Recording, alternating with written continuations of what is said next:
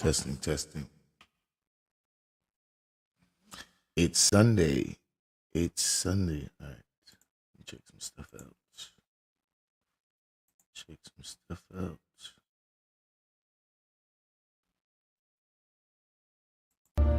The hour is now for game changers to emerge. The hour is now for game changers to emerge. The hour is now for game changers to emerge. The hour is now for game changers to emerge. The hour is now for game changers to emerge. The hour is now for game changers to emerge. The hour is now for game changers to emerge. The hour is now for game changers to emerge. The hour is now.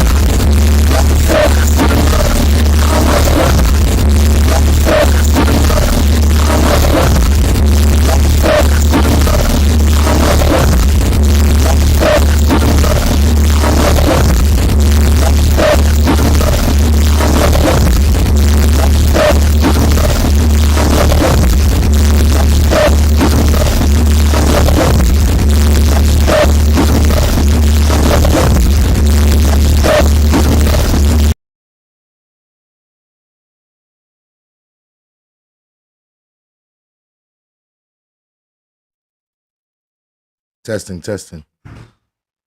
I don't know what that was. Testing, testing. I don't know what that was. Testing, testing. How do I echo? What the fuck? I don't know what that was. Testing, testing. How do I echo? What the fuck? I don't know what that was. Testing, testing. How do I echo? What the fuck? I don't know what that was. Testing, testing. How do I echo? What the fuck? I don't know what that was. Testing, testing. How do I echo? What the fuck? I don't know what that was. Testing, testing. How do I echo? What the fuck?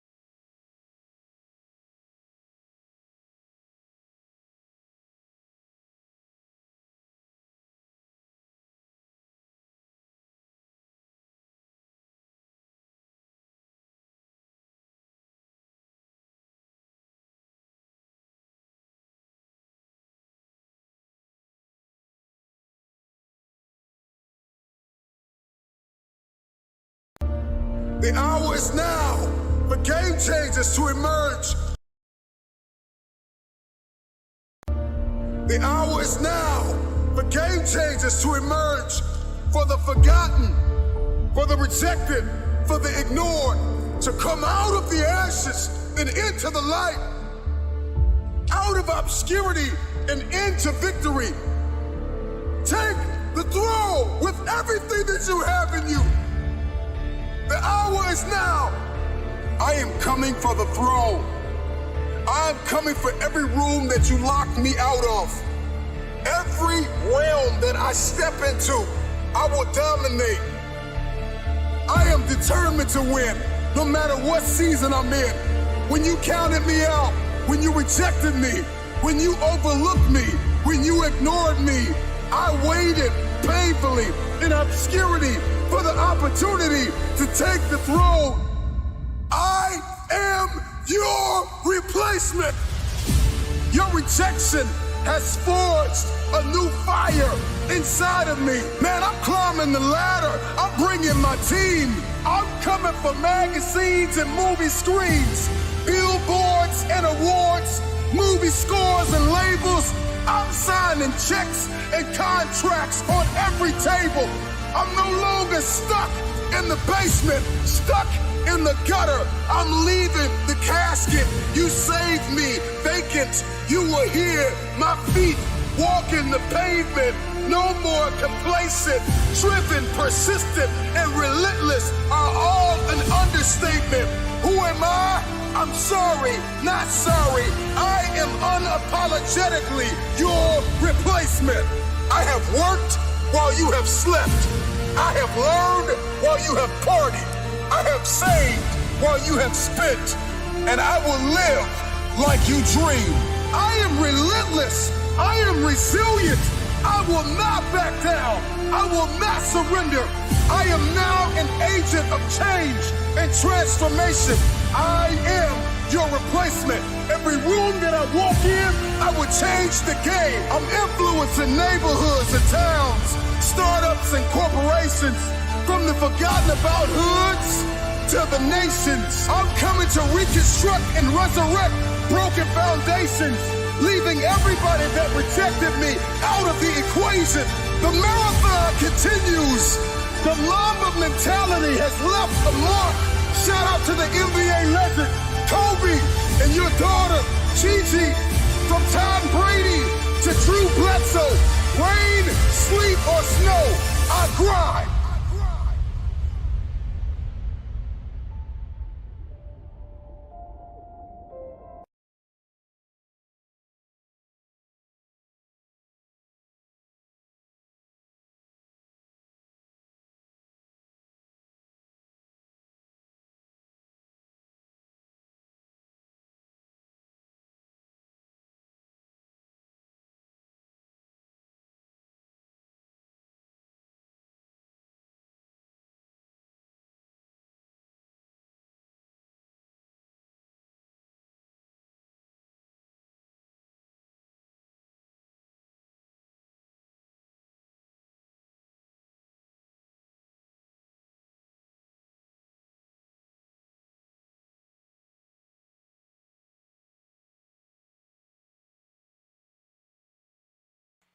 Yeah, actually, I was on mute.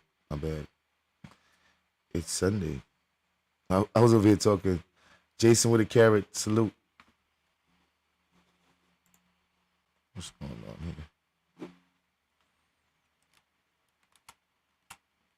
here? Jason with a carrot. Salute. Goddamn.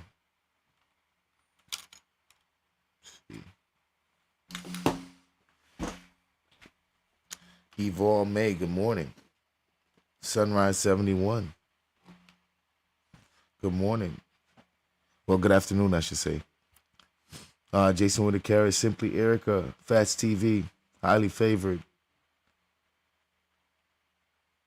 Sunrise. Y'all hit that like button if y'all haven't already. Angelina, salute. It's Sunday. It is Sunday. Put the StreamYard link in the chat. Nightbot will be dropping that StreamYard link every 5 minutes. Let me pin the donation link.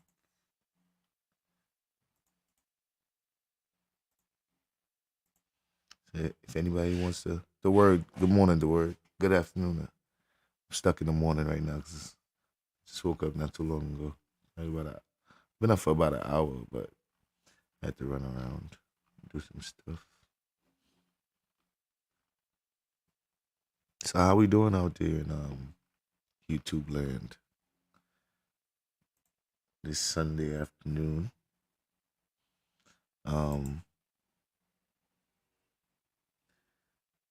We got some stuff got some stuff set up for later. But today, I need to change the title of this thing. I need to change the title of the live to be part 2 of that stuff we watched the last time.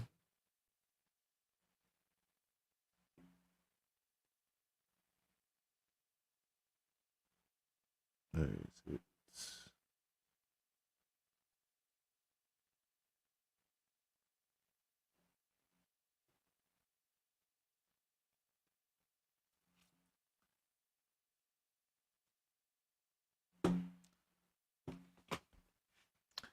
Need to put a battery in my mouse. My mouse just died. I'm gonna have to go to the funeral for my mouse. My mouse just died, and I need to put some batteries in it. but at this moment, the mouse has died. The mouse is dead. The mouse is dead.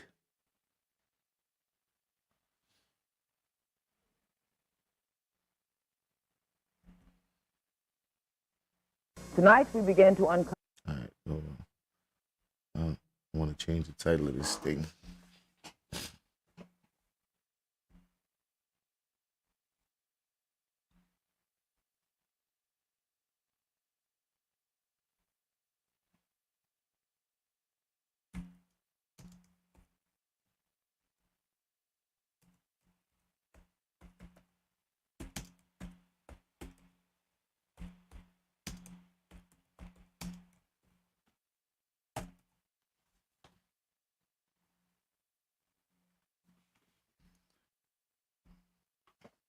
Okay, that's done.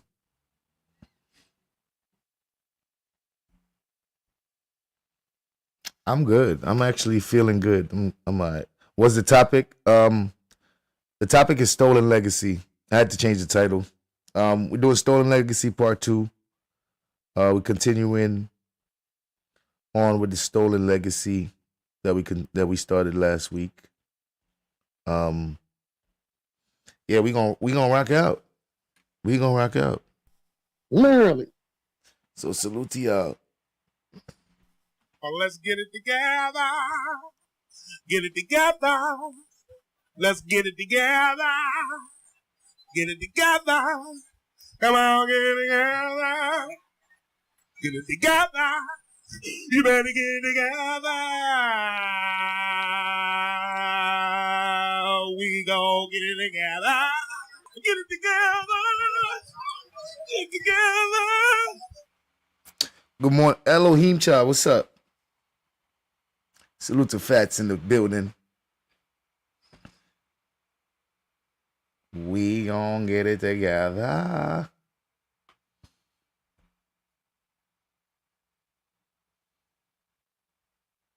Oh, no, nobody wants to hit the link. All right, well I'll start without you. You don't want to hit the link? I'll start without you.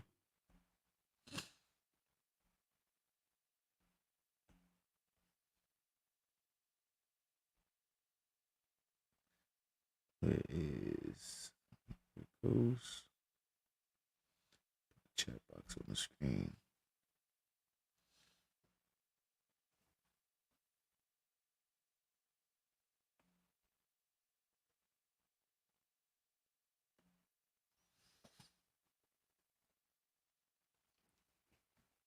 Heck money. Heck money with these avatars. Heck money. Heck money. Heck money. Money. Money.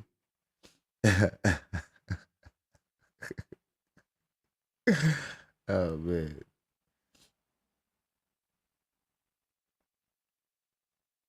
Let me see.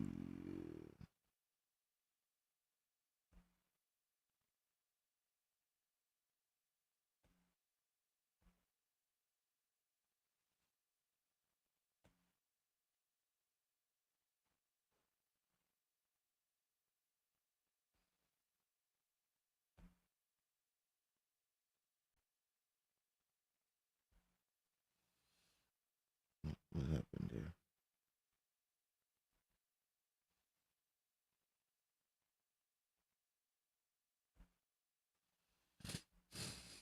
All right, much better. Cover a body of knowledge that was in fact stolen from its African creators.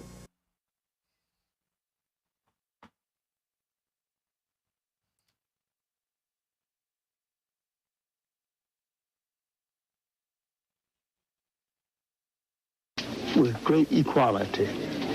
Now, the respect between the sorting project down. Here will stimulate more interest and understanding not only in the legacy left by the ancient Africans, but that of other people of color in the diaspora as well. These All right. Now we're taking a turn.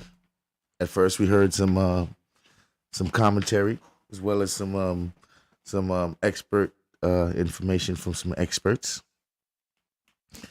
Today, we're going to take a closer look at some of the actual artifacts. This part right here is in Egypt. People like Ashra Kwesi, Dr. Ben, yeah, a few others. I believe Sarah Sutanseti as well. If you're familiar with the irritated genie, a lot of these dudes are down with the quote unquote the craft. So they actually went to Egypt, went to Africa, learned some stuff, came back. Trey Spectives, good morning. He learned some stuff, came back, and Rally Time TV. La la la. La la la. He learned some stuff, came back, but we're going to Egypt, y'all. Represent the creative genius of African people at the beginning of time, okay? This is a great statement to the world of human possibility. These are monuments to our history, and it shows, as Garvey said, what humans have done, humans can do. Ramses II was extraordinary because his rule was one of the longest Tisha, in the history morning. of the world. Good afternoon. And his building projects have lasted for eternity. These monuments are important because they're looking south into Nubia, from whence the culture came, the source, the roots of Kemetic civilization. And it's very important for us to appreciate that this is sacred ground. Ramesses II was the greatest of all the kings that bore that name because he consolidated the gains of the 17th and the 18th dynasty. And in the conflict with the South, what is now Sudan, it was settled with a political marriage between Ramesses II and the Nubian woman, Nefertari. And this political settlement marriage became a great love affair. It was not a great love affair. And her temple reflects the respect that not only he had for her, but carrying out the agreement to treat her with great equality. Now, where we are geographically is close to the Sudan. And now, after Ramesses, this is the 19th dynasty, the great pharaohs of the Lower Nile. As we can see, this is Dr. John Henry Clark in Egypt with the people, taking them on tours to the pyramids and to the Egyptian monuments and the museums, and actually explaining to them what they're looking at and showing them what it is that the Africans actually did, and then creating a foundation for them to go and actually do some more research on the history of Africa and Egypt. Had their day in the sun. Egypt's great light began to wane. The power in Africa reverted to her parents, Egypt's parents, the Ethiopians. Then they brought into being a great queen known sometime as Belkis, known as Makeda, but better known as the Queen of Sheba. These temples were built 13 centuries before Christ was born, out of sandstone along what was once the original embankment of the Nile River. But in 1963... Man, I don't know if y'all realize what y'all just saw. Hold on. I want to show... Temples were built 13 centuries before Christ was born, out of sandstone along what was once the original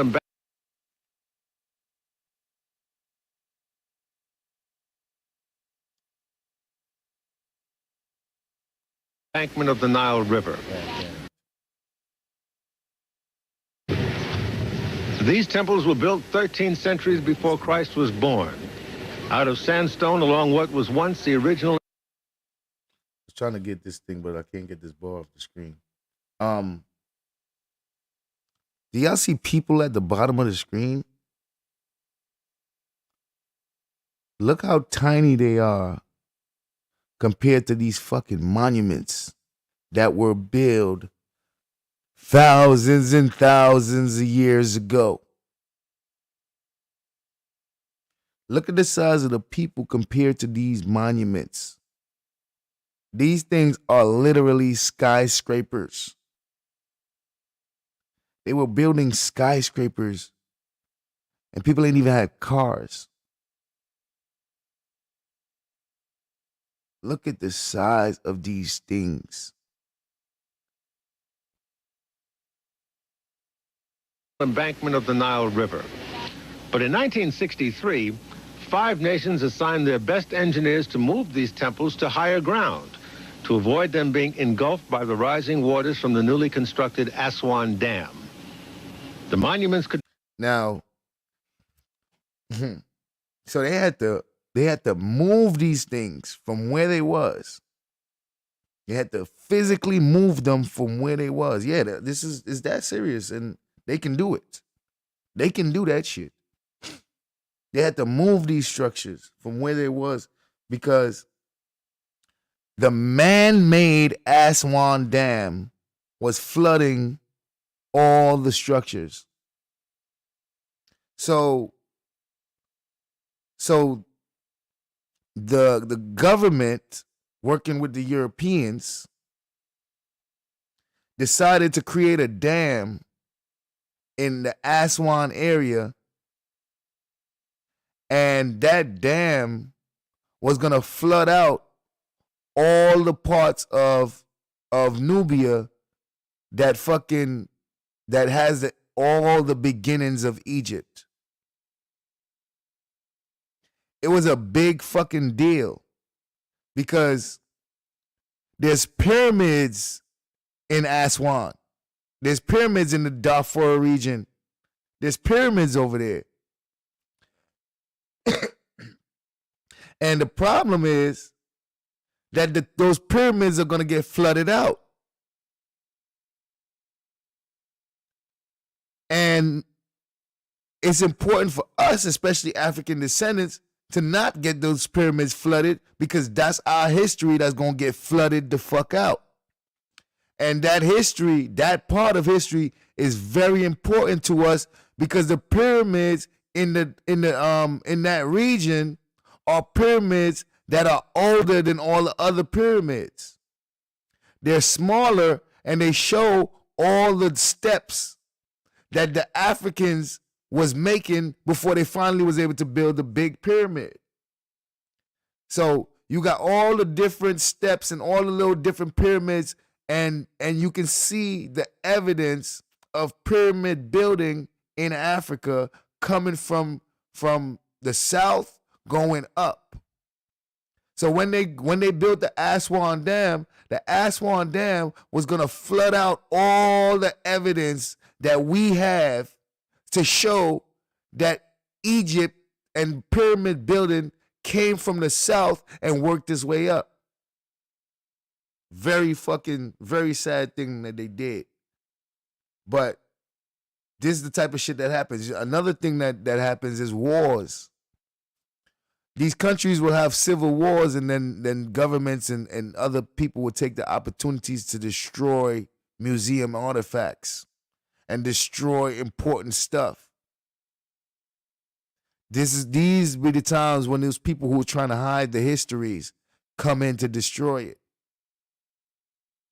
They'll create war in that country, and then they'll go into the museums and destroy all the artifacts and all the evidence of the ancient history of the people.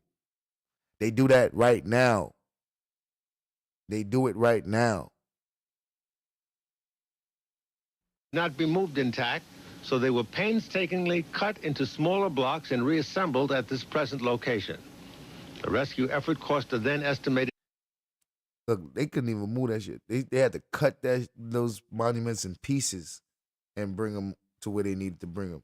$36 million and was hailed as an engineering miracle. And rightly so. For what then does one say of those who originally created all of this, some 3,287 years ago? Young Riaz. After the trip to Abu Simbel, Dr. Ben delivered evening lectures at 2 of the 3 hotels where the group members were staying. First, when you went to Abu Simbel, you saw this Colossus temple, 2 of them, that were chopped out, hewn out of a mountain. I wish you had the opportunity to see them before 1961, when they were cut up into pieces because of the new dam, and it will give you an opportunity to see it in the 2 manner, not just as it stands today, even though as impressive as it is. But the first thing is that we have been taught that the only time a man, a ruler, ever built a major temple for his wife was the Taj Mahal. But no one told us that this was here for thousands of years before there was a Taj Mahal, and that an African man had built it for an African woman. Sheila B., good afternoon. An African man from Nubia by the name of Ramses II, the son of Satai I, built this temple for the most beautiful queen, Nefertari. The one. So look at it. Man is getting these monuments built for his wife. This man is getting these monuments built for his wife. This is the type of stuff we get to have people doing. Like we having these monuments built as a token of appreciation to the man wife.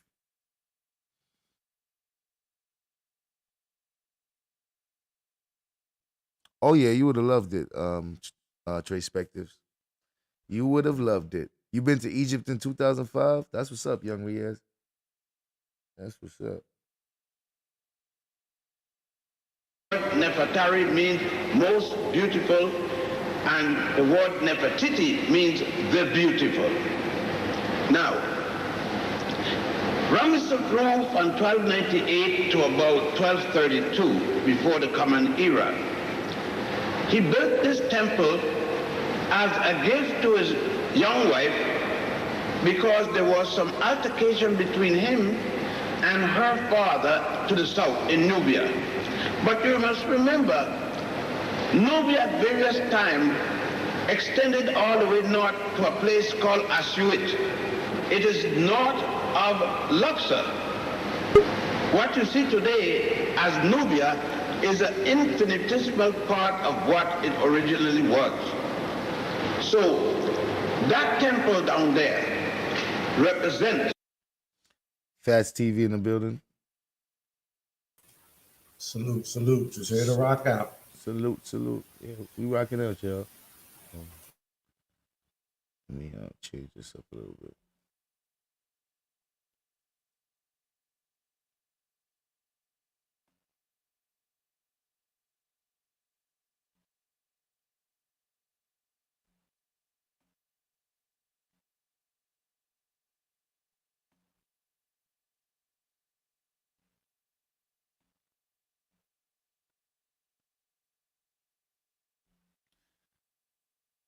George Smith, salute. Hold up. Wait.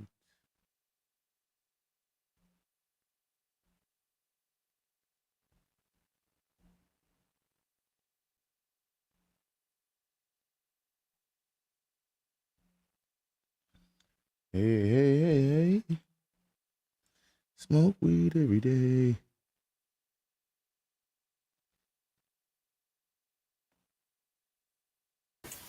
You said that just as I was lighting up. That's crazy.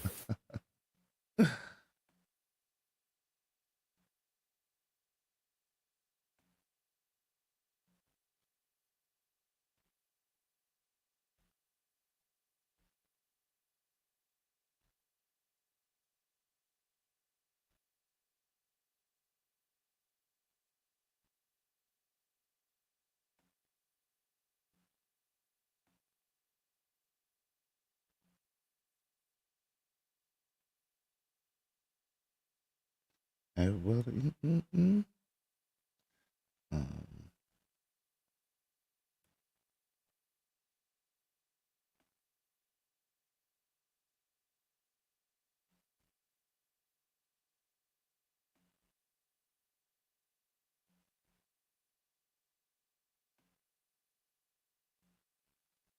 All right, and we're back.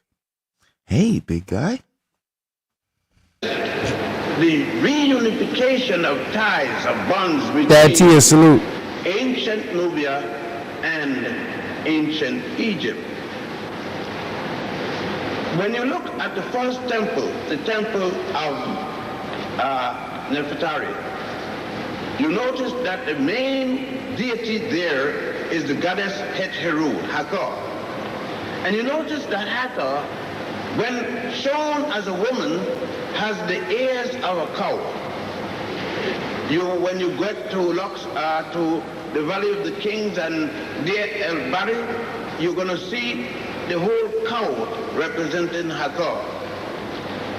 What else you would notice as you went there, at all four sides of each column, you saw Goddess Hathor. Next thing you should have observed is the manner in which this temple has been reconstructed. And I wouldn't go into the modern aspect of the temple. But you notice that in these temples, what is being told is the life of the pharaoh or life of the queen. The temples of worship, the main purpose is to celebrate the god or the deity of the temple, as well as to tell the life of the individual. When you move over to the temple of Ramesses II himself, you notice the four major figures in the front.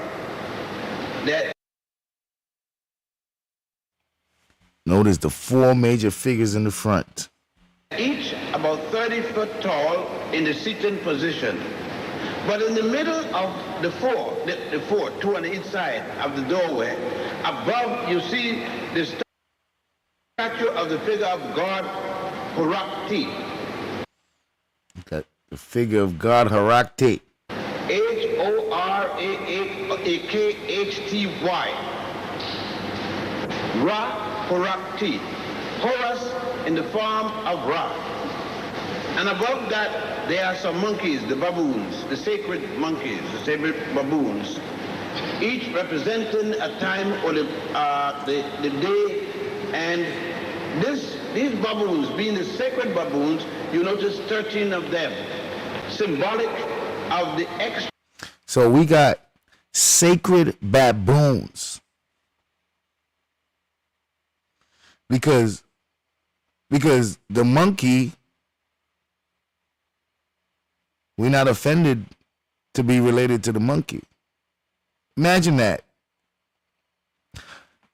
The monkeys did not offend us because racism didn't exist to make us not want to be related to our brother or cousin monkey.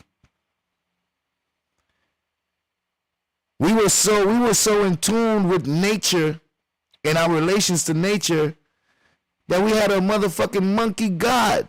We got a monkey representing a deity. We got baboons, sacred baboons. We'll get to why they even consider the baboon.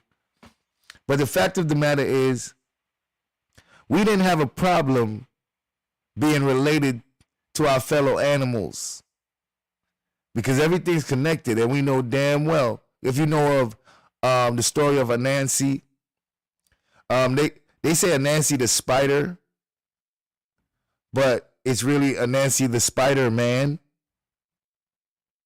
because that was the original Spider-Man. It's an African folktale. A baboon don't got a tail though, right? Yeah, baboon has a tail. Oh, they got a tail, so they are monkey. Okay. Yeah. Great apes don't have tails. And we're part of the great apes. Okay, because I know they say only monkeys have tails. Right. Well, not only monkeys, but as far as the primates, the monkeys got tails. Right.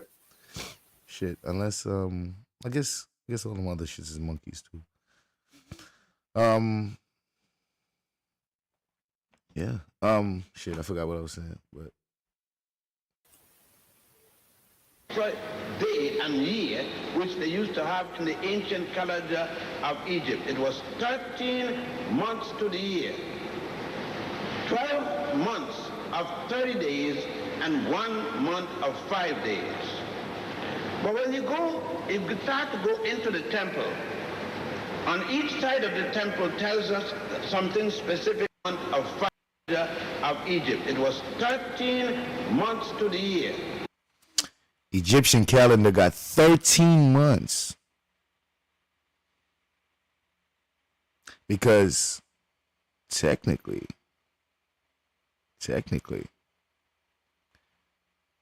13 months will make up the year, especially if you're doing 28 days of moon.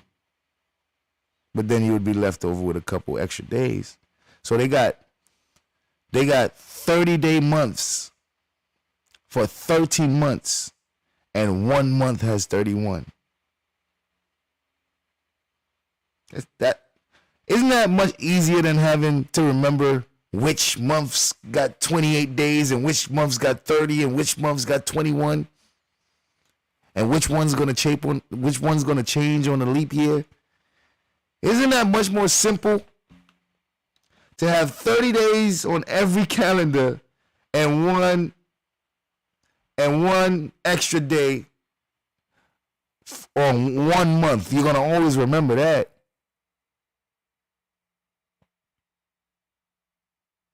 But instead, we got 28 days on 1 month, 30 days here, 31 here, 30 days here, 31. You got to fucking remember a song just to know which one got 30 and 31.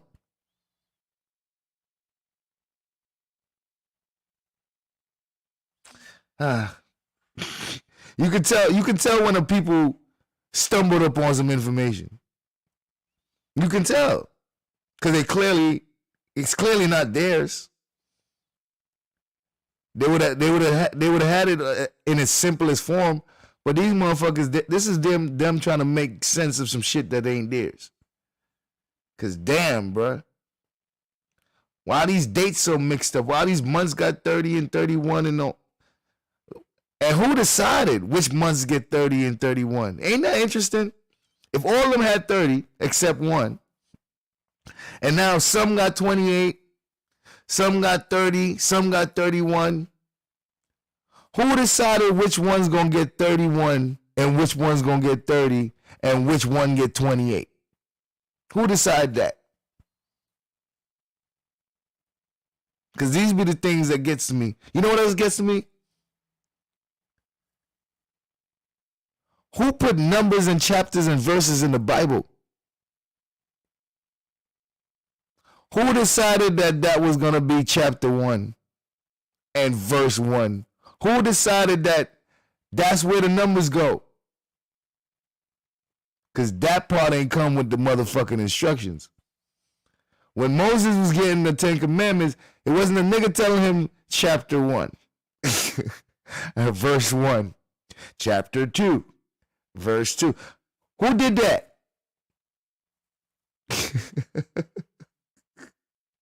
12 months of 30 days and 1 month of 5 days. But when you start to go into the temple, on each side of the temple tells us something specific about the kind of teaching that we receive. That is, in the entrance to the temple, where you have the buttress, you notice on one side, the captives, the people who are captured and chained, on one side they have long features. On the upper side they have a feather in the hair. The funny thing is, in your school book, the ones on the right side as you're going in is called Semitic captives of war, belonging to Ramesses II. On the opposite side, the only thing has changed is the features. They look more like you. But the textbook says, captured slaves of Pharaoh Ramesses. But then if you don't look at the features of Ramesses himself and the one they call the captured slaves, and ask, what's the difference? See, this is the thing that the European did. So if you look on the walls, you're going to see that the Egyptians they pretty much drew what they saw. So when they drew themselves, that's what they look like. So when you see them black motherfuckers on the pyramids and in the drawings and stuff, that's what they look like. If they wanted to show a different color, they show a different color. Because they got light-skinned ones. They got dark-skinned ones. They got brown-skinned ones. They got all the different color people. So they are depicting the differences and what the people actually look like. Now they got a time when they got depictions of them capturing some prisoners of war. These dudes is foreigners. They skin white. They skin white. The clothes that they wear is different. Motherfuckers got tattoos and shit. They got long ass beards. They look like the Arabs. That's what they look like. They look like what you know as an Arab. The dudes with the beards and all that. They look like them. The Egyptians depicted them just how they looked. And you see how large they made them, right? As far as what? The statues and shit like that. Well, the statues are large, but we're talking about the paintings on the walls. Pictures too. They had some large ass pictures of them. Yeah, they got. Because it's in temples, so they making it look for like everybody. giants, didn't they? Them niggas look like giants. Cut it out. Huh? Cut it out. Let's not do that. Niggas did not look like none of them depictions. They did not look like giants in those depictions. They look like regular ass people that got captive. They was in chains and shit. You know that? Them giants was in chains. No, I know about the chains and shit. So we got the people in the Middle East on the walls, and it shows that they're being captives. And then they show the other people of the other Egyptian people who are not captives, and they got the feather in their hair. They got all the traditional shit that you know the African tribes to be having, different African tribes, right? And the white boy tried to say that those were slaves because it was clear that those were Africans. So the white boy, you know, because of their racism, tried to say that those were slaves. And then you look at Ramesses and his picture, and he looked just like the motherfucker they calling slaves. That's like, wait, what made y'all call these people slaves? Oh, because the feature, because wherever you see black people, they just supposed to be slaves. Oh, gotcha. And this is their logic. So now when we go look at the shit, we see something different because we're not racist. And it be like, wait, look at these black people here in power. That's what we're gonna see. This is black people in power. The white boy gonna try to figure out a way to make it not that, because to his mind, that couldn't be what's going on here. Okay, how about this is an area where the slave masters let them think they had power, so they was just acting in this moment. Because anything to say that this can't be possible. Y'all got this? All right, really. I hope so. Hopefully, if y'all could put a giant in Egypt, nigga, good luck. The only giants y'all got is them statues. And why one is a slave under the same condition as the captured slaves, and ask what's the difference? And why one is a slave under the same condition as the other one who is a captured enemy, a captured. All right. You have to do some thinking from then on. When Ramesses died in 1232, Jesus... Hold on. Sears Islamic calendar consists of 12 months, 355 days a year. Nigga, you messed up a number. Yo, Riaz, you messed up a number, okay? This nigga took 10 whole days off the calendar. Riaz, get your shit together, man. Even the Islamics know it's 365 in this motherfucker. It's supposed to have been 1232 years after the death of Ramses. Died in 1232, captured. All right. Relly, you see all those black people that was there? What's your excuse? See, when Dr. Ben out here really out here moving, there was black people out here moving, regular folks moving, and it was working. And this is like the 80s. That's why we had to have that song called Headed for Self-Destruction, because this type of information was impacting the black people and influencing the black people so much that motherfuckers start wearing Africa chains and Africa pendants, Africa on their hat, Malcolm X hats, Malcolm X shirt. Like, there was too much pride going on in the 80s with these black people. Man, you know New York is home of God body, you know what I'm saying? Right. It was too much pride. And hip hop, today's mathematics. Right. And hip hop was pushing that shit. Hip hop was pushing that black pride shit. The black people was uplifting themselves through this hip hop music. Absolutely. So what did they do? What did they do? They came in and they paid the NWA more money than any of them rappers made to push niggas with attitude. And drink 40 ounce, nigga. Old English.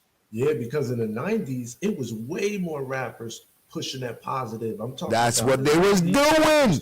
They was in groups. You had the Native Tongues. Come on, bro. Soul leader. Come on, my nigga. West, Queen Latifah, Moni Love. Like, come on, man. From Rakim to KRS-One to like Grand Poobah was rapping. You know what I'm saying?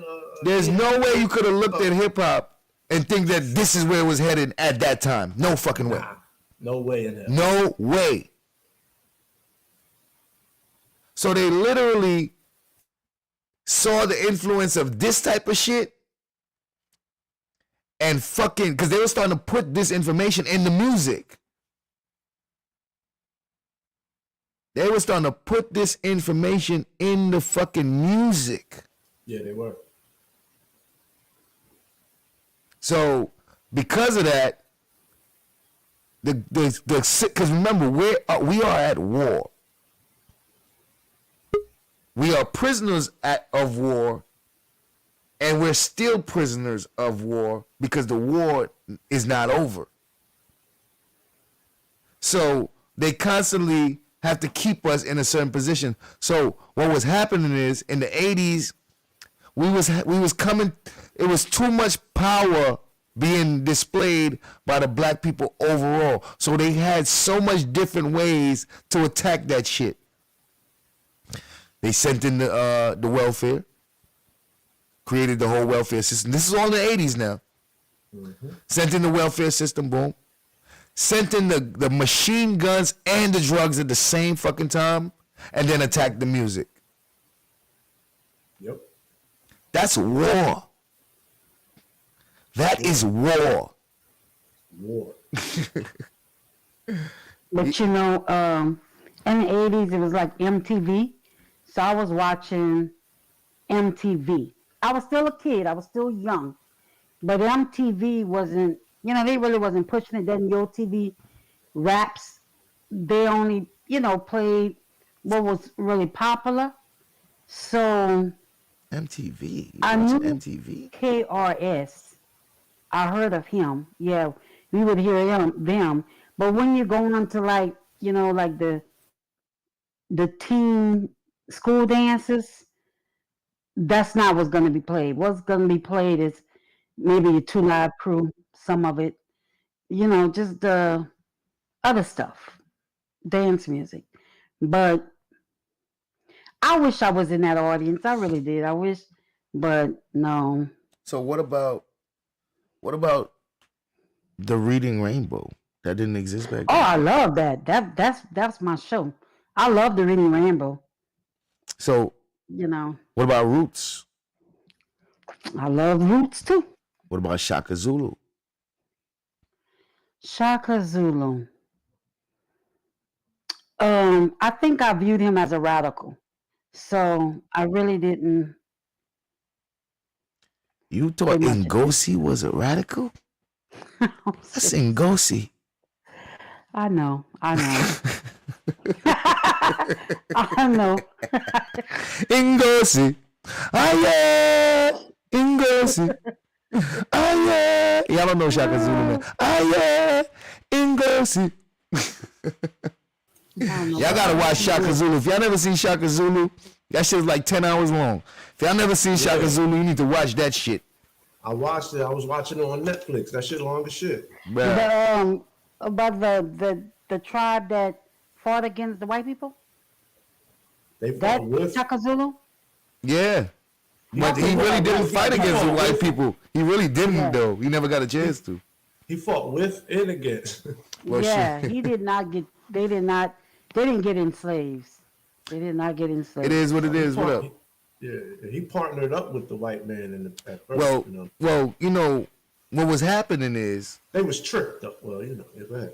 well, yeah, not really him was tricked. He was too smart to be tricked by them. Right. But his brother-in-law betrayed him. You know, it's a couple. His trust. They was gaining his trust. Right. And betraying him. Right. So but the thing is, in these games of war, invaders and colonizers have certain tactics. First things first, they never build a city past the coastline.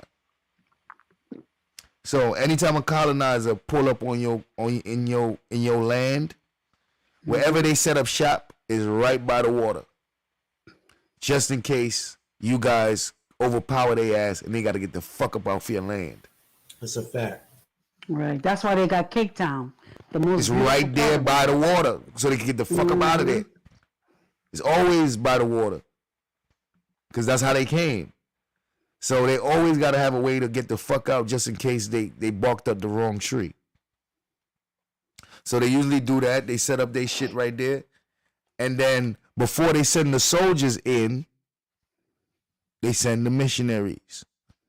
That's why we know it basically, being that they are they are the predators of the planet, and they the ones go around to everybody, colonizing everybody.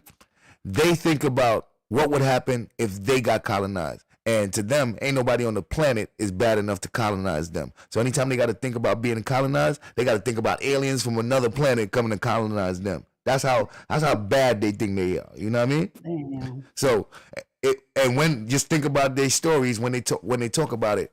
Imagine if somebody who was powerful than us came to conquer us. Only people that's powerful than white people in their mind, it got to be aliens from advanced civilization. So when they come here, what's the first thing that the white boy gonna say to them? Or what is the first thing they say the aliens gonna say? I come in peace. That's true. Because you gotta come in peace when you trying to learn about a people so you can kill them and take over their shit. So the invaders always come in peace. What the white boy do? What the European do? He sends his missionaries and they come with the Bible and they say, I come in peace. So that's how that type of shit work. Very smart savages. Well, they're not really smart savages, but in their evolution and in their environment, it's a very rough environment dealing with the cold, the extreme temperatures, and the lack of food on a regular basis, unlike a place like Africa, where you're by the equator, where the plants and fruits and all type of wild cherries and fruits and all type of shit grows, and it gets to the point to where, especially during certain seasons, you can't even run out of food because it's food all over the floor. Shit falling off the trees, shit getting rotten. It's so much food that food ain't a thing that you're thinking about. You got so much time on your hands because you do not have to look for food. Because if y'all have been to the islands and at a certain time when it's harvest season, bro, you don't even gotta pick a fruit. Them shit's already on the ground. Yeah, drop. You feel me? Like, bro, you could, man, you got times I ate mangoes till my stomach hurt. You sit under the fucking tree and just eat as much as you want. And the colonizers also always had an advantage, which was technology. Well, they had to develop the technology because of the kind of lifestyle they live. So us now, we developing shit to kill animals. We out here making bows and arrows and shit like that, spears. You know what I mean? Depending, because the animals that we dealing with, we hunting and killing. But other than that, we had so much free time that you know what we did? We was drawing and shit, painting, doing hairstyles. Living in harmony, huh? is what you would call it, like. Well, I wouldn't say living in harmony, like, but I guess. Surviving. I was surviving. Well, not really even surviving, because surviving would be what the white boy was doing the whole time in Europe. We was living. Yeah. Literally living. Say living, yeah. That's what Just imagine how long it takes to do your dreads. Right. Yeah, okay. We was doing that. Okay. That means you got time. And making baskets. Right. You got time. Yeah, okay. You got so much free time that you're able to come up with extracurricular activities and recreation. Okay. Europeans ain't had that. They didn't have that. They constantly had to worry about invaders, for other invaders, raiding, looking for food, because food was something that was scarce. If y'all ever seen the movie 10,000 BC, in the beginning of the movie, man, the whole village trying to go hunt one woolly mammoth. Yep. And nigga, people died trying to hunt that motherfucker, and the shit still got away. And they was pissed. They was like, "We not gonna be able to eat till next year, nigga." God damn.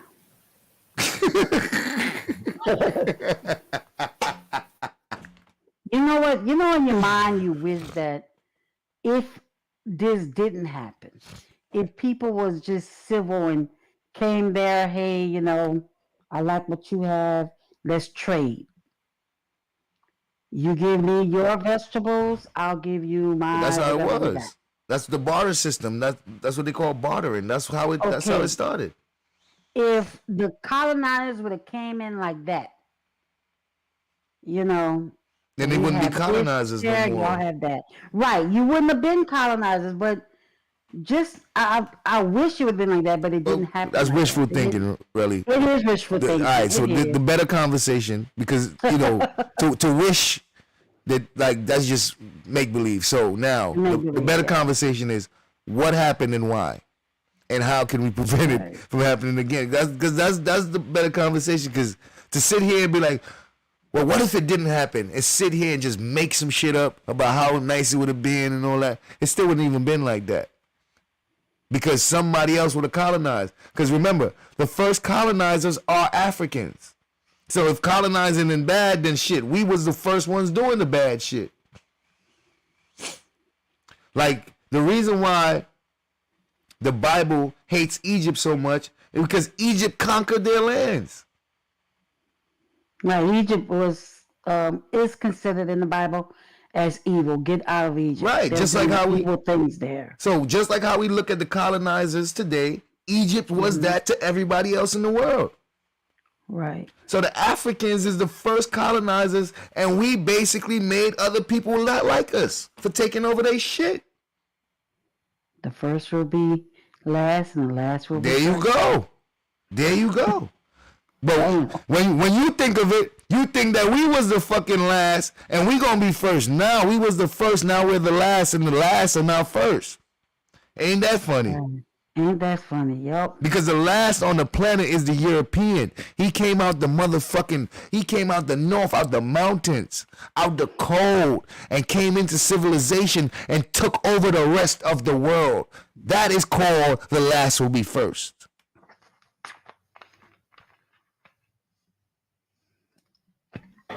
You have to do some thinking from then on. When Ramesses died in 1232, Jesus is supposed to have been 1232 years after the death of Ramesses.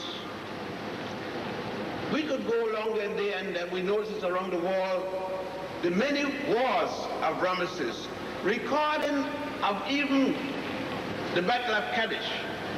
Ramesses recorded every altercation he was in.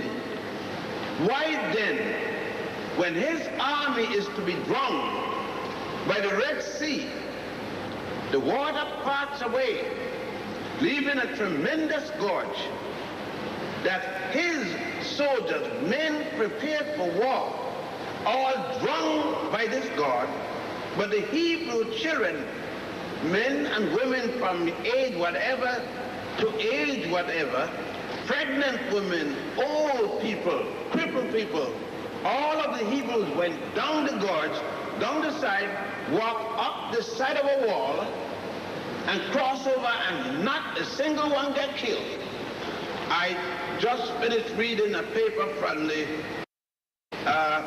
Washington Post in April, showing what this noted world scholar now they start to question and said there was no such thing as the Exodus. Damn, really? There was no real Exodus. There was no real wilderness wandering. Listen, yeah, because when they really started doing research, boy, they could not prove none of this shit in the Bible. They actually proved that it didn't happen. So was he one of the ones that went into proving, or he didn't do that? He just was like, I'm giving y'all what I'm seeing, what I research. Was he one of the ones that what? That was trying, was he one of the ones trying to prove that none of this happened, or he just stumbled upon it studying Egypt? No, he's a historian. He studies Africa. He studies civilization, African civilization. And in his studies, he learns that these things never existed.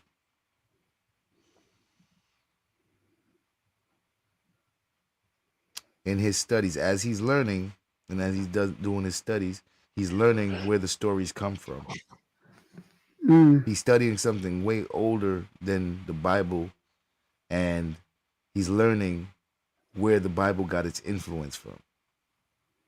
What gave the Bible the ideas to even come up with the stories?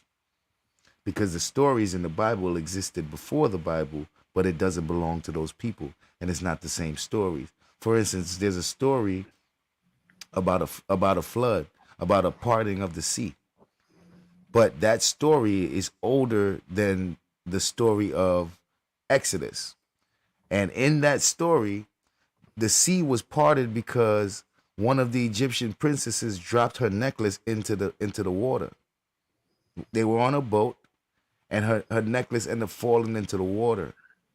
And in the story, the Pharaoh basically parted the whole Nile River just to get her necklace. Now that story is older than the parting of the sea to let people pass. So if you know that story, and then you all of a sudden 2,000 years later, you see a nigga with a story talking about parting the sea, and he came from Egypt, you be like, bro, you learned that parting the sea shit from reading them stories in Egypt, nigga.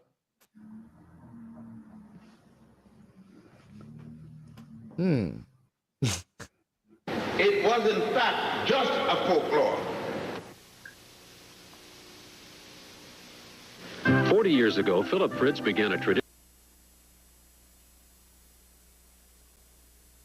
From history for all the way back there. We living in 1987. Well, what do you need? 1987. So this man is in Egypt, over in Aswan. He's in the hotel, and he's over there fighting with the Egyptian government to stop them from flooding the fucking Aswan, from building the Aswan Dam, because it's gonna flood the regions that have the pyramids, which is the information that he's working on to bring to the black people. So think about this. They decide to flood the area when him and all the black people is working on this shit, getting all the information, bringing it back to the black people. The government decides to flood the fucking area. That's evil. Come on. It's a war. But why would you want to There you go with the why. If your pyramids bring in part of your tourism, why would you want to kill your pyramids? That's not it. That's part of your historical. That's not it, really. Now, the pyramids that bring in money is those 3 pyramids, the big ones. Right. That's not getting flooded. What's getting flooded is the pyramids all the way down in the south close to Ethiopia. The ones that shows that these people were building pyramids and they got so good at it that they was able to build those 3 big ones. So what they're doing is they're getting rid of the evidence to show that the Africans is connected to those pyramids. And once you get rid of the evidence, you get to have the pyramids all by itself, no evidence of how it happened, of how it started, and then you get to say shit like, hey, aliens must have built this.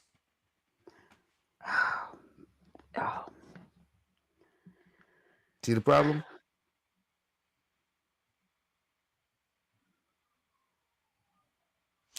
You know what? Aliens must have gave them this technology. The Africans couldn't build this. Nigga, we got proof. Oh, let's flood the fucking proof. Let's flood the proof. Yeah. That's why y'all got to pay attention to these little civil wars in these countries. Because that's when they start destroying shit. When they got these little civil wars in these countries, they start destroying shit. Like, where's Gaddafi from again? Libya? Wait, Libya. Libya. Okay, Libya. Mm-hmm. Boy, they created war in Gaddafi's country and let them fuck up all the museums. You know what type of art you know how much black people shit is in those museums that we need? Because it shows our direct connection to the motherfucking Arab lands and all that and the African stuff. Like, you niggas focus on Gaddafi, but the scientists and the academic people is crying because they're raiding the fucking museums. They're crying. No, I didn't agree with what they did to Gaddafi because he really was trying to do right by his people, the Africans. He was really trying to do right. Well, I don't want to get into what he was trying to do or any of that because I'm not even with the politics of what's happening with over there. But yo, Gullah Jabray, salute, bro. But the main thing is just watching those professors and scientists cry tears. They were crying tears not because of the war, because they know the history is about to be destroyed and stolen out those museums.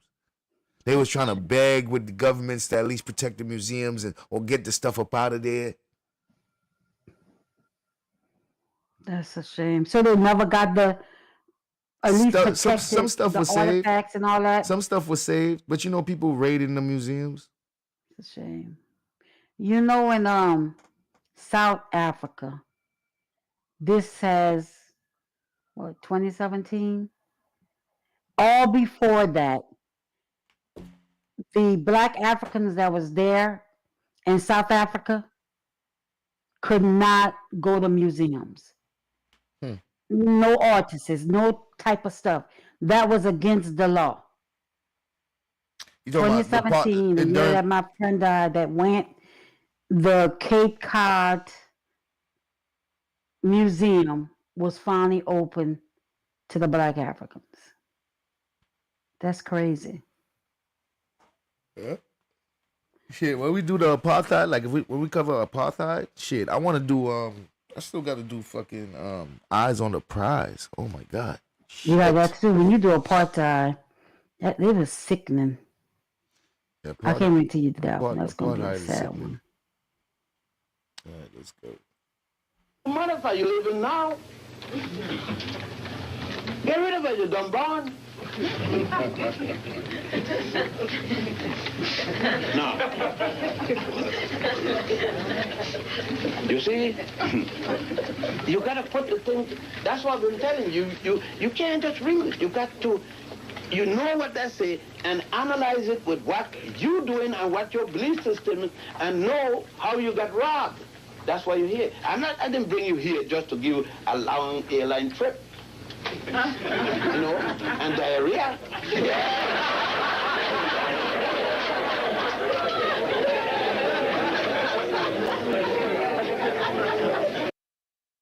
You know why he said diarrhea? Because them people come over there and they got to eat that Arab food and it might be fuck your stomach up. Damn. You left America, nigga. This ain't no fucking soul food over here, nigga. There's some curry. Curry like a motherfucker. Some spicy shit over here, man. You see how everybody laugh?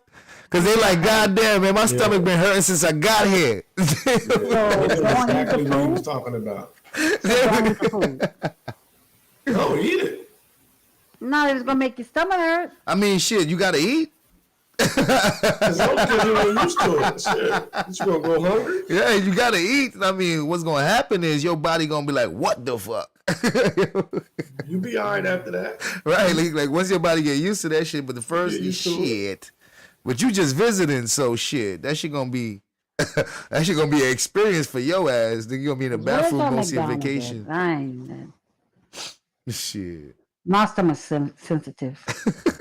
I don't like everything. Young Riaz, you good? Man, I ain't even worried about that.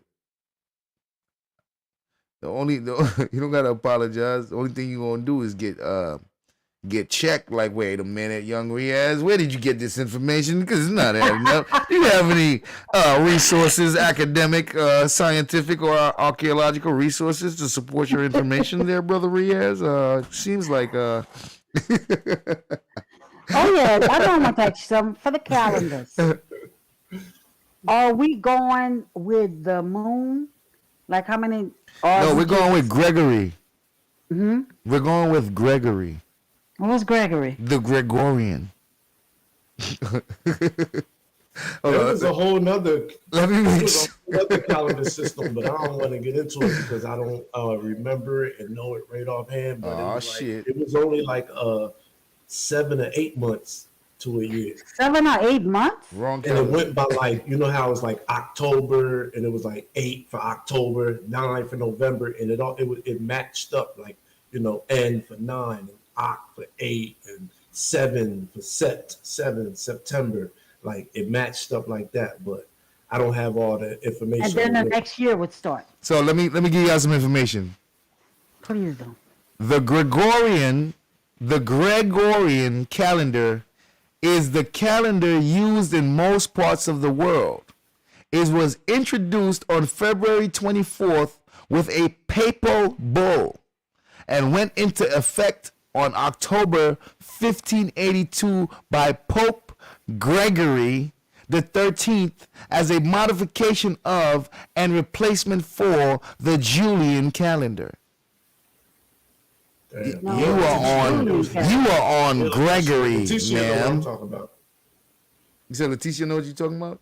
Like she said, it was 10 months in a year at one time. I think she's talking about the same thing I'm talking about. I mean, shit. There's probably a calendar. It was no. Wait. I want to make sure we say this correctly. Yeah, it probably was a calendar with 10 months.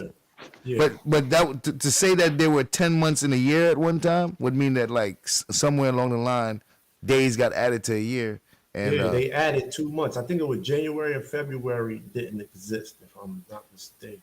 But if the Egyptian calendar older than all your calendars, then what are you talking about? No, I'm just saying that's I'm saying something that's out there. If my calendar had 365 days before your calendar even exists. So the Egyptian calendar has 365 days? Yes, ma'am. So we're on the correct calendar. No. 365 days can be split up any way you want. It's like you can do different fractions to get still get 365. Right. Now, a 10-month calendar would still have to use 365 days. I don't give a damn how much months you want to break that shit into.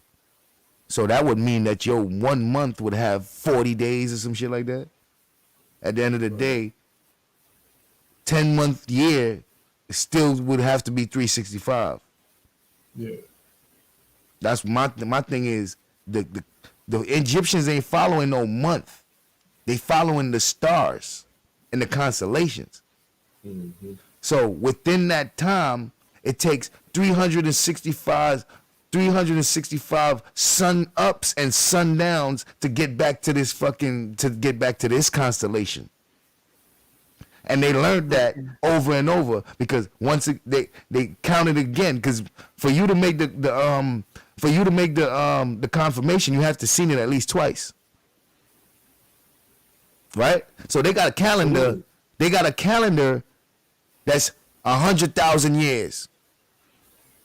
Like they got a calendar that they can tell you when a certain star system is gonna come around.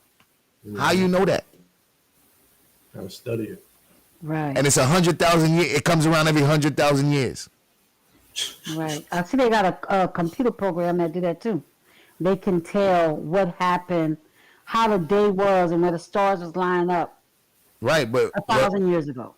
Right. Well, I'm telling you, like the Egyptians got calendars that can tell you about star systems that only come around 100,000 years. How did they know that? And in order to see that, in order to know that, you would have had to seen it before. Sis, you're right. Because early this morning, I was listening to something. And it wasn't no ancient alien thing. This was just a man, I guess he's an archaeologist or whatever he is. And he was bringing up everything that was going on in Egypt and stuff like that. And he was talking about what you was talking about.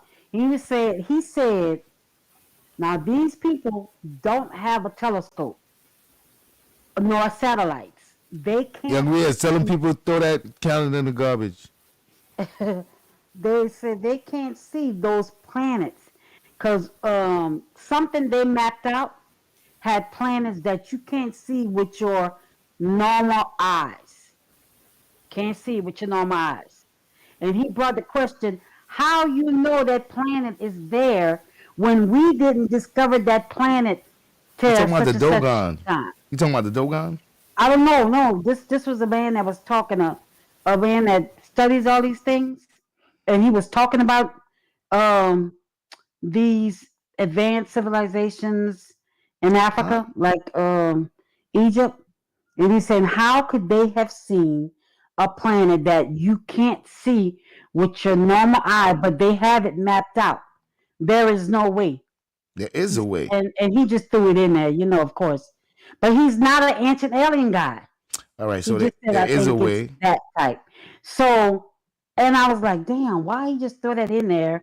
Why he couldn't just do some more investigation on maybe how they could have. This was not an ancient alien. This was a regular, person that does this all the time, that goes into different history stuff. So, and that's where people get a little mixed up at, like how you see those planets that you can't see with your normal eye. Stop saying you can't see it with your normal eye. Okay, that's what the guy said. He said it cannot be seen. We didn't discover. Because they can't see it with their normal eye. Such and such. Huh? I said because they can't see it with their normal eye. One, do you know that Egypt is an observatory? Like the pyramids are observatories. Yeah, they said that too. All right, so you got people who study the stars. Mm-hmm. So they're literally studying the stars. So of course they supposed to know shit about the stars. The question is, the Europeans and the people coming in can't understand because they can't imagine how old these people really are. That they was there long enough to see some shit that you can't see. Okay. So we got times when the sky is different. 10,000 years ago, it ain't the same sky we got now. So 10,000 years ago, if I saw something in the sky, documented this shit, passed it down 10,000 years later, you got the information, but you can't see the shit that I saw, but you know of it because I saw it 10,000 years ago and I let it be known, and that shit has been passed down. Now, when you telling a nigga 10,000 years later that the shit exists, he know you couldn't have saw it, but he can't imagine that you know that this shit exists. Why? Because he can't imagine that your people is that old. Because he's racist. And that advance. Because he said it. Because he's racist. Got it. But if you understand that if you understand that they made the Ashango bone 100,000 years ago, 30,000 years ago, like, they're doing this shit thousands and thousands, tens of thousands of years ago. So technically, they're really not advanced. They're right on schedule. But the European does not believe the people are that old. So that's on him. That's not my problem because he don't want to fucking acknowledge the fact that these people are that old. That's not my problem. I study my people, so I know the shit. Uncle El Salute. I study them. I know it. So ain't no European and his confused ass gonna make me confused because he can't understand. You can't learn African history from white people, really. So don't go to them for it. Go to the Africans for the African history and then come back with that information. I bet you'll understand it better. Right. And diarrhea.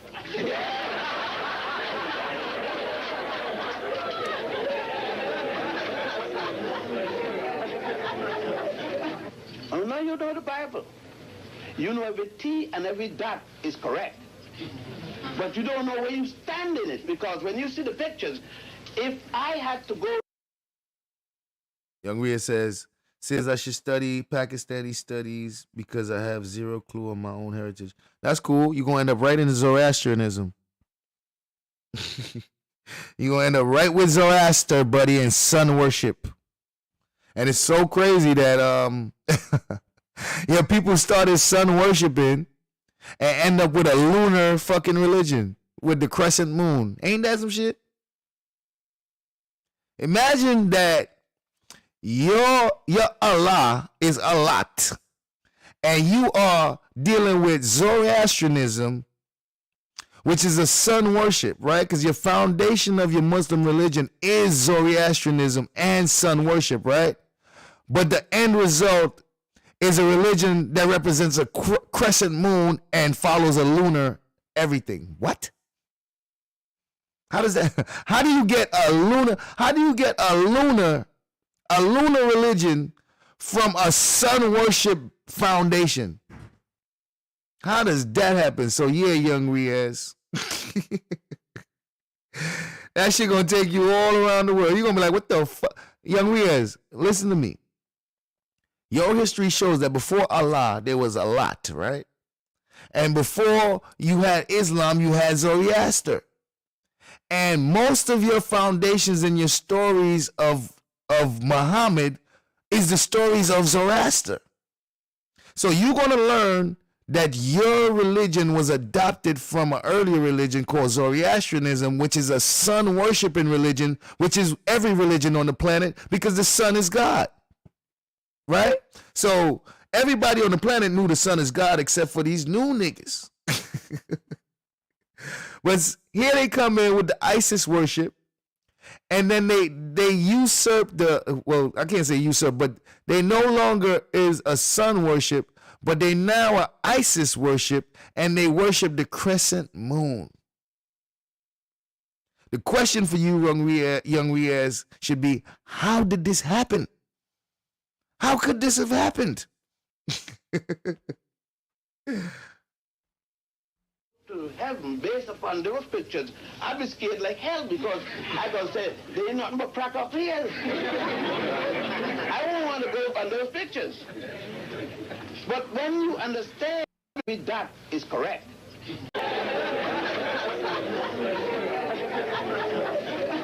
Oh no, you know the Bible. You know every T and every dot is correct. But you don't know where you stand in it, because when you see the pictures, if I had to go to heaven based upon those pictures, I'd be scared like hell because I gonna say there ain't nothing but crack up here. Do y'all remember when they started giving black pictures and stuff to represent angels and shit? Because they didn't used to do that. Yeah. That's because of shit like this. Yeah. It started to affect the black community so much because the realization came like, wait a minute, we don't got no black nothing when it comes to the Bible. Not a black prophet. Not exactly. So what this what it's a war, right? We at war. They realizing we getting smart. We starting to complain. What they do? Start drawing some black people in that motherfucker. That keeps us quiet. I remember because in the early 90s, we had now this is when I was in church heavy. We had a guy that comes from, he was a pastor from Africa. And they were saying everybody in the Bible is black. The Old Testament. They're not talking about the New Testament. All these black nations, the Hittites, the Amorites, all that is black people. That was a thing. That was a big thing.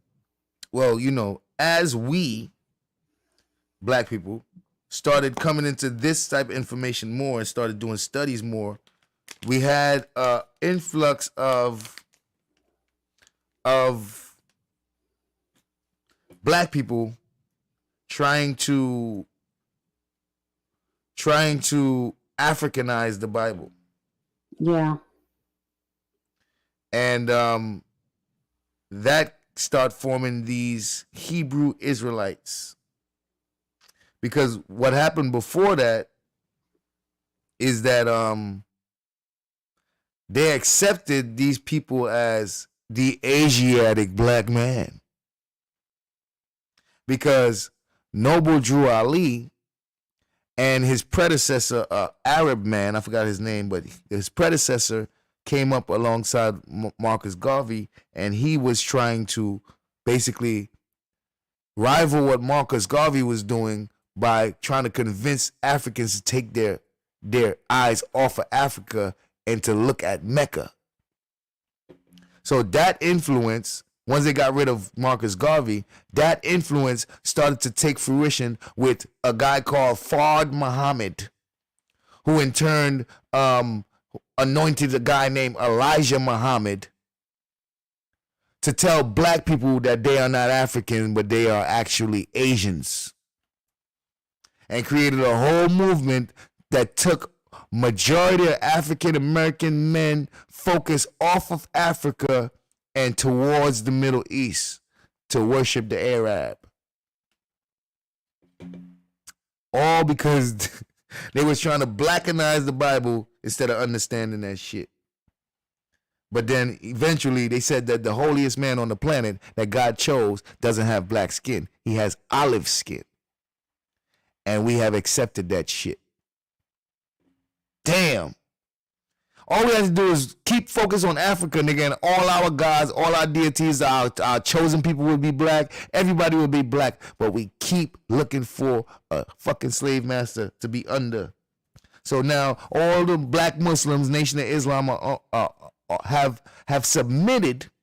They have submitted to an olive skin master.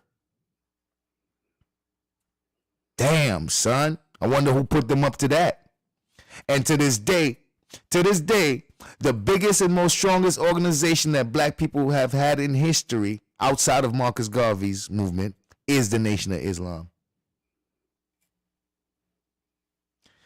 Damn, son. And the Asiatic black man, the Asiatic black man, and the Asiatic black man, and get the fuck.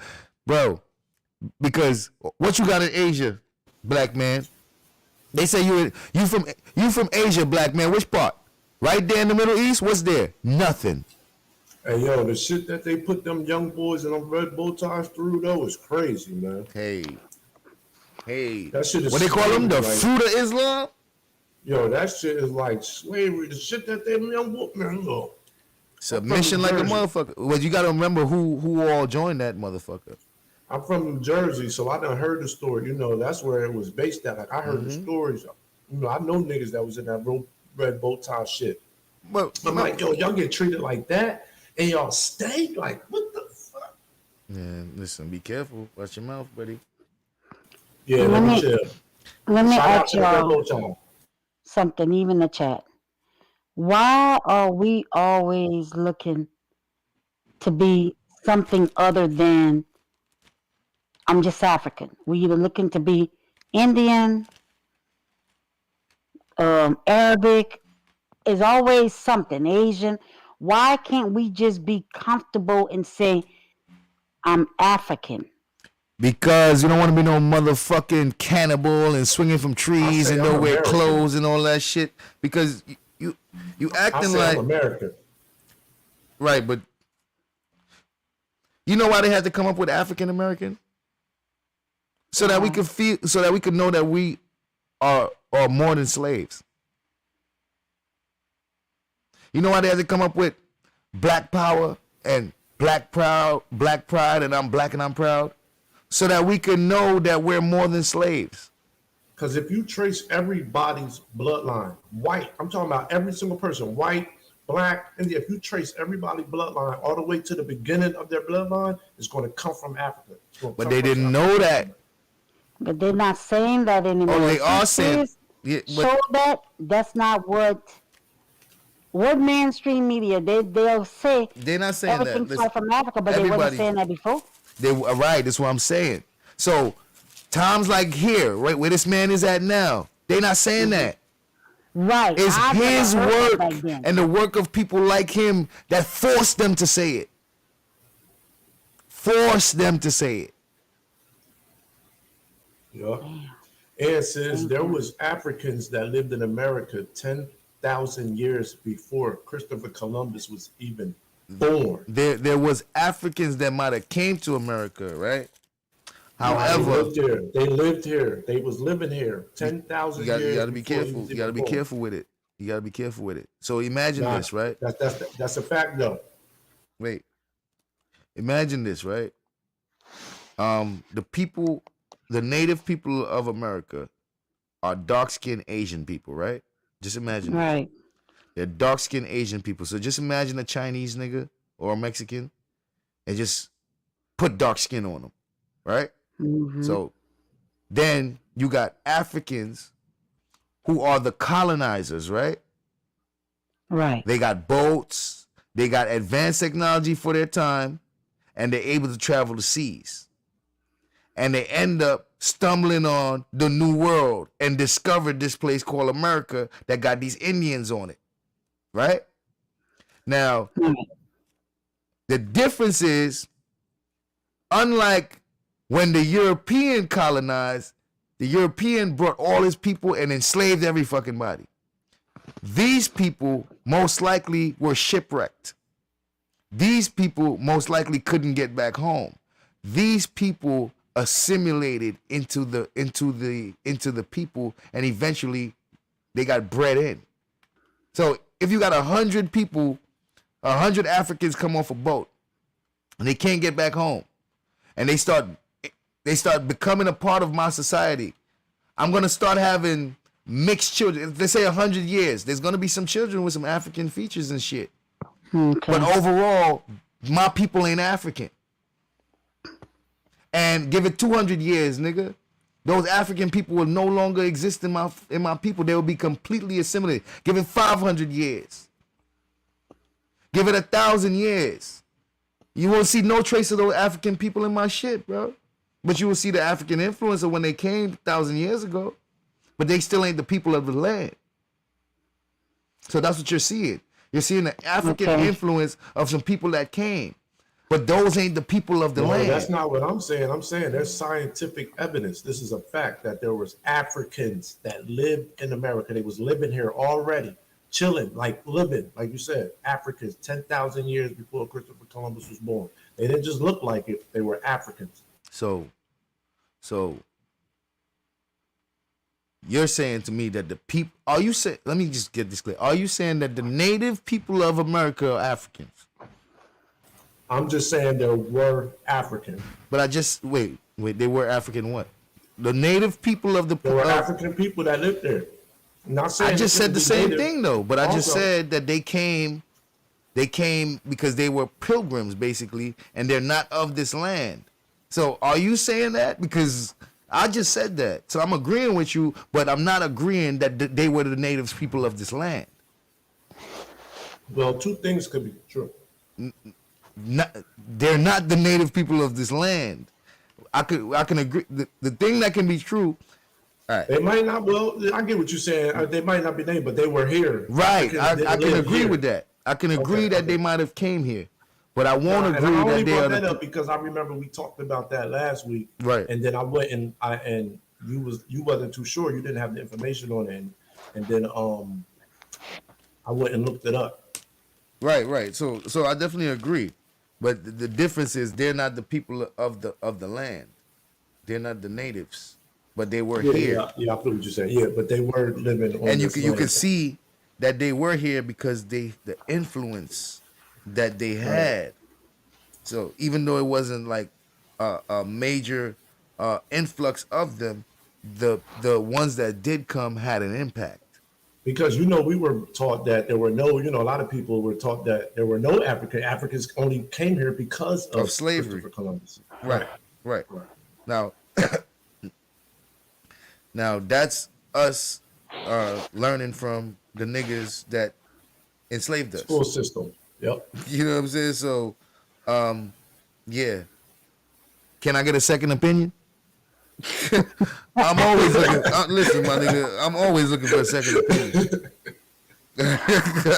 Fucking with I would these like people. to see this information because you've been told so many stuff about Dale Conaway and this one here. I mean, it's just so much stuff that you just don't know what to believe. Because the Gullah people say they've been here too. So, what do you believe? That's not a fact. They can That's say not that. a fact? That's not a fact. Okay. I'm All just right. mad at myself that I didn't care about this at an earlier age. I know, right? I'm happy I was in did. high school when I was just a little young, coming out of high school, drug selling, rabbit ass nigga doing all this shit. I always had common sense and I always was had a little bit of smarts, only because people around me be like, yo, you smart, dog, you way smarter than what you think. But I always had like a little bit of knowledge of self and was always interested, always willing to learn and shit. But I was just, at the time, I was just so naive. But I'm just glad better late than never, though. Right. I was so curious why I just didn't take I in was so more of this distracted stuff. earlier. I was distracted by wrong shit earlier. Shit. The good thing about me is I was able to do all that and learn at the same time because that shit was always like, ever since I was young, bro. I incorporate my learning into everything I'm doing. So, like, listen, I done been to Central Booking, like basically to the lockup. Yeah. And I got these niggas in the motherfucking cell talking about African gods and shit, nigga. Word. I got these niggas. I'm able to do it to where I had niggas trying to figure out how the Family Matters song start, nigga. What? Just imagine a bunch of niggas in the cell, bro. We in the fucking, cause it got multiple cells and all that, right? I'm with that. Nigga, you got niggas trying to ask niggas in the other cell. You got niggas trying to ask niggas in the other cell. You're like, yo, bro, how the fuck this shit start, nigga? Everybody keeps saying the wrong shit. It's funny how you know that. It's funny how you know that, nigga. Most people don't know that, nigga. It's a rare condition. They always mix it up with step by step. The step by, because it's the same voice or something. It's a rare condition at this day and age. Yeah, the newspaper says.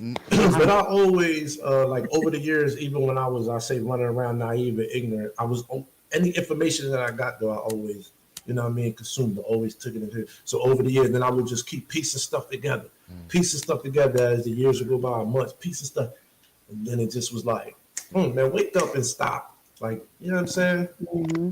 Man, like, wake up and really learn your history, man. Learn your peoples. Learn where you come from. Learn more. And get more educated, my nigga. Man, I done went to aliens. I done thought aliens was real. But you still say they're right. I've been, really, I'm 10 years past you. Shucks. Just imagine how Really, I am 10 years past you. You know how much years that is? That's a lot of information. Yeah, You are 10 years behind me. Yeah, that's I am. I'm 10 years So, behind in information. I learned what you learned probably about 15 years ago, but I never stopped learning. So 15 years later, really, I'm not on that. I learned all that shit, and I know why it's not true. I know all the shit. I know the ins and outs of the shit. Like, I'll give you the whole story of Enki and Urdu and the Anunnaki. I memorized the shit. I know about that, but I ain't memorized. But I know about the that too. planet they come from, how they got here, what altercation they had, how the nigga had to basically jumped on inland and bit his fucking dick off and escaped in the rocket ship and had to go through the asteroid They were belt and two shit. brothers. They Like, say come on, bro. Enki and Enri are Cain and Abel in the Bible. That's where the Bible stole that from. That's from what they Enki and saying. Enri, But the then two sons. when you read the story, you realize like niggas. Wait, guess where the story came from? Because the nigga that translated, he's the only one to translate it because the scientists said they couldn't translate it yet. Wow. So here we got a nigga called Zachariah Sitchin, who's a former FBI agent. All of a sudden is an expert in linguistics. He's able to decipher an ancient language that nobody else can decipher. And all of a sudden he got the elaborate story of what it says. And it's But is it true what he no, said? it's not true, really. He made it up. Damn. I can tell you the whole story because it comes from him. You got to get all his books to know this story. That's why when a nigga mentioned the Anunnaki and don't know where he got it from, like, God damn, you ain't know Zachariah Sitchin? Shit. And they said the one who created the earth, his name was the dad of Enki and Enri or whatever. His name was like Aman or something, and that's where they get amen from. They said when you pray, you pray really to a man, and yeah, you say amen. That's to a man. Yeah, but that's a nigga in our lifetime that wrote that. They said so. Yeah, it's a nigga that he put his pants on the same way we did and everything. But it ain't. But that's not what the actual text say. Cause he couldn't decipher it, so this nigga was making it up. He was literally telling you that that's what it say when it don't say that. And he was taking information that he learned and mixing it with his imagination. So it's like, so if you don't know that, because what happens is you don't get the information from Zachariah Sitchin. You get it from a nigga like that was his name. One of them niggas that do the fucking ancient aliens. So did they ever decipher it? Did they ever find someone to decipher? I'm not sure, but the ones that is deciphered doesn't say what Zechariah says it says. So that's the problem right there. The ones that we can translate doesn't say that. No. Hey, yo, remember the football player Reggie White, rest in peace? Yes. And Now, he was a Christian too. Big Christian, right? Like one of the biggest, right? Yep. He was on he died at an early age, right? Right. Healthy football player, right? Right. Well, he might have been on a little chubby side, but he was an athlete, right?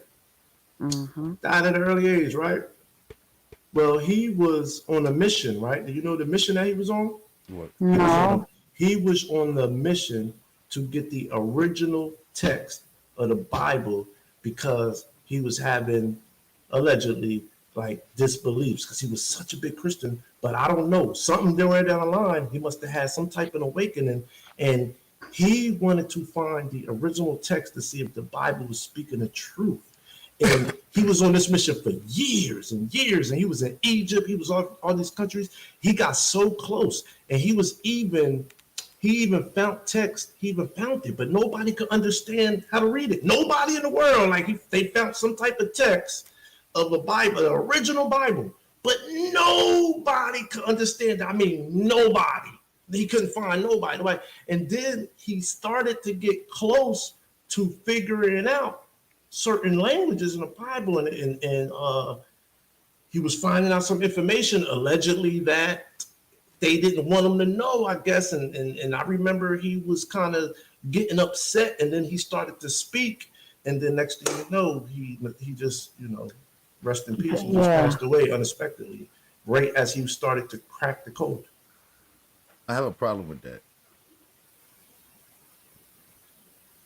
Allegedly, this is all alleged. So the problem I have is trying to find something that I know doesn't exist. It led into some other kind. Hold on. Yeah, it led into some other text. I know. I just want to say. Because you got the Samaritan. I do want to say that. I just want to go back on what you said. I don't want no more corrections. I got it. I understand. I just want to tell you what my issue is, and how I would have a problem immediately before he even go look for anything. I got a problem, cause my nigga, you about to chase ghosts, cause you about to look for something that don't exist. One, took him like right. It was taking him like 20 years. Right? One, there ain't no original Bible. He found that out. That's what he found. That's what he found out. There ain't no original Bible because those books were put together in a council. That's what he found Those out. books are from different times, different peoples, and they were all compiled and put together by a peoples 1,000 years later. And those people put numbers and chapters and verses in the books because they're the ones that decided what goes where. All right, we're gonna put this here, we're gonna put that there. So for you to look for that shit and try to find it, nigga, you will never find it. And if you didn't know that before you even started looking on the journey, you one of those people that didn't study what you're looking for. So you know, before the nigga even look, I know he ain't gonna find what he's looking for. He was looking for the Dead Sea Scrolls. And that's not the Bible, really. And you see what? All right. So you're gonna throw out the Dead Sea Scrolls because it sounds good, because whatever you heard about it sound good. But what is the Dead Sea Scrolls?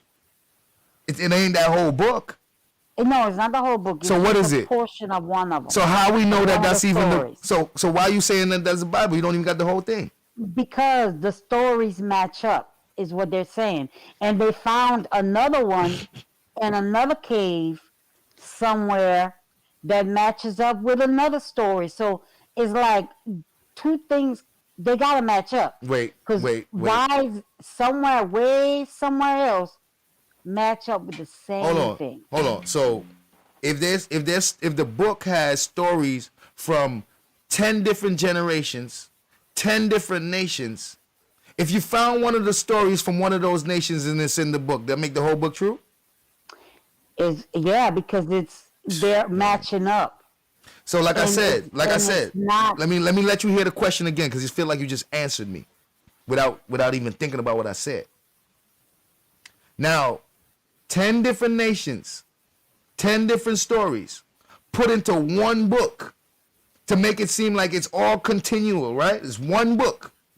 But these stories don't go together because they're from 10 different nations. So the story that the book has compiled does not go together because that's not the actual history. The stories in the book, some of them are true because it actually happened to the people, right? But is the book true? I believe the book. I ain't asked you if you believe the book. I'm asking you, is the book true if they compiled the book from different stories, but but the book is saying it's one story? Right. Would that make the book true? It was one story, but they're talking about one set of people. And I'm telling you, all right, so if the book is saying it's one set of people and the reality is it's 10 different nations, is the book telling the truth? Or maybe not that. Maybe it's not. Is the book telling the truth? Yes or no? I'm gonna say yes, because I'll never go against the book. How about just say what's the truth? Really, if the book say it's one people, right? And when you check the actual history, you learn that it's 10 different nations. Is the book telling the truth about the people? The book says it's one people. You find out it's not one people. It's one people. They're only talking about the really.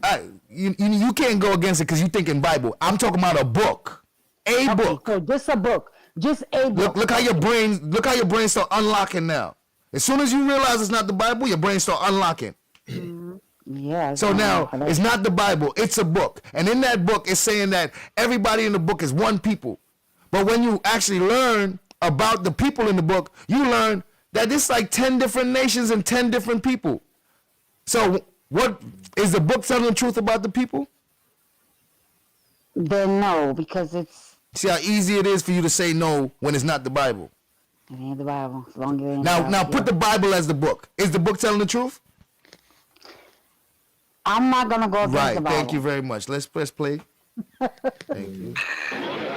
Wasting my time. On those pictures. Wasting my time, yeah. Understand that is a black woman that the Bible is speaking about, that Abraham is going to deny worshiping Goddess Hathor, yourself.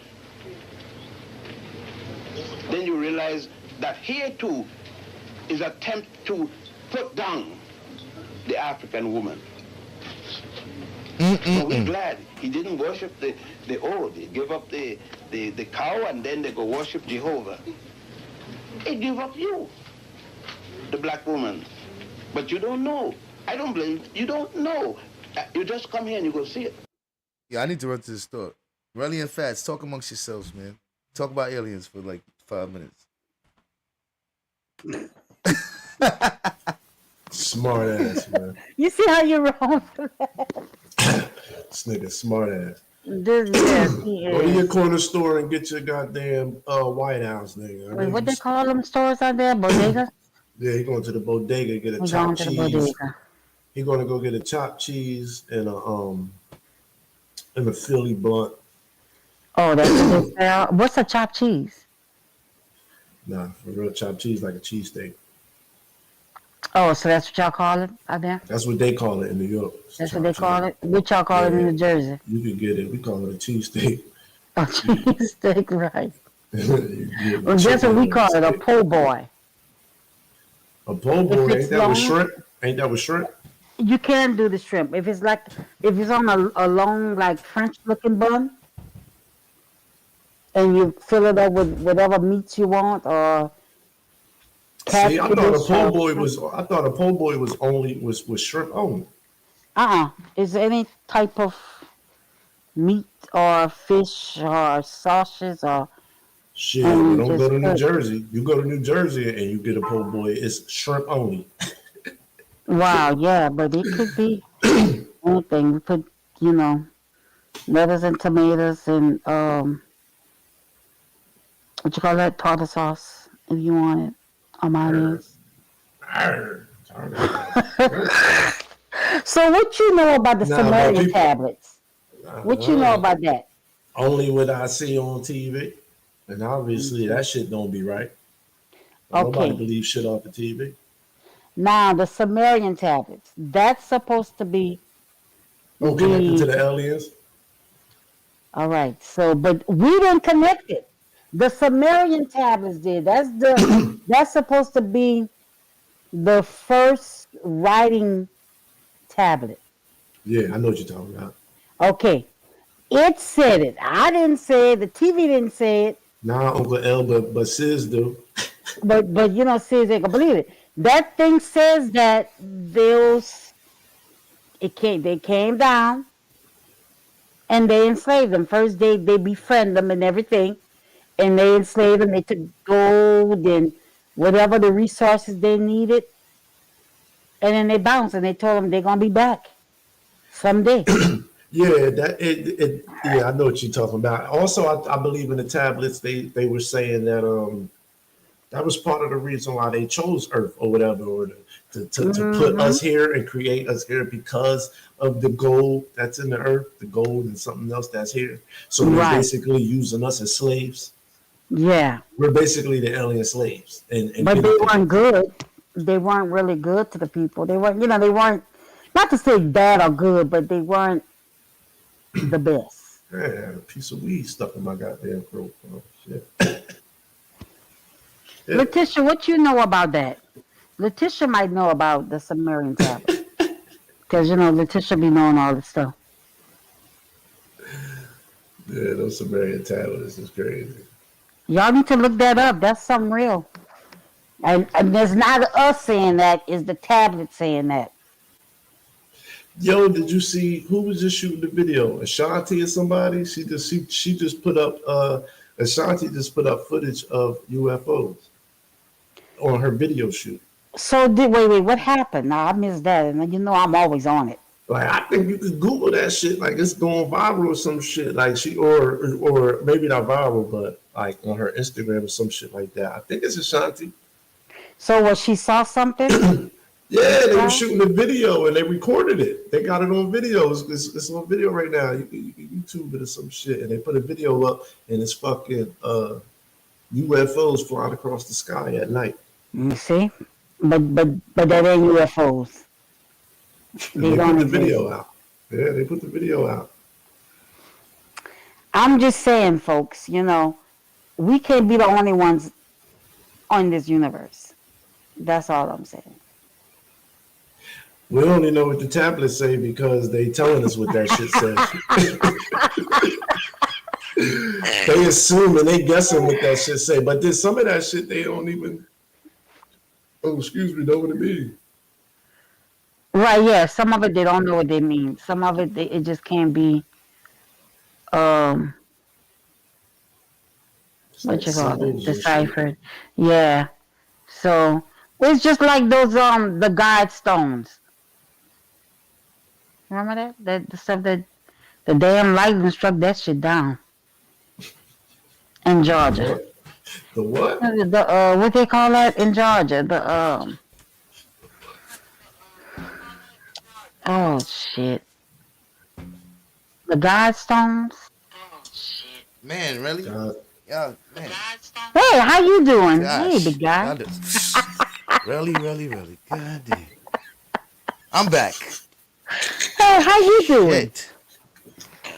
Listening to Relly spread false information is hard. No, I'm not. I'm telling people go look at the Sumerian tablets. I didn't say it. What you The mean go government look didn't at say it. That tablet said it. Really. What you mean And go then look they draw at it? mine up. What you tell me? What you mean go look at it? So when they go look at it, you tell me they can read it? No, they can't read it. Oh, so do they need to look at it? Because what they're gonna see when they look at it, really? What has been They're not able to read it. So what they're gonna see when they look at it? whatever has been deciphered. Some of it been Hold deciphered. on. So you can't look at it to see what it says. So you're gonna have to go to the person that deciphered it. Who's the nigga that deciphered it, really? What's his name? Because you love to throw out Whoever day. is the They know whoever, nigga, is Zachariah Sitchin. No, that man ain't deciphered that. Now I'm not gonna say he deciphered that. So then who deciphered it then? If you could I tell don't me it's know. not him, Somebody that's somebody crazy. How they could you say tell me who it's deciphered it. not then? If you don't know who, how could you tell me who it isn't? Because if he's found as a liar, then they're gonna take away all his accreditation or whatever. So what makes you think this shit is credible in the first place? You're the one saying that this shit. Where you found this information at? You know what? Let me ask Google. I'm about to fix your ass right You now. about to fix me? You gonna ask Google what Google? The Sumerian I'm tablet. about to fix your ass. The Sumerian Hold Listen, on, y'all. man. I don't know how you run into Google after you was up here telling people. The content is very simple. It mentions a large quantity of lard or pig's fat and gives the name of the responsible Really? official. What are you doing? It states that this fat was dispensed in the city of Zabala. Really, what are you doing, man? Oh damn shit. Really, you trying to cheat because you can't answer the question. You figured like you gonna just play Google and Google just gonna make it all better. Google's gonna tell you. No, Google deal with keywords and you don't know what you're looking for. Let me see. Who invented? Sumerians invented this writing system, which involves the use of wedges, shaped, needed style. Really? Oh, You gotta stop this nonsense. So, your bias is very extreme.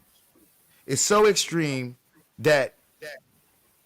Why am I hearing myself? Oh fuck my damn. Testing. Why am I hearing myself? I don't know. You sound good here. Testing. I hear a little echo. Huh? You see I don't the hear echo, nothing. right? Let me check something. Look. Testing. Why the fuck am I hearing myself? I don't hear that. I'm getting an echo. Mm. Testing. Fuck Hold man, on. how am I getting it?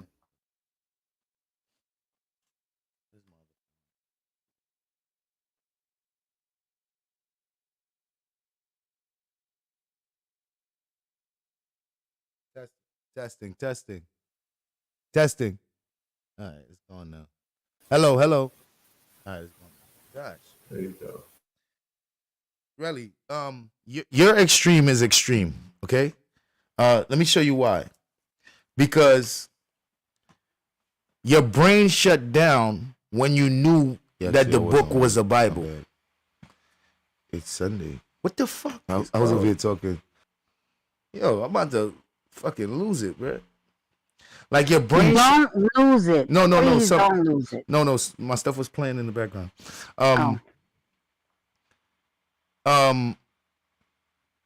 Your brain shut down when you found out the book was the Bible. The minute I said the book isn't the Bible, your brain opened back up and started working normally. That's extreme. And you don't even see it, but it's extreme. So you're an extremist. And when it comes to information that you don't like or you don't agree with, I don't know how you're supposed to be able to move past certain shit. Because my thing is, you're not in a position to teach. You're in a position to learn. But you keep wanting to teach that information you got. And it's like, you're not accepting what your position is. You're not in a position to teach. You are a learner. Like, you see how I'm keeping my brain like open to learning? Like, even though I have certain knowledge on all this shit, but I'm still like keeping myself open to be like, okay. Like, it's like, bro, you on this, like, look, when it comes to this, Bible, when it comes to this, that's it. Like, yeah. And then you hear the other information, but you still be like, I got something I could teach you. Like, really, you're still learning. I'm not teaching y'all. I'm just giving y'all, here, that's the information. Y'all go look it up. But you already accepted the information. So when you're showing it, when you're telling it as if you're telling something that you know. So you're trying to teach. Because you're sharing some information that you know. But what the thing is, you're sharing information that you know to people who already know the information and they know more about it than you. And you're trying to convince them that the information you got is good and you can show them. And it's like, yo, how you going to show me something I'm teaching you? You don't understand your position. So, I hear what you're saying. I know it's coming. The Facts only ready? reason why, and I accept what is seen to be seen to the natural eyes. But what you don't know, stuff that can't be seen, stuff that can be explained, that's what proves it to me. Stuff that I got to experience with my own mind. A doctor can't tell you, well, I don't know how it happened. That's what keeps me grounded.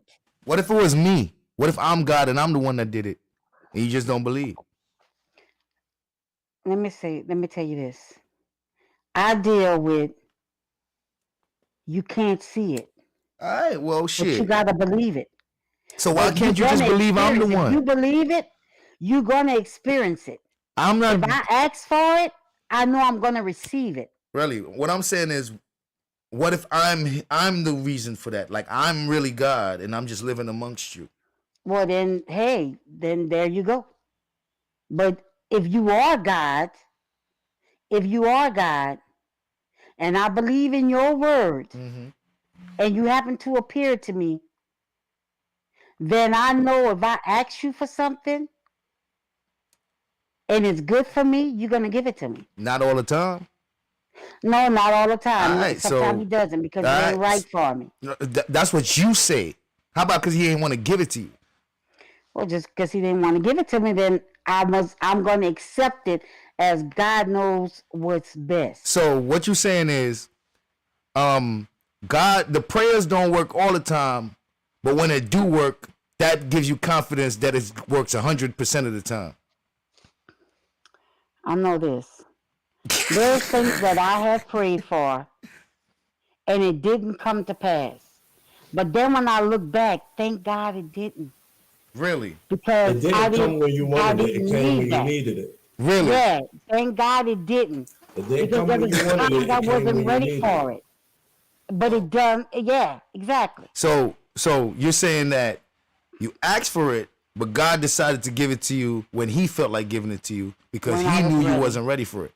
And all the Right. things that you asked for and you didn't get is because you wasn't ready for it. Well, majority of things that I asked for, I got. The majority But of look- things but that I asked for, and then listen how you rationalize when God takes a life from you. Now give all the glory to God and make some good shit out of somebody that God took from you.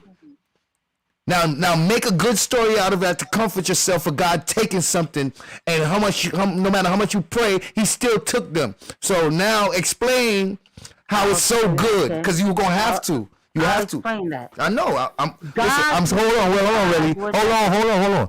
I'm setting it up because I want to show how you're about to rationalize something you couldn't get, a tragedy that God has made sure still happened, and now you about to give Him all positive praises for it. Go ahead. Okay, I'm gonna say this.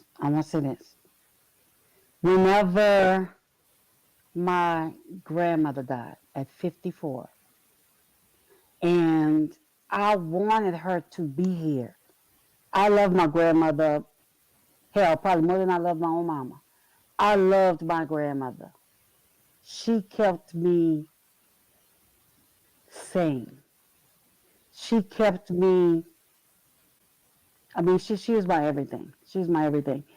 When she died and I was 10 years old, I was so angry with God, but then I didn't know God like this. And I kept begging Him, why you take her away? Give her back to me. So when I think about that now, somebody that I didn't, that I really loved, my grandmother, when I hear back the story, when Mama tell me what really happened, my grandmother made the choice because she told them that she didn't want to go through no chemotherapy and none of that. She wanted God to take her. She prayed for that. And she knew her kids was going to be all right. Because God told her that they're going to be okay. She made that choice. When my favorite uncle died, my mom's brother died at 30. My sister, who was just a kid, said God told her, go pray with him. But it wasn't to save him. It wasn't for him to live longer. It was just to let him know that he real. And my little sister was very young. And she did that. He died. So say if something happened forbid to one of my kids, they get in a car that they shouldn't have got into. I'ma cry, I'ma be mad, I'ma be angry. Because taken before their time. But I'm not gonna hate my God, because guess what I know? One thing I know. God, guess what? When it's my time, I'm gonna see my baby.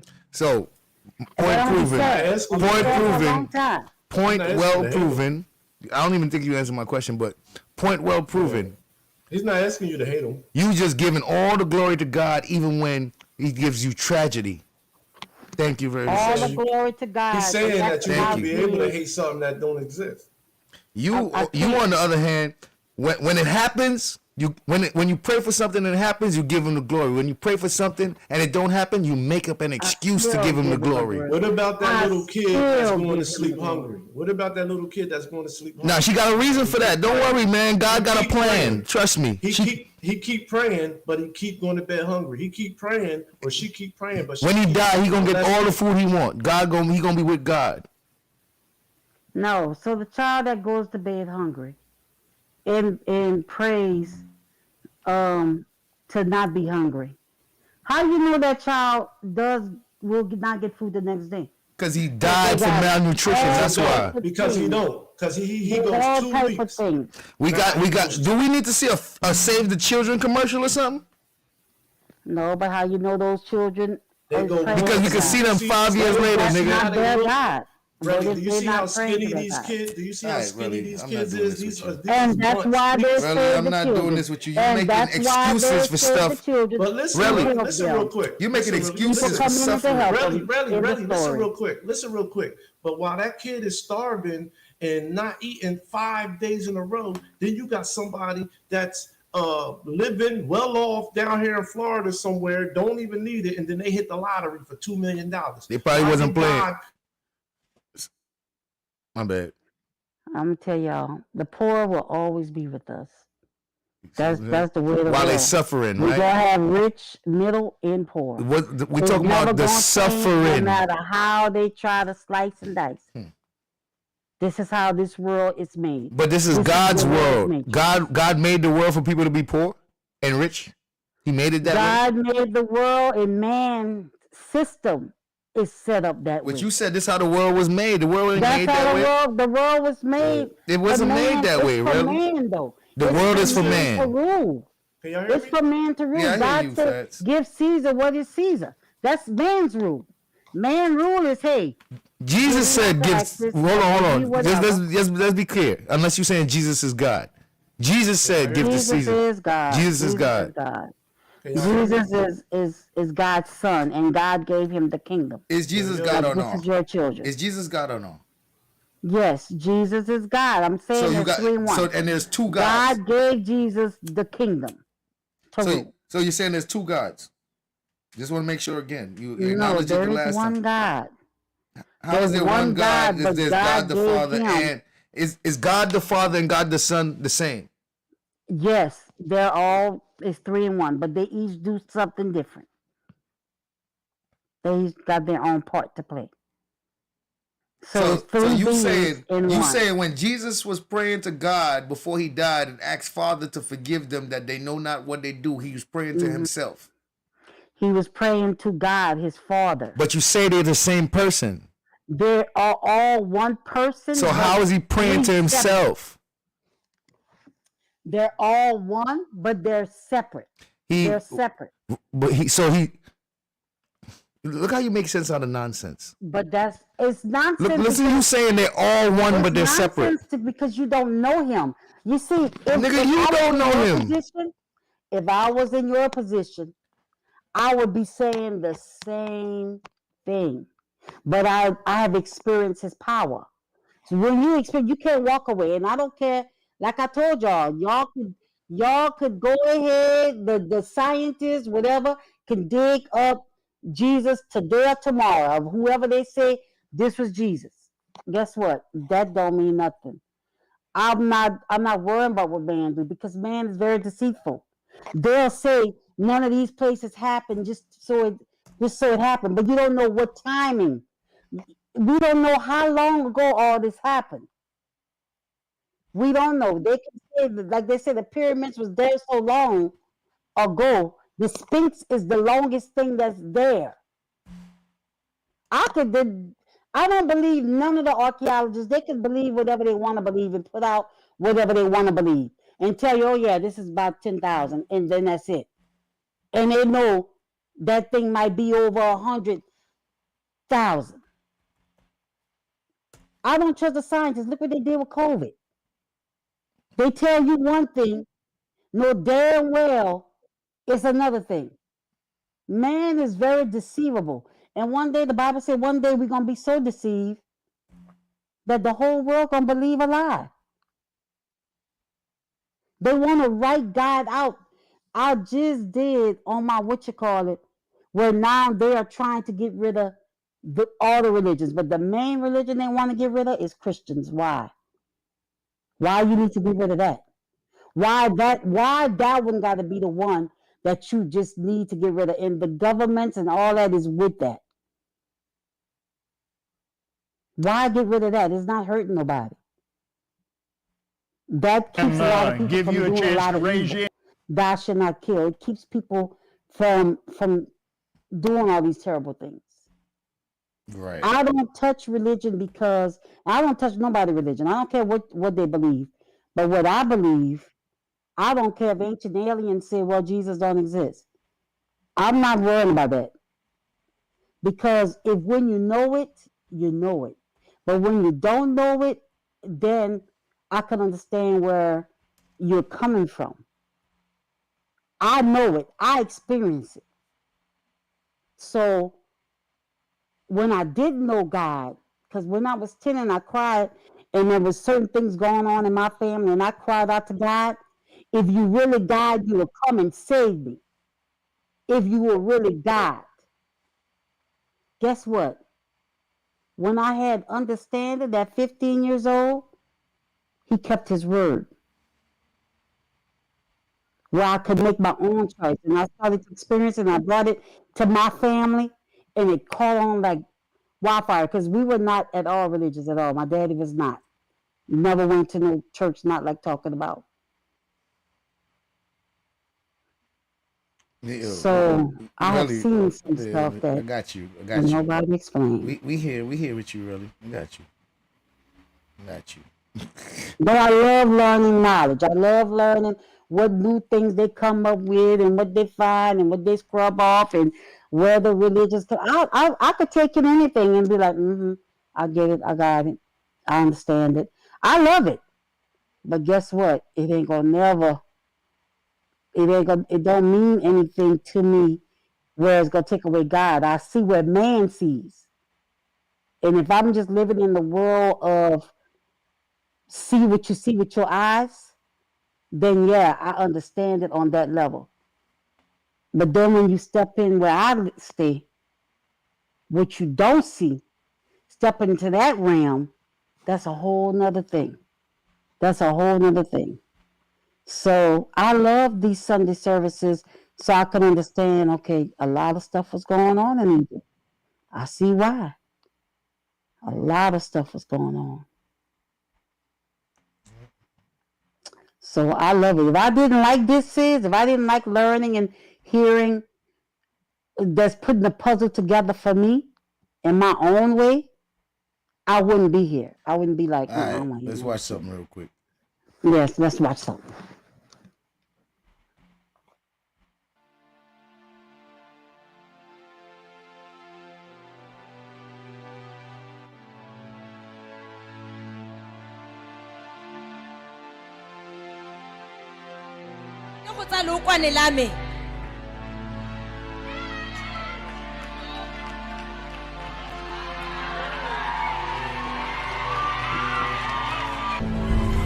So I'm turning it into a pineapple juice.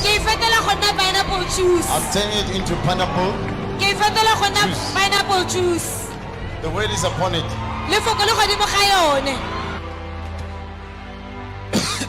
There's a lot of fumes, but I don't have any side effect. As a matter of fact, you don't care. You want to drink pineapple juice? Okay.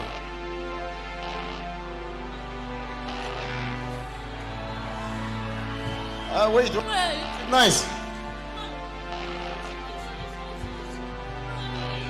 It's finished. These niggas drinking petrol, fucking gas, like fuel. You see, that's crazy. That ain't crazy, nigga. It ain't crazy. Because you have to believe in order to do this shit. There's no way you could do this without believing, really. Jesus. Mama, me do baji award with Jesus. Jesus. This nigga kicking people to heal them, putting his foot all in their fucking stomach to heal them. Jesus. Look, heal it. Cause you gotta believe in order to let somebody do this shit to you. You gotta believe, really, you have to believe to allow somebody to do this shit to you. These motherfuckers going home sores. Jesus. And what is your view? Jesus is still in the healing business. There's 1, 2, 3. Nobody gets the faithful out of their wheelchairs these days any faster than Benny Hinn. And when Pastor Benny comes to town, no civic center is big enough. Healed her. Healed her of what, Pastor? Polio. This woman who said she had polio and would never walk again, she and her friends say she just climbed out of her wheelchair and walked? It's a miracle. It's unbelievable. Pastor Benny knows it's great TV, but does he care if these healings are genuine? Anybody could make up anything. Someday somebody's going to do that. And what are you going to say then? I don't know. I can't tell you now. Hasn't happened. Oh, yes, it has. Remember that woman supposedly cured of polio? Pastor Benny knows it made for a great episode of his TV show. He knows it probably helped squeeze even bigger donations from his flock. But there's something he doesn't know. That woman works for us. Woman doesn't have polio, never did. Then why did she say she? We put her up there to see if he could tell her story was not true, to see if it would matter, to see if he would ever check. So, Benny, is it faith or is it fraud? I'm still a human being like you. Made many mistakes. I Big bet. ones. And will still make mistakes. I bet But you I will. really want to do that. I really want to.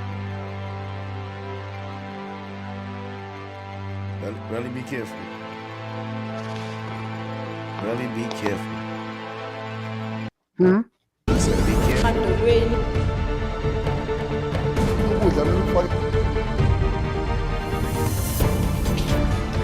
Self-styled prophets, gullible and vulnerable believers lured by questionable and risky rituals. Will the quest for the supernatural ever have limits? The dead man is alive. The coffin is empty. I can hear you. Look at how much people. I mean, I know it's a fake. There are a lot of holes in this particular story. HIV cannot be healed by men. That's correct. They wanted me to act as if I was positive. Into what? Eat quickly. What the hell? Eat quickly. Today, no time. No time. You eat. They're not any different to some crazy cult. Oh. Jesus is alive. Look at it. Devil is a liar. Yeah, they're not. None of them. All of them. Benny Hinn. They all just. Nah, I ain't even gonna go through this. Really, you know, I got I know. videos on videos I and know. videos and videos and videos. Because when you just believe, you open yourself up to just a lot of shit. A lot of shit, really. Right. And you deal with a lot of just believe. So all You I'm gotta saying try to is stay open-minded and look at more of the facts, man. Just look at more of the facts, scientific. Yeah. Well, all of them, I know Benny Hinn just about the money. He just about the money. Like, don't ignore the scientific facts that like we have proof that life existed way before the Bible. Well, yeah, I know the Bible was written after. It wasn't written during that time. I know. okay, so just to be clear, that you understand that for the version of the story or of the world that you accept, you have to believe in magic. No, I think it's all true. I don't believe we come from monkeys. I don't believe that at all. Got you. But I think it's Is magic all involved? true with the Big Bang. I think it's all true with the Big Bang. There was a Big Bang. Okay, so why do you accept that? And that comes from the same people that says that we come from, we evolved from, we're related to monkeys. Why do you accept that? I accept that because that right there was a Big Bang. When you say let there be light, that's the Big Bang right there. But that's not what the Big Something Bang. had to But wait. create- Do you understand what the Big Bang is? I understand it, but those particles, those atoms, those whatever, all that, the molecules, that just didn't create itself. But So you got to understand, the stars didn't create itself. Something had to been there to say, let's create it. Regardless if it's a being or a spirit or energy just didn't create itself. Something came before energy to create the energy. Because if that's the case, why is stuff not being making all over? Why there isn't all kind of other? It would be unstable because everything, the smallest animal, the smallest organism has a purpose. There's too much intelligence that's going into every design. Everything has a purpose. Everything has a written thing to do something. That just don't happen by, oh, well, let me just become energy and I'm going to just put it in. No, there's a design. There's an intelligence. There is a something that's in there. So that's why I know when we die, there's something there. It's not just, okay, it's the end. There has to be an intelligent being that's creating this because it's not unstable. It would be unstable. Can intelligence exist without a brain? Yes, that being, whatever created us, it don't have to have a brain. So what makes it intelligent? What makes it intelligent? You saying that energy has the ability to learn? And that type of energy. What kind of energy it is? What's the name of this energy? I call it God. You call it God? I call it God, and I think a lot of people will call it God. Some people will call it whatever they want to call it. Wait. So you're saying, now you're saying some people will call it God? Whatever you call it. God, there's God already. Hold on, really. God exists already. God has characteristics. I could tell you stuff about God. He's a jealous God. He gets angry. He loves. He has feelings. So I can tell you these things about God. Now you're saying that God is energy. That's not what the Bible is saying. So you're making that up. No, I say it's energy because the Bible do not explain that he has a face either. If he was there before anything, say it don't give it a form. It doesn't really give him a form.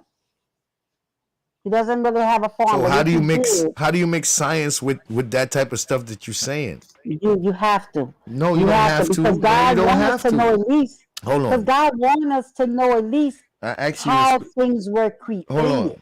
You see, all right. I'm gonna just start making up my God and just start telling you what He wants and just telling you you gotta do that too. If that's how you gonna do it. If that's what you want to do. Because I could just pick a God and just tell you that that's what He want me to do and that's what He want too. But you're not being reasonable. I am being reasonable. So how about I got a God too? My God named Ogun, and he want me to do certain shit, and he says certain shit happened the way it happened. What makes your God better than mine?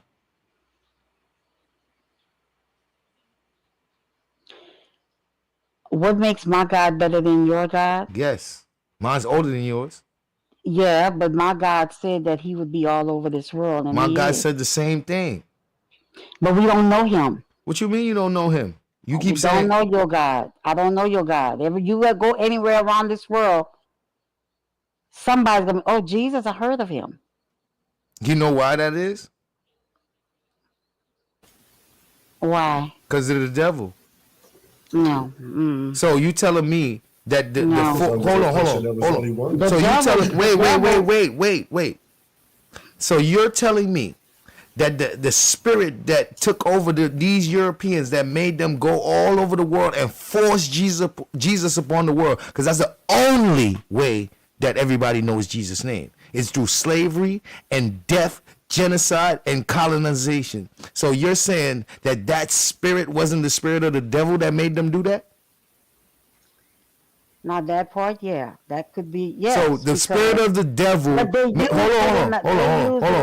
Hold on. So the spirit of the devil made these people go around and make everybody know about God. Think about it. Think about it. Yeah. I'm gonna continue with what we're doing. I'm gonna use that to make these people really. To be more. Really? I'm going to continue. Be more submissive. So God was using the devil. No, God didn't. No. Say the devil used it to make God thinking. I'm gonna make these people to be submissive. But in him making these people to be submissive. You making up as you go along. No, but you got to think about it. As you go along. You're not even dealing with the reality of what you're saying. What? Out of that, like you're not even like you're making. That's why you messing up, and that's why you're looking so crazy. Cause you making up as you go along. Crazy. I'm just saying. I know you don't care, but I'm just telling you, you're making up as you go along. That's why you're contradicting yourself. You are contradicting yourself because you're making up as you go along. You're adding to God's words. You're taking away from God's words to fit your narrative on how you see God. No, but Yes, God you even are. know that man will use his words to do evil with, to make people do what they want. That's for anybody. You said that your God is better than mine because everybody knows about him. That's right. And I'm saying to you that the reason everybody knows about him is because of murder, rape, death, theft, colonization, and slavery. And guess what? Out of all that, we still know about him and we love him. So whatever the devil I'ma just meant press for play, bad, baby. and it's a cliche, I can't continue. God still meant it for good. So whatever you tried to do, whatever you used it as, oh, I'm gonna get these people to do whatever I need to do, and have them be submissive. Shout out to the and, word. Man. all this. Guess what? We still learn about God. Gullah, what up, Gullah? And we still love him. Shout out to Gullah Jibray in the building, man. Shout out to Gullah. What up, Gullah? And we was supposed to be talking about this Egypt stuff. We don't talk about all of that, but all this stuff, a lot of this stuff is interconnected, to tell you the truth. Hey, Gullah, how you doing? What's good? What's good with it? Hey, Gullah. We having a discussion. You know, every time we go through this type of stuff, we end up touching on. Listen, this stuff gonna take you back to religion and all this stuff anyway. So I already know. Because even with that Jesus and all like Christianity, that's not even our shit. That's some Middle Eastern shit that got took up by some Germanic tribes and Latin tribes and shit, and we got it through slavery. That's a fact. We got it through slavery. They taught us in slavery, absolutely. Because even the word God. At the end of the day, that shit you worshiping some Middle Eastern Semitic shit. They don't got shit to do with us. Well, I will say that I have experienced him because he died for the world. He didn't die for just those people. He died for the whole world. I know it may sound crazy for y'all, but he just didn't come for one. No, he died because there was a trend of resurrection deities that was going on in that area. You can find other deities that had that sacrificial type of hero story anyway. Ain't nobody died for nobody. Our ancestors died for us on them damn ships. That's what I was just about to say. Your ancestors. I was just about to say. I your experienced ancestors it died for myself. What did you experience? What do you see? That's the cop out, really. Every time we bring the actual fact to you, you give us your personal experience, which trumps everybody because nobody can doubt your personal experience. So you're going to tell us that you witnessed miracles yourself, and that's what makes it real. That's a cheat. That's a cheat. You know your ancestors had helped with that miracle. No, they How never you know did that wasn't your ancestors that made that miracle? It wasn't.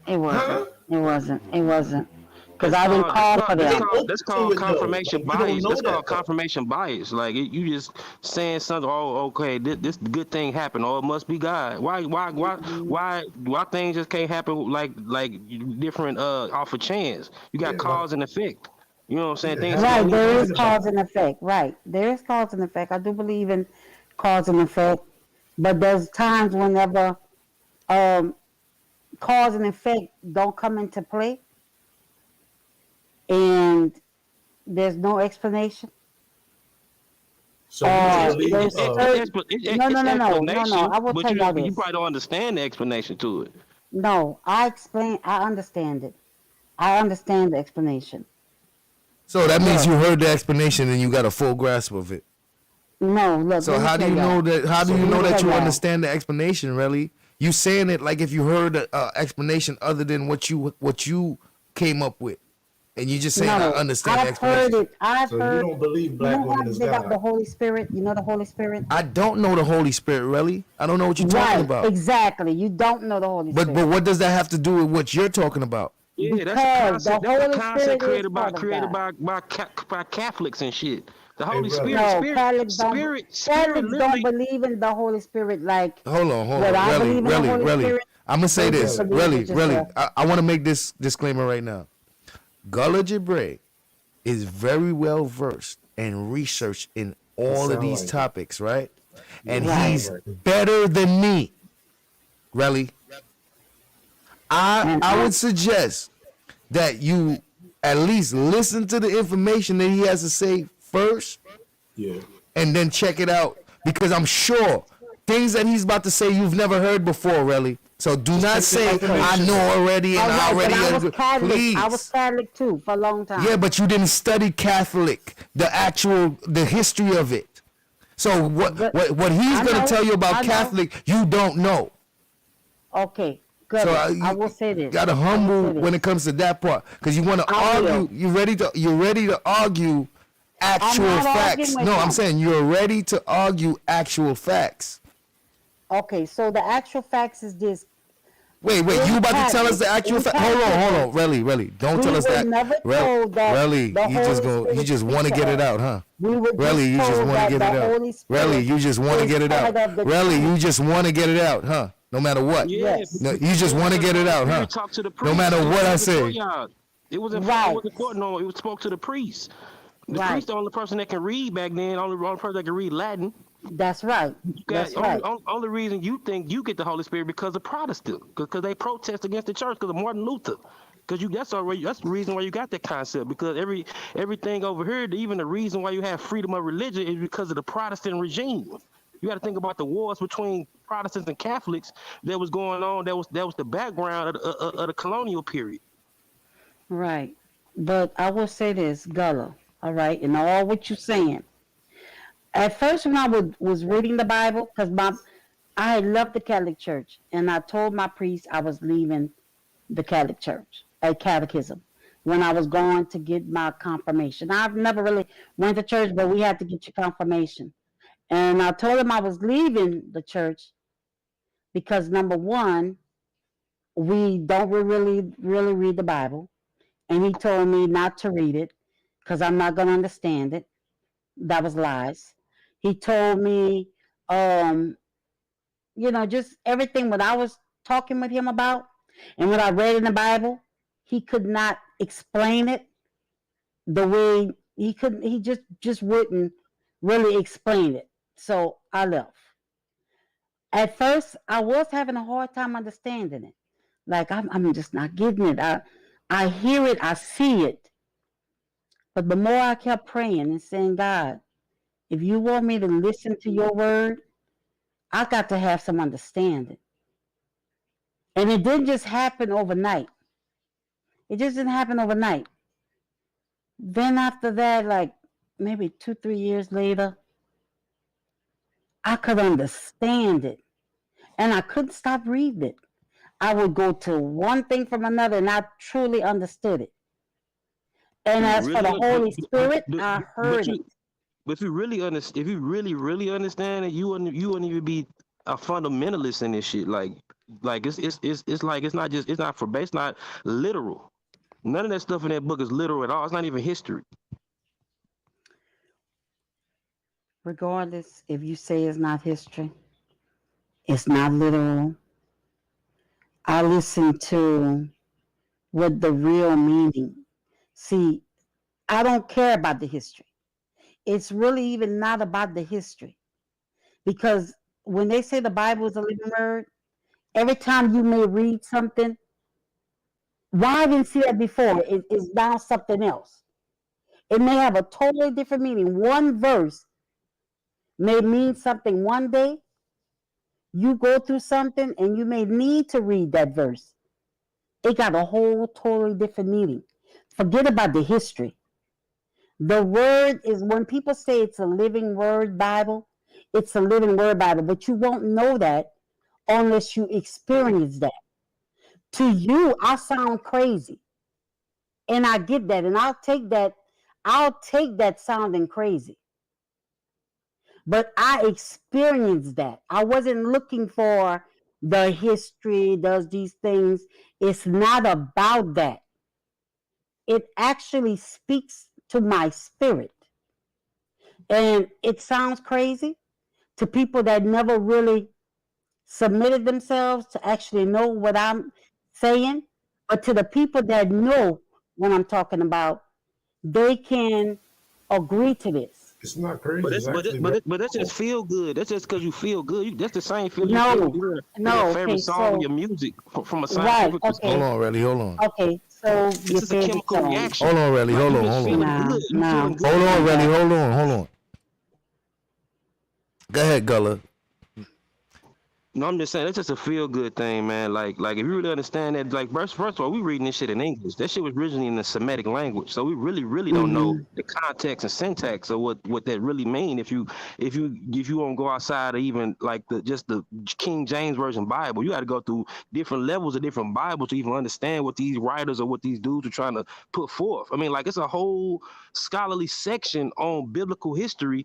And understanding the studies of the actual writers of the Bible. This ain't no magical hoodoo, voodoo, you know what I'm saying? Even hoodoo ain't magical. This ain't no magical spooky stuff. This is just some shit that, you know what I'm saying, people used a long time ago in the Middle East, and people trying to carry it on to more modern times. A lot of this stuff ain't having to do with today at all. Yeah, it has a lot to do with today, because they said in the last days, man will be lovers of man. Man will be unnatural and love. They were saying this the last 12,000 years ago. They were saying up to no. They're talking about a specific time. They're talking about a specific time whenever men will be so far away from God, and certain things will happen. They were talking about the classical age. They weren't talking about no. They're not talking about that. They're not talking about that. Tell us. No, because when you read Revelation is a whole other different thing. Revelation gives you a certain time where you have to have a mark.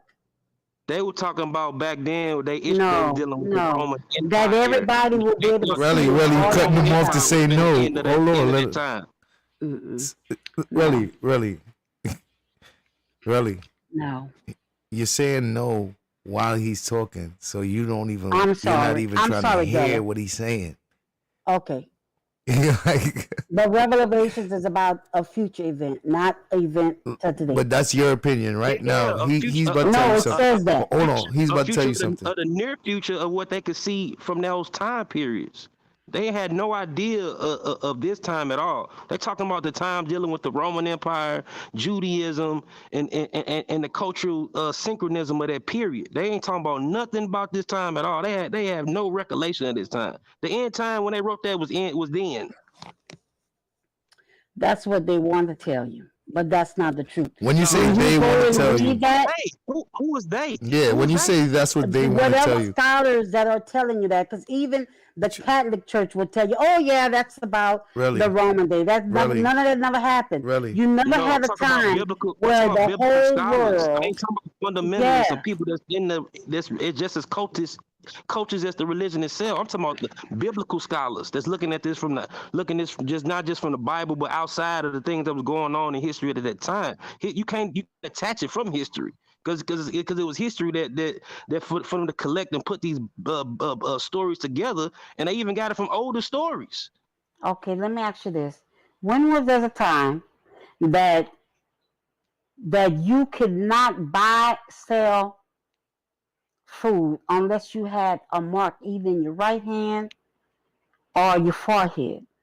When was there a time that there was an image and everybody looked at it? And the image talk. Now they're talking about whatever John saw, because that's the one who's telling it, and he's telling it from his perspective, the way he can see it. There's an image, and the whole world saw this image talk and tell them what they want. There's no thing like that. That's a TV screen, or there's a screen. That's talking about there's a time that will come that will be one world government. Yeah, because they're dealing with wars with Rome. You had no idea Just look up the Masonic age. Even when he's talking about 666, he ain't talking about no devil. He's talking about Nero, the Roman Caesar. 666 is the sign of the devil, and it says No, the it's a sign of Antichrist will Nero. come. All right. Have you ever heard of? Ain't no devil. Have you ever heard this information right here, Relly? Mhm. Nero 666, the number coinciding with him. Have you ever heard that information before? Okay, what's Nero? Well, that's what I'm trying to tell you. Like some of this information Nero you was a never Caesar. heard. Nero was a Caesar that was putting it to smackdown on Christians, just killing them and burning them up. Well, let me tell you what. He's a Roman Caesar. Right, but okay. So wait, really. So now that we know that Nero was a Roman Caesar, he said something about the 666 having to deal with Nero. Don't you want to know more about that? Have you ever heard that information before? No, I never heard of Nero. I think you should let him expound on Okay, it. Gullah, go ahead. Tell me about the Nero. I'm listening. No, I'm just saying Nero at that time period was the main like political antagonist for us Christians. So when he was writing these revelations, he was talking about that time and them dealing with the Masonic age. And you know what I'm saying, the Masonic age is this cultural trend that Jews had, these different Jewish sects had, all the way down from Hosea, where they thought, you know what I'm saying, one day some type of hero or some type of chosen one was gonna save their people. They all carried this tradition. You know what I'm saying? That's what Christianity came out of. Christianity ain't nothing more than a Jewish sect. That was Greco-Romanized. All right. So right now you're saying, okay, so you're saying that comes from the Nero. But I'm saying that Revelation is saying there will be a day that Christians will not be accepted. And I just did a study on a guy that is saying, get rid of Christianity. They wasn't being I've accepted heard, when he wrote that. but When he listen, wrote that, they wasn't not being only accepted. will they not be accepted, they was being put on crosses. yes, and guess what? It's going to come again. That's going to happen again. But it's going to be on a brighter side because it won't be a Nero. It's going to be the Antichrist himself. No, just like Nero probably was.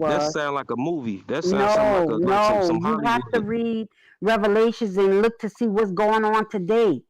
One day is going to be one person ruling, but it's going to have 12 different rulers with him, but they're going to take all the instructions from him. You see, when we say the Great Reset, and we see the Great Reset is playing out, No, I that's don't see all none of part that. of that.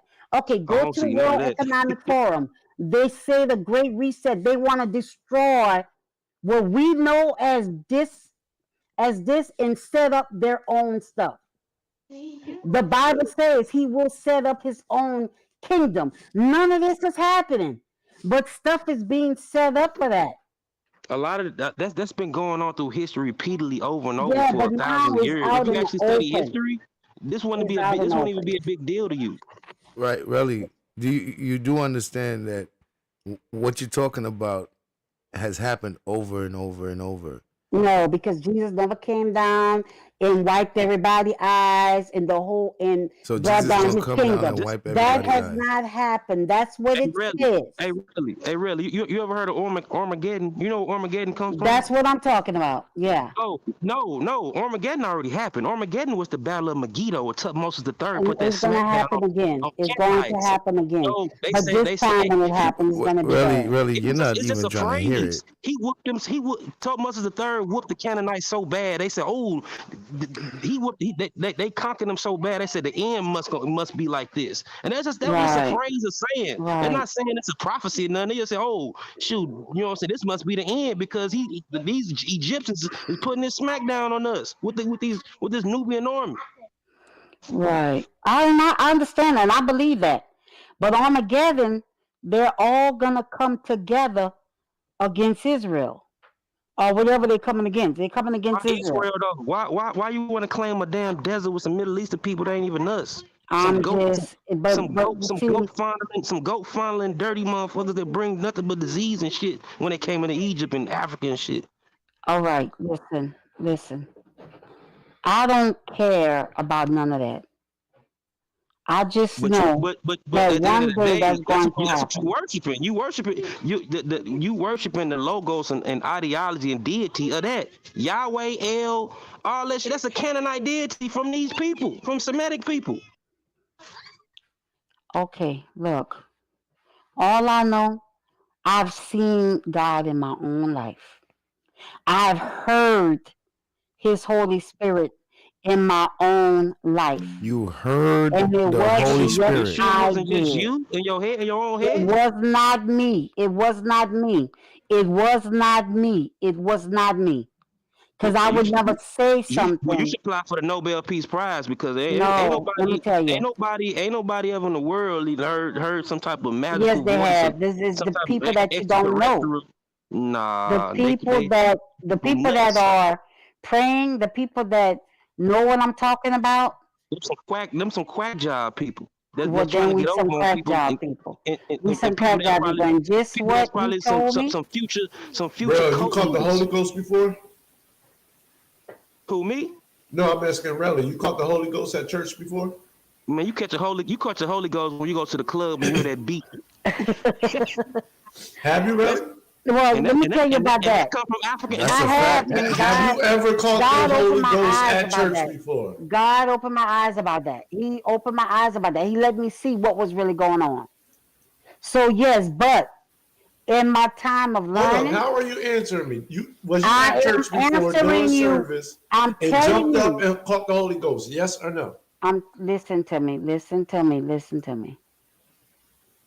Just tell I me yes or have. no real quick. Oh, you I said have, yes? Okay. but I'm gonna put a but. Whenever he told me to leave the church, and I didn't listen. I didn't listen because I got all my kids ready.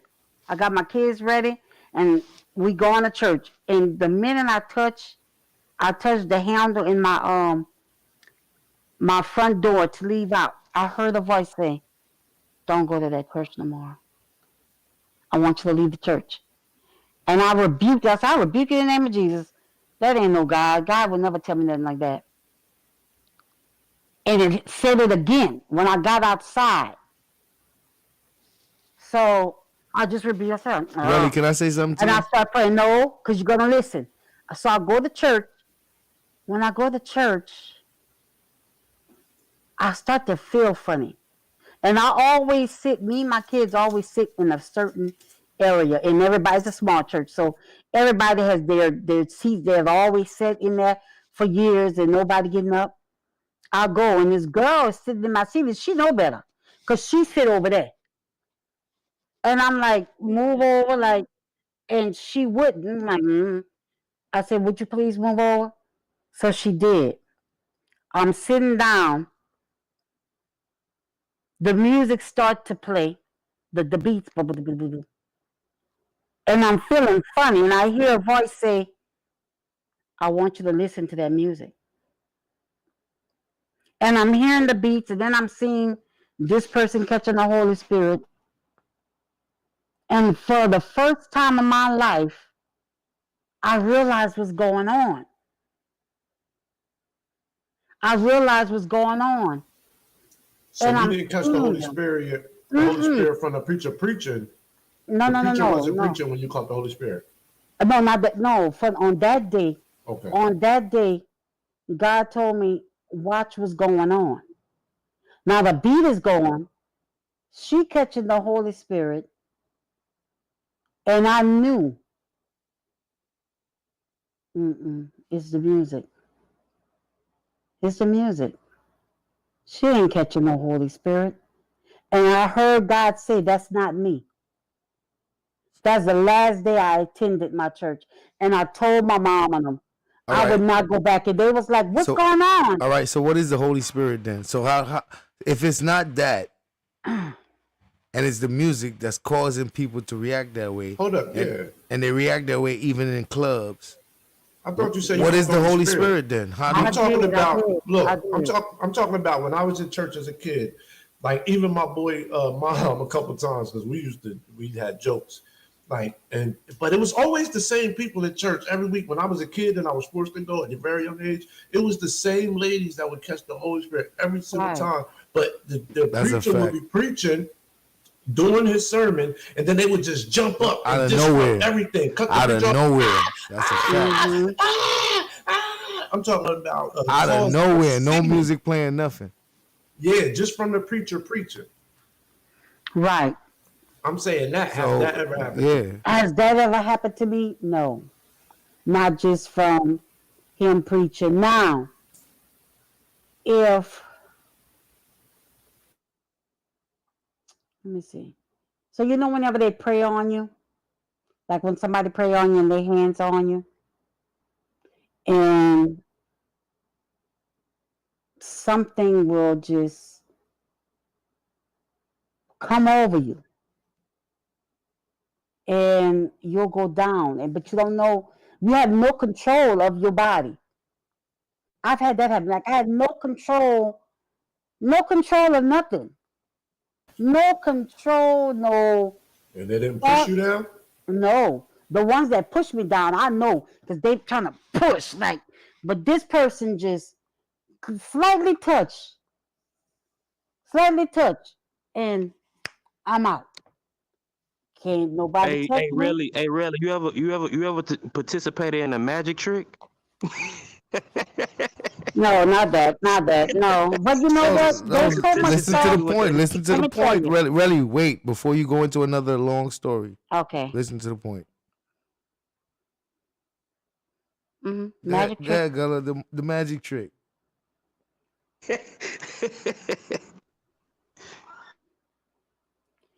So, Gullah, that's it? No other questions about the magic trick? No, I'm just saying that's all I'm saying. That's Okay, what it so is. It ain't like sometimes I ain't seen people admit that they pay. Sometimes they pay people to get the spirit and jump up and down and do all that just to get the people going. This shit is a business. Shame on them. Yeah, I But wonder I why will it say was the this. same person all the time. Like it's the same two ladies, same thing all the time. They just rotate. Right. And sometimes it's mental. And truth be told, that part of church that comes from African spirituality. Like that's that African drum from a voodoo ceremony, Because that's not part of Because that's not part of Catholic. No, Catholics don't do that. When I was Catholic, it is not at all. You don't question where that come from? But you know, Protestants, they still basically Catholic. They come out of Catholic. They branched off from Catholicism. Protestant only means protest, a protest against the Catholics. Martin Luther was still taught and learned in the Catholic way. Everybody else over here in the United States is branches of Protestant. No matter what you are, Baptist, Pentecostal, even Mormons. All that shit is Protestant shit, and it's basically still Catholic. Catholic is the main, you know what I'm saying, one of the main you know what I'm saying, Christian movements. Like, you know what I'm saying, like if you take away if like a lot of people be saying, oh, Catholics ain't that is Christianity. If you take Catholicism away, you take a huge percentage away off of Christianity in the world. If people say Christianity all over the world, but most of that shit is Catholicism. That's a fact. Right, but I don't follow Catholic stuff. I don't follow that. I used to have the rosary because my grandmother was deep Catholic. You from Louisiana? You from Louisiana? Yeah. Yeah, that's why. Because you know why? You know why you were mostly Catholic? Because that area was ruled by the French, and they were the Latins, the Latin Catholics. You know what I'm saying? Right. My grandmother. But really, what are your African people? What are they? Like, do you know what your African ancestors are? No. Do you care? I would care to know. But I ain't following those gods. But I would love to know what they did culturally, what they worship, all that stuff. That's all important. But I'm not going back, give up the God that I know. And that's only because of the miracles that he's done for you. It's only right that I have witnessed. I have witnessed things. I have witnessed stuff that can't nobody. Now I got a question. Does the Bible say that the devil will be doing miracles as well? Yeah, the devil will do miracles as well. Okay. He will do miracles. Okay. That is the truth. So And when he come back, he's gonna be here. He's gonna be doing all kind of stuff. The whole world gonna fall in love with this leader. and how you gonna know the difference? The only people that's gonna know is by what the hell. Okay, yeah, I see your miracles. Let me see your policies. That's the problem. That's the cult mind frame. Like if you scientifically literate, you ain't gonna be waiting for no leader.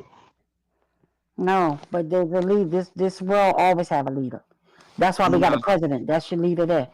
So you always gonna have a king, a queen, a president, whatever you want to call him, a totalitarian. Yeah, chief. Always. Yeah, chief. That come from tribalism and chiefism. Yep. Always gonna have that. That's the world. That's the way the world runs. They go all back to our primate cousins and shit. They had hierarchies and shit too. What primary cousins? Primate cousins. Because that's what humans are. We are primates. And there's a hierarchy in that as well. So every animal, I'm pretty sure. That's one of the things. No, that's one of the things that makes us, like humans and other primates, make us. That's one of the things that make us unique compared to other animals. It's that hierarchy system that we have. Mm-hmm. Right. Don't wolves have a hierarchy? Yeah, they do, but not like primates. Not in the same formation as primates do. Right. Man, Charlie, you are there. You are all the way there. Man. I am all the way there. I believe Adam and Eve, and I believe they probably had those cave-looking people. Maybe Adam and Eve was in a bubble. I don't know, because Adam and Eve was perfect, but the others probably wasn't perfect. What African person? That ain't even the African name. Adam and Eve. Like what? But that's just the name they gave them. Whatever their name was, I don't care what their real name is. You know, that's a Sumerian Mesopotamian story though. She believed the snake passed them an apple and everything, huh? Snake passed them an apple and everything. You believe but that? No, that could be. Look, it's all whatever it is. There ain't no apples in the middle. Ain't no apples in that area. But they'll sell apple. We don't even know what type of fruit it was, but it could be all symbolism. It could be whatever it is. So why, if it could be symbolism, why do you say? Why do you accept it as absolute fact? Because so you're changing. Wait. Understand that. If it's symbolism, that's what it is. But if it's real, then that's what it is. So you don't get to pick and choose when it's symbolism or when it's not.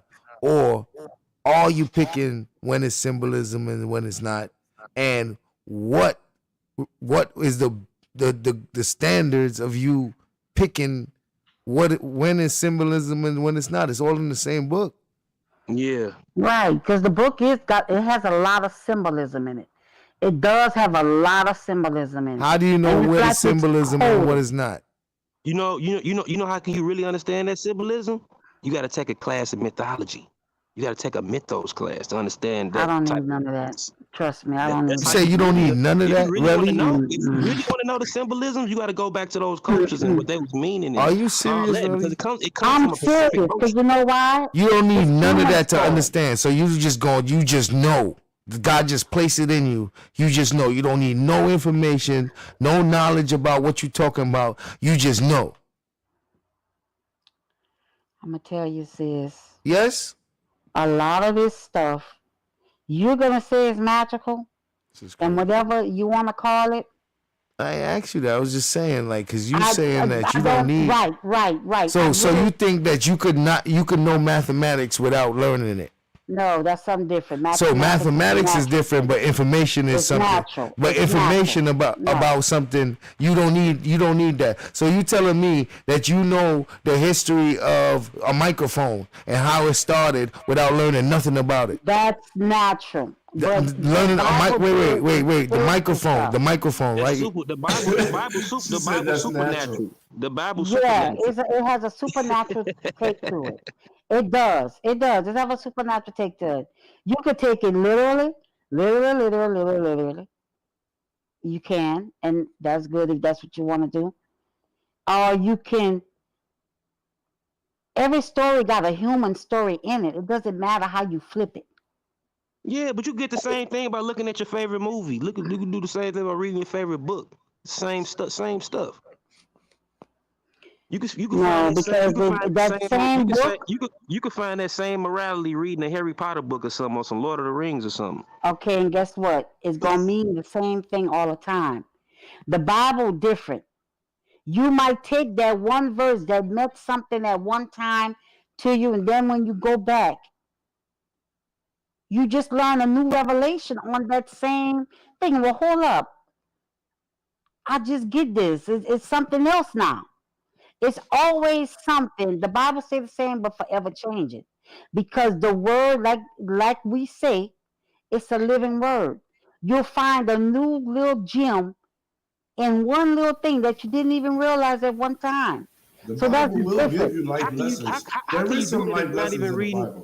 How can you do that if you're not even reading the book straight through? You're just taking pieces and cherry picking pieces out. No, I read it. If I'm reading and if I'm in Isaiah on a certain chapter, then I'm in Isaiah. And sometimes I don't need to read the whole little thing. Sometimes I just need to read 2 good verses that I feel that I need. And I'm going to get something totally different out of that than I got last week. I can't explain it to you guys, because you have to experience it. You have to know, the only people know what I'm talking about is the people that actually can say, yes, I've experienced it. Just like y'all go to y'all scientists. Well, guess what?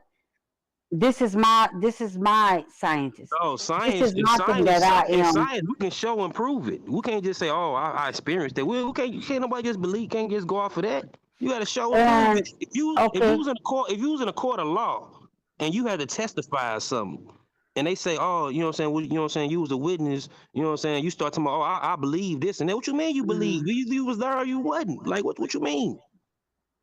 Like, right. You gotta have document and resources and shit. Like, you just can't say, "Oh, it's these people experience." You gotta prove that. Science have data that proves what they talking about.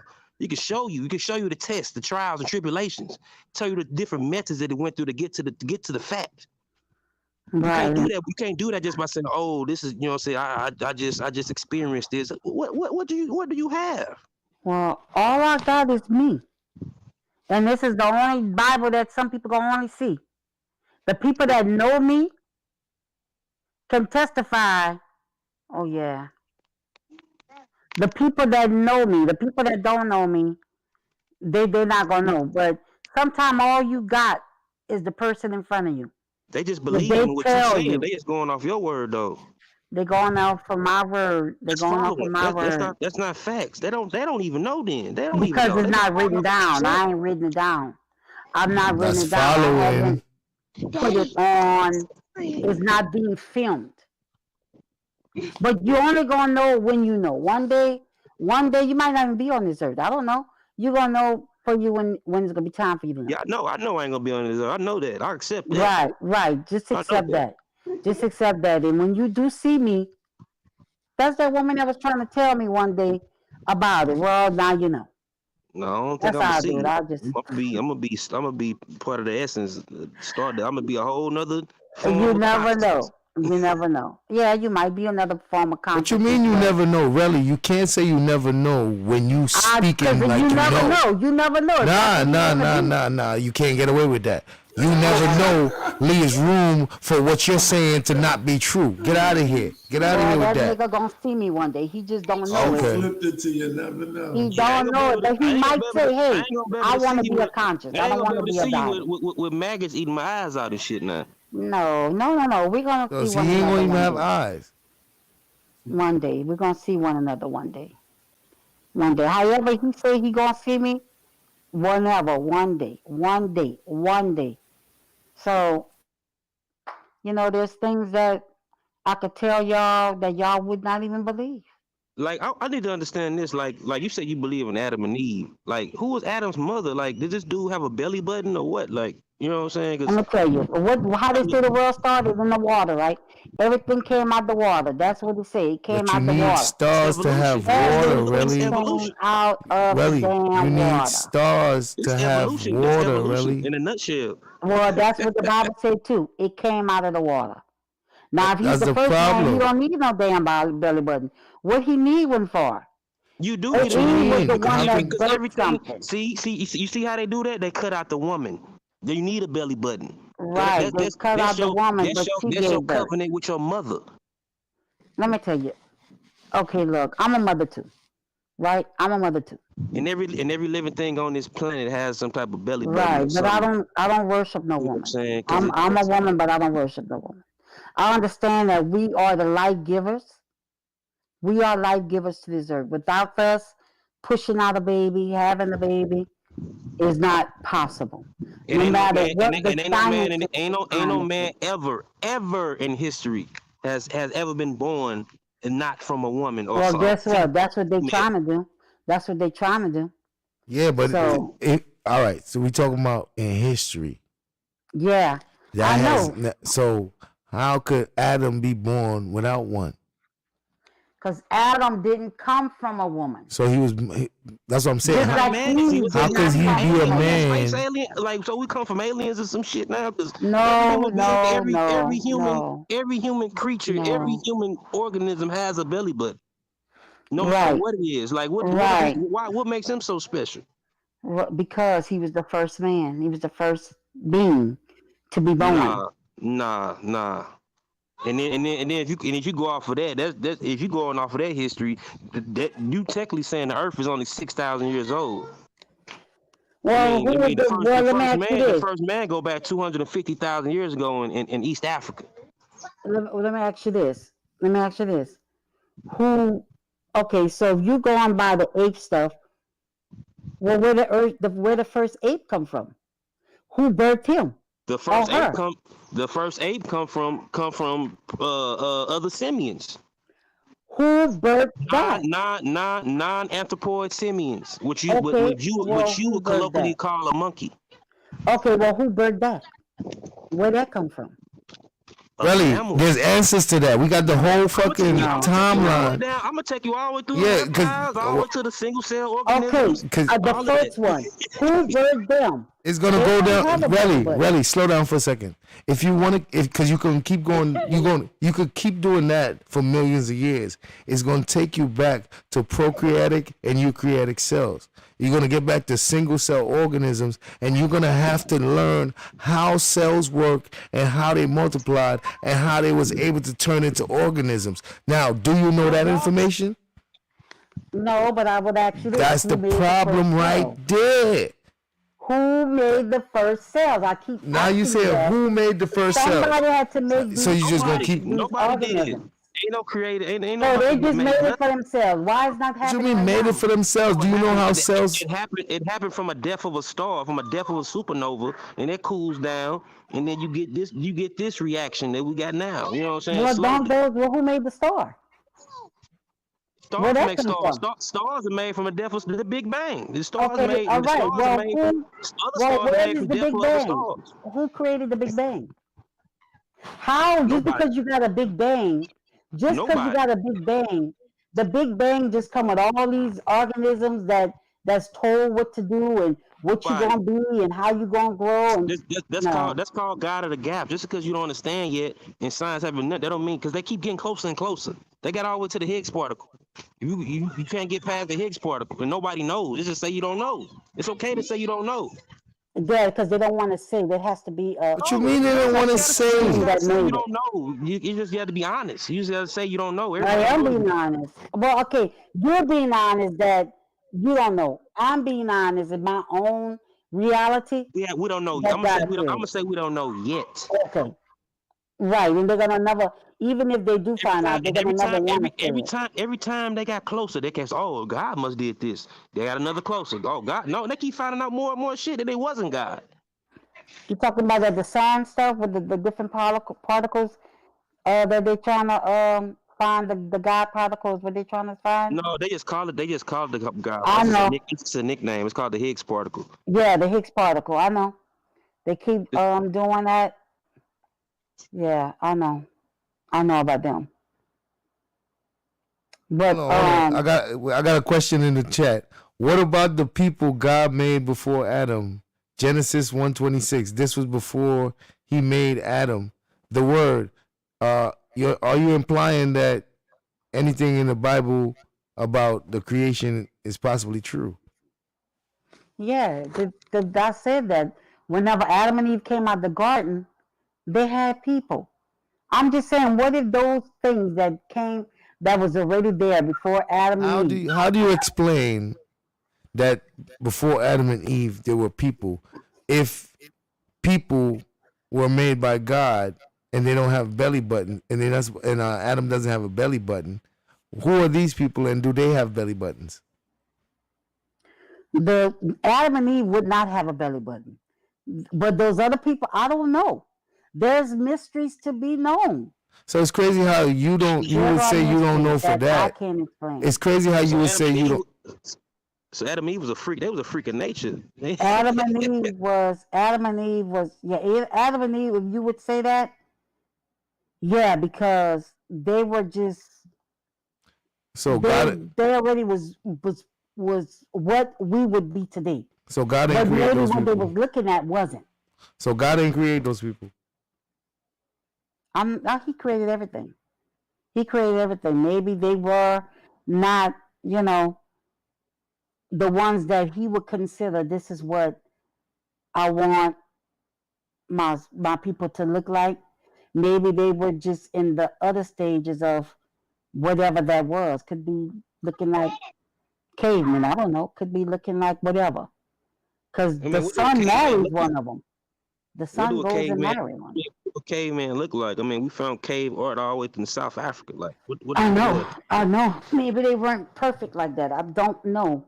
But they also say that they don't know how there is a missing link between what it is. I think Caveman and Neanderthal. How you get perfect people. No, it ain't such thing as perfect. It ain't no such thing as perfect. There ain't no perfect person ever. Science doesn't even say that or teaches that. It ain't no missing link. And missing link is a misconception and a lie. It ain't no missing link. Okay, well. I mean, you have common ancestors. You have you know what I'm saying, things that branch off from each other. You have nested hierarchies in cladistics. You have different clades and branches, and you have a phylogenetic tree. It ain't no perfect. Humans ain't perfect at all. I mean, shoot, a chimpanzee would rip your damn face off. It's so damn strong. You know what I'm saying? Like, and we ain't perfect in everything. If we was perfect, we could fly and all other shit too. What other creatures can do. But perfect as in the only thing that makes us special is we have a complex cerebral cortex. It's just a big brain. Right. That's what I'm saying. We're actually born soft, squishy, and stupid just for that brain to grow. Mm-hmm. Right. Yeah, you're killing me. Yeah, my is like. Do you understand the significance of what he said? Perfect. I consider us perfect in the form of we have intelligence. Do you understand? But dolphins got intelligence. They're extremely intelligent. They got intelligence, but they're not building hotels under the ocean. They're not doing none of that. They're in the same state that dolphins always. We didn't start off doing that either. It took a long time. Right, and they've been here for a long time, and they asses still under that ocean. No, we actually haven't. We haven't been there. We've been here a long time from man, but it haven't really been super long when you look at big history. You know what I'm saying? Primates and shit like that. You know, so we're pretty new. Well, them dolphins been here a long way. They've been here longer than us. Their ass is still under that ocean. I ain't seen them build a hotel yet. But they don't need that. They don't. You think it from a human perspective. Everything. You see the hotels that the beavers are building in the river. Right, where the beavers, they build a dam. That's what they meant to do. They're builders. They're elaborate that should be. Only reason we had to learn how to build all this shit like that because we kept dealing with droughts and nature was beating our ass. You know what I'm saying? Different droughts, the ecosystem change. So you had to cultivate what you didn't have. So you had to create your own environment and utilize and cultivate your own environment, because we went from jungle to woodland savannas to savannas. You know what I'm saying? So we had to create something to survive. It's all about survival, stress and pressure. Only reason we created this stuff because pressure and stress. You know what I'm saying? And because it ain't just all sweet cupcakes. You got to have pressure, stress, death, and all that to become to what we are. So you think you put a dolphin in fresh water, low fresh water, in the pressure of trying to get to more water, but he don't get to no water. You think he gonna build something for him to get into more water? He gonna adapt. It don't got to be building is part of adapt. Okay, he's gonna adapt, but guess what? He's still gonna be in the water. He ain't building Guess what? But guess what too? Well, guess what too? The ancestors of dolphins didn't come from water. They came from the land. Where they came from? They come from the land. They come from land creatures. They went What there were they? to the water because they had to. Because But the what area were they before? some type of land mammals. Like what? Who told you that? And where is this land mammal that I need to see? From studying biology. You can find this I learned this from going to information. school. All right. Do you have the proof? Yeah, you can look at. Yeah, I got some proof. I can get. Okay, let me look it up. Fossil records. It's called the Let fossil me look it records. up. Let me look it up. All right. Well, really, you see that's Now Google. Hold on. Now you Matter do, of fact, the hippopotamus and all the whale family, which include dolphins, have a common ancestor. Okay. Google, what is the dolphin common land ancestor? Damn it, Google ain't even answer me. See that? You know the dolphin ain't a fish, right? Yeah, dolphin ain't no fish the either. Dolphin is dolphin's a mammal. The whale is a mammal. What is Now, the dolphin's land animal ancestor? According to MicrobeWiki, Kenyon College, the evolution of dolphins, or Delphinus, is believed to have started with the Pachyectus, a four-legged, land-walking mammal. The Pachyectus dates back to approximately 50 million years ago. Yep, and if you look at the bones of dolphins, well, they're saying they're saying believe. you can still see the vestiges of those four limbs. If you look at their bones, you can see where the bones, you know what I'm saying, over time, because this happens over time with death, birth, you know what I'm saying. Things have to be born to things to change. You know what I'm saying. You can still see some of those vestiges when you look at the dolphin skeleton of what they was like when they was on the land. Even snakes still have certain the four appendages and shit, you know what I'm saying, from when they were, had four legs. When they adapted to, you know what I'm saying, being limbless. Right, and I think they do say something about that. The snake used to walk. But look, like on his legs. But look, yeah, but nature. He didn't get cursed either. He didn't get cursed either because the snake is one of the most successful creatures on this planet. There's so many different species of them. Mm-hmm. Yeah. Okay. Right. But I don't see they only have a drawing, but they don't have an actual fossil. I don't see that. I don't see the bones of this Pachyectus, and they say might have. See, that's the key word right there, might have. That's we think. No, it's like what y'all say. Now we think. In science, it is. Though we think, no, it could be. I need to see this. See, just drawings. They don't have it. Just drawings of what they think the dolphin was. They're full of shit. All right, I'm back.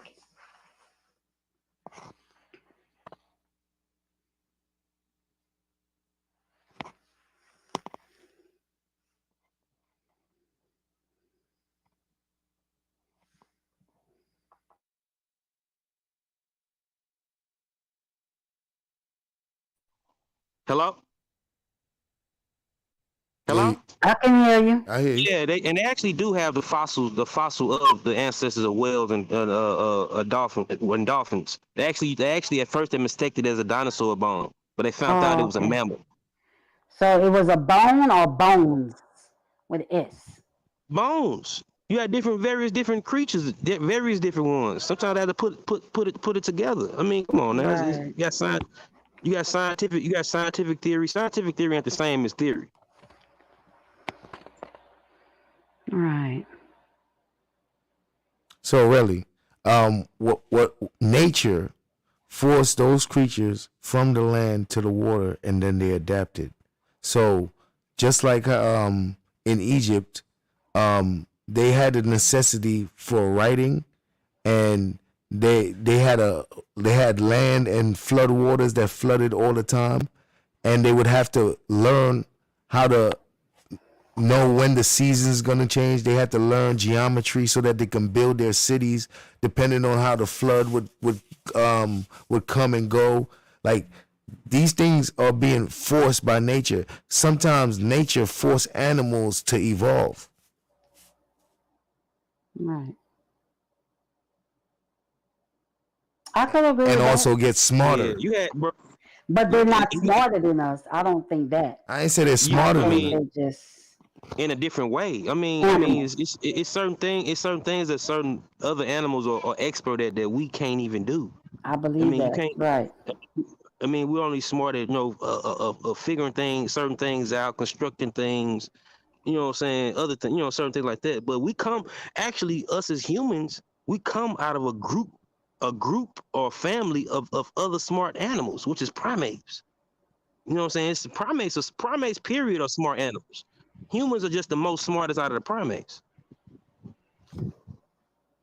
Right. Man got dominion over the earth. I believe that. No, you don't have dominion on anything. A bird will turn you alive. We don't got no dominion over nothing. You just want to think that to conquer. That's a conquering concept. We do, because we cultivate this world. It ain't a good thing. That's not always good. Cultivation is not always good because we can over-cultivate. You ever heard of the Neolithic Revolution? Ever since the Neolithic Revolution, that's where you had most of the diseases and the pandemics in the world because of that. It's a good thing and a positive thing. Most of the people that's surviving are hunter-gatherers. It ain't just about cultivating. It's just we have to do what we have to do to survive. It ain't no, you know what I'm saying, cookie cutter thing. I mean, a lion got to kill the zebra. You know what I'm saying? The zebra crab out his life, but hey, the lion got to do what we got to do to eat. That's what we had to do. You know what I'm saying? We got Kimberly Moore asked me a question. She says, "Sis, fish or whale can't survive outside the water." Well, the thing is, a whale is a mammal, and it evolved over time to live in the water. So even though it can't survive out the water, it's still a mammal, and it's not set up like a fish. As you can see, the whale has to come out the water and get oxygen. It evolved to stay underwater for a long period of time. That's what it evolved to do. It didn't evolve to become a fish, because the difference is a fish have gills. A fish is able to filter the water to give it the oxygen that it needs. That's not the same as what a whale does. A whale still has lungs, and it comes up for air. The same, it has to breathe the same air that we breathe. It's not the same. Yep. And two, you still have fish that don't have lungs, that don't have gills, that breathe through their skin, and they can seldomly survive outside of the water. And some of those fish are some of the living relatives of some of the most earliest fish that would have been our land animals, including us, ancestors. You know what I'm saying? So it is certain species of fish that can survive out of water. You got even one of them, for example, is called the mud flapper. Kimberly Moore asks, "Can a whale live on the sand?" Says, "No, Kimberly Moore, because a whale has evolved. Whatever it was that was a land animal, it no longer is that. It is now a creature that has to live in the water. It evolved over thousands and millions of years. It has evolved to live in the water. So no, it cannot survive on the land." Yeah, and two, let me help you out, Sid. And two, you still have what you would call a land whale, which would have been related to the animals that lived on land before the whales even went to the water, and it's called a hippopotamus. And that I didn't even know, so that's good information. Thank you for that. And I'm familiar with a hippopotamus. I bet y'all didn't know that. No, we didn't. But bet y'all didn't know that. But now that he says that, I immediately consider a hippopotamus spends most of its time in water. The damn man live in the water.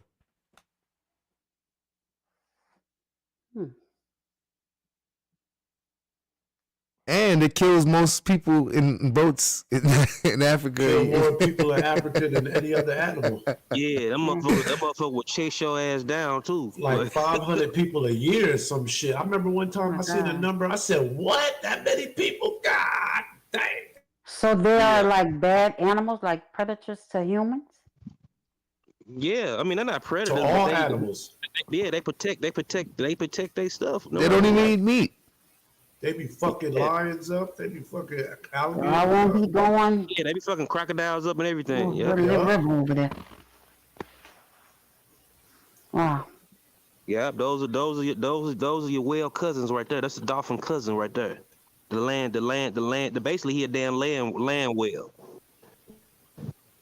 That's interesting, man. That's interesting. See, really? See, there's so much to know, but you know, you gotta really put some things aside in order to grasp the information. Right, and I do. I know how to separate the two. It's just that you ask and you force me to bring in that other side, but I know how to separate the two. I really do. I made an A in biology. I love biology. I love science, but I know how to separate the two. The physical world and the spiritual world, I could keep those two apart. But you know, the physical world is the science. Mm-hmm. Oh yeah. But shit, the actual cognitive of the word spirit come from the real world too. It's a Greek term that means to breathe. Period. Mm. Damn, Gullah, you got a lot of information.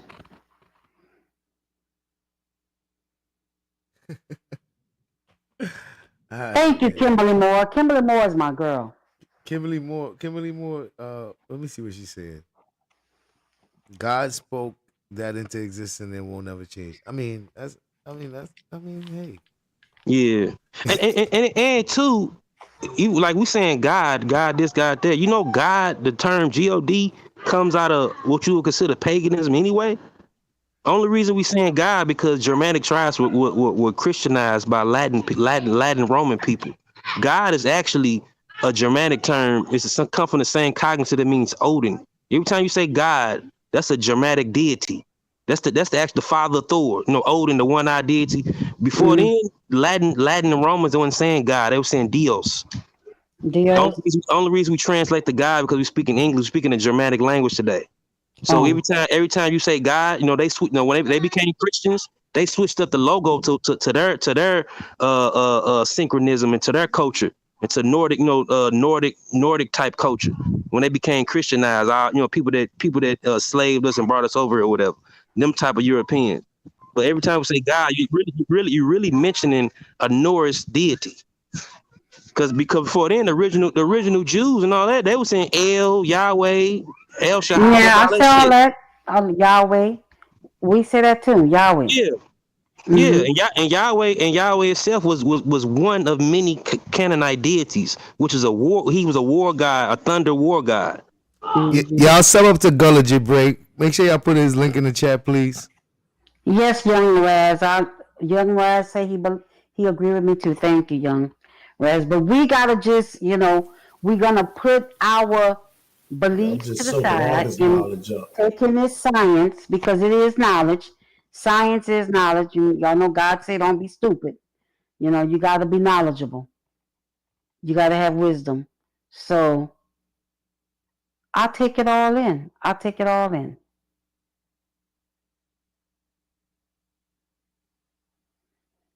Mr. Sid? All right. So, Professor, what we got going? Let's get back to the video. Everybody's welcome to stay. We're going to review it together. Gullah is already familiar with this information, and he could correct it. Right down, right across it, a picture of Goddess Hathor. Right there.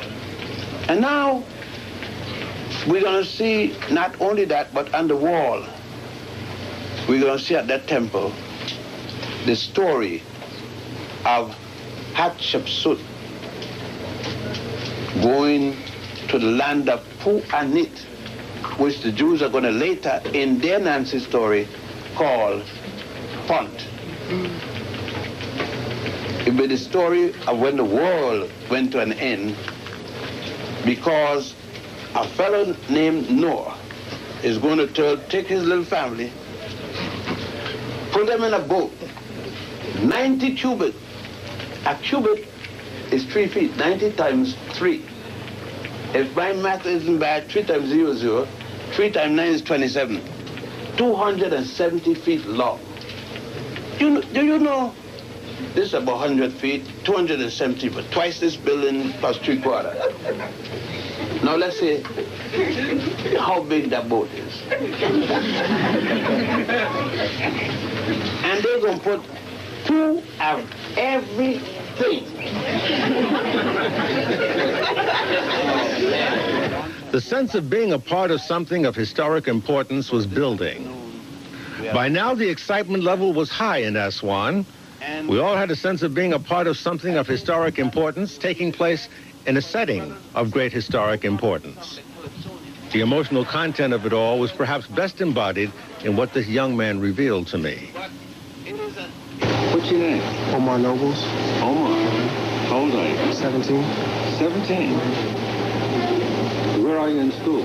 I just graduated from Climbers High School in Oakland, California. Oh, really? What are you doing out here? This was a graduation present for my parents. A graduation? That's kind of unusual, isn't it? Well, no, my parents believe in to pass on the legacy to the family, I guess. So basically, they came back to Kemet about maybe 10 years ago and felt that this was something that they had to pass on to me and to my 3 sisters. So basically, as each of us graduate, we will be given a portfolio with a message from my parents. A portfolio? Is this it here? Yes. Let's say that it's blank. It's a diary for me to journalize. Uh-huh. What was your reaction when your father gave you this ticket? I was shocked and nervous and worried, and I mean, all these emotions hit me at one time. It was kind of stunning. Apprehensive too? Were you somewhat resistant? No, I've seen pictures and slides and heard about Dr. Ben and his works in ancient Egyptian studies. So basically, that part excited me because I was kind of curious in the meeting this man for myself. There's a saying that youngsters know it all. They got it all figured out. This thing called life. Were you part of that cadre? In some ways. In terms of, parental advice, in terms of hourly going out and, oh, Mom, I should be home by such and such. Well, that's kind of late. Oh, Mom, I can handle myself in the streets. I'm not worried about these people, but you always have to be a little bit comprehensive anyway. Your father wrote something on the end page here, the inside of the cover. Did you read that? It says, Dear Omar, your mother and I thought that this trip to Kemet would be the best graduation present we could give you. We wanted to give you the gift of visiting in person, seeing with your own eyes, and knowing for yourself the greatness that belongs to you and our people. The significance of your graduation is that it marks the time that you personally start to make your own mark in history. There is nothing that you can't do or become as long as you believe in yourself, your family, your race, and your God. Look at what we, black people, did. Know what we can do and decide what you will become. You belong to greatness. African blessings and love. Your parents, Wade and Vera Nobles, Ptah Hotep, 6/29/87. What does that mean to you? That my parents are probably the best parents ever in the world. My father's, I don't know, it's like he sees all these things ahead of me that I really didn't pay much attention to. And he knows more about my greatness than I did for myself. Yo, Gullah, can you type in the chat so they can put your link in the chat?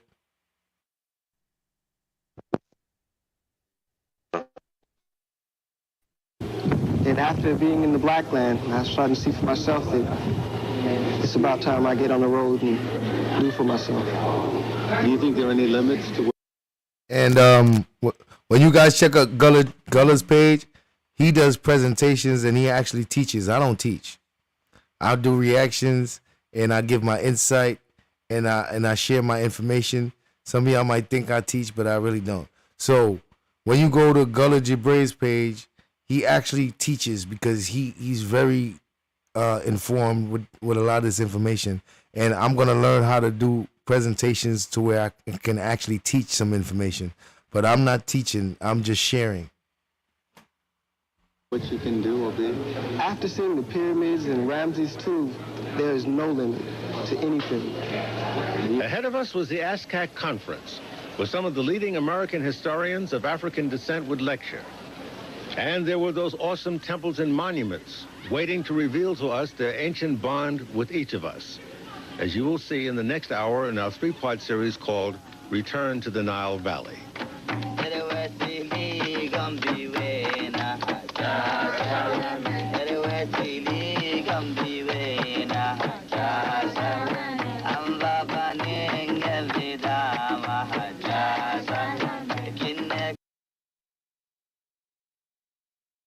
So, wait.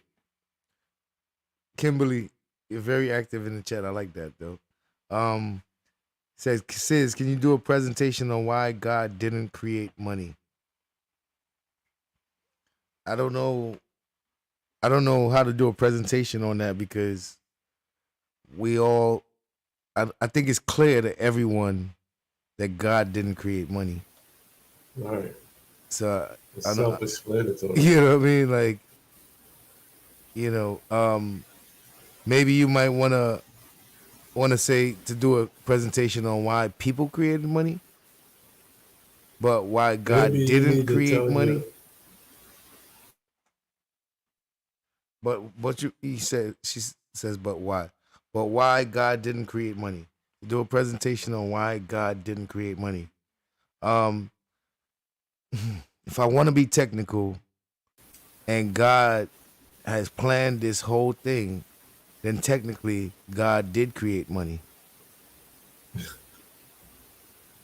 So you should go to your church and say that. You should say that to your You know what I mean? preacher. At the end of the day, all this is part of God's creations. So technically, God did create money.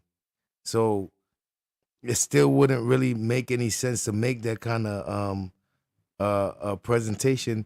It would have to be a different presentation on basically like why or what should money be used for or something.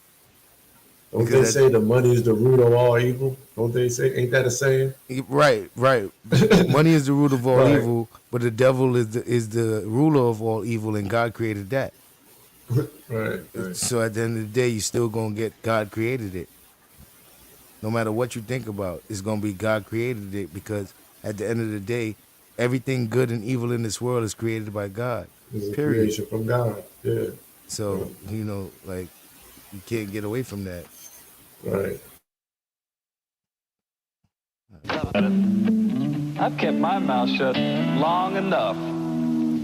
They are now gathering to witness a conference in Aswan held by an organization of historians of African descent called ASCAC, which stands for the Association for the Study of Classical African Civilizations.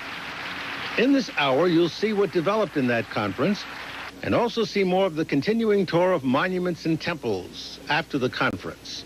All that after this. Egypt is a country of about 45 or more million people. Those people live in about 4 to 5% of all the land. The Nile, along the Nile, that's the fertile land. Egyptian education is free, completely free. Education is free to and including college. You don't study what you want. You study what you prove you're competent of doing. He said that shit is free. College is free in that motherfucker. That's interesting. That is. So these children.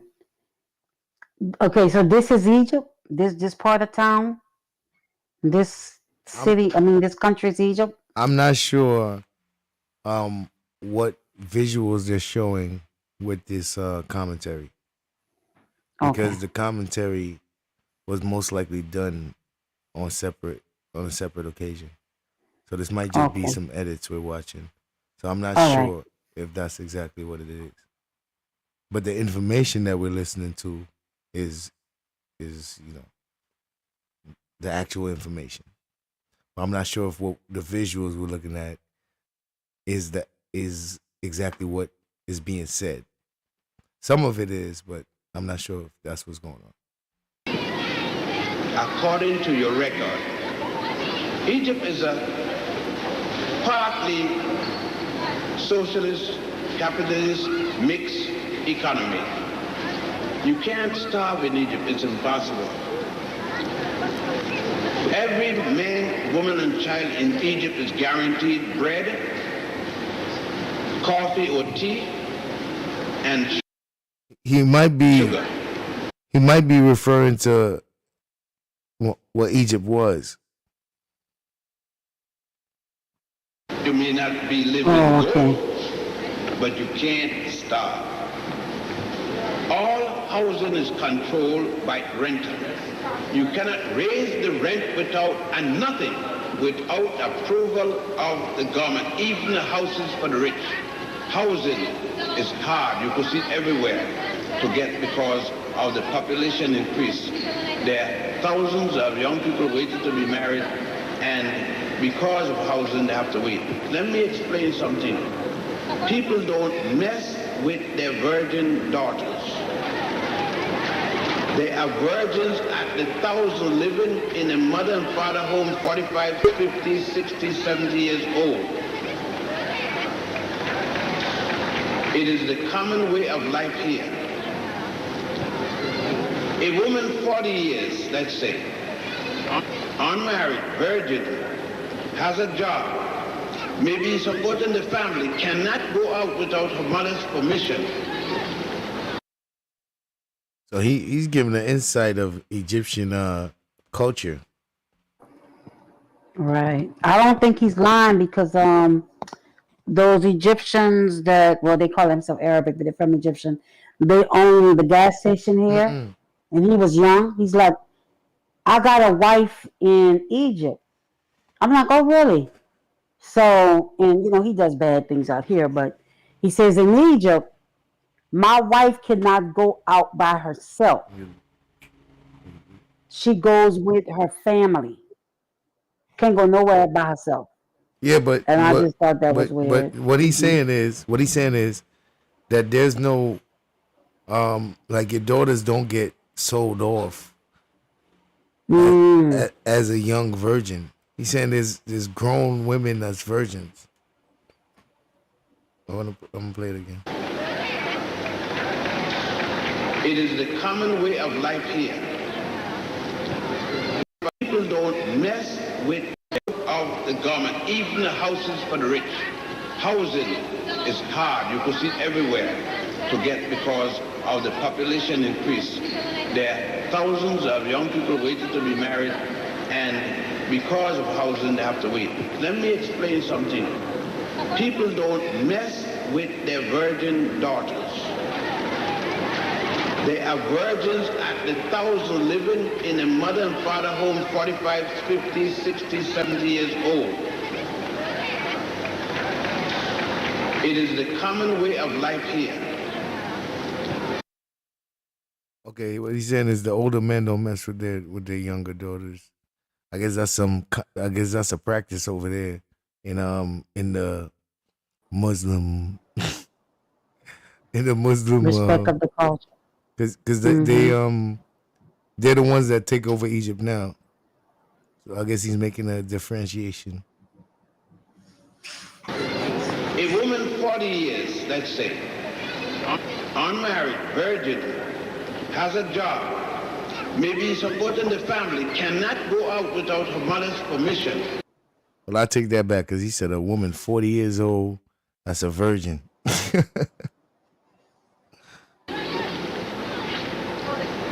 She comes home from her work. If she wants to go down the street, she has to ask her mother. She can't go and open her own private apartment and live there and a boyfriend visiting. Are you right, really? When she gets her first marriage... And I want to say too, Sis, most of the people here, like the commoners you see, they're all Muslim in Egypt. They're not technically Arabs. They just people, Egyptians that was Arabized. You know what I'm saying? Like when the Arabs came in, they came in as like an army, but it was like super numerous. It kind of affected the political hierarchy. You know what I'm saying? And everybody else kind of converted. You know what I'm saying? Through time. But so these are real. These people we see are real Egyptian. They've been looking like that. One thing I do disagree with Dr. Ben on, even though this is back then, that he would say that the Egyptians were our ancestors. These people are not our direct ancestors. These are other different Africans. They're Africans, but they're different Africans. Right. I tried to make that clear with the people as well, because at the end of the day, we are descendants of West Africans, and it's very diverse. There's a lot of travel through the Sahel, and there was the Muslim slave trade, the Islamic slave trade through the Sahel. There's a lot of mixture in Africa as well within the blood. So it's good to at least try to figure out which people you're from. Africa is not a country, it's a continent. It's huge. Africa is no one people. So it's important to know which one you might be a part of, and understanding the culture, and you might even understand why your family or family members behave the way they do.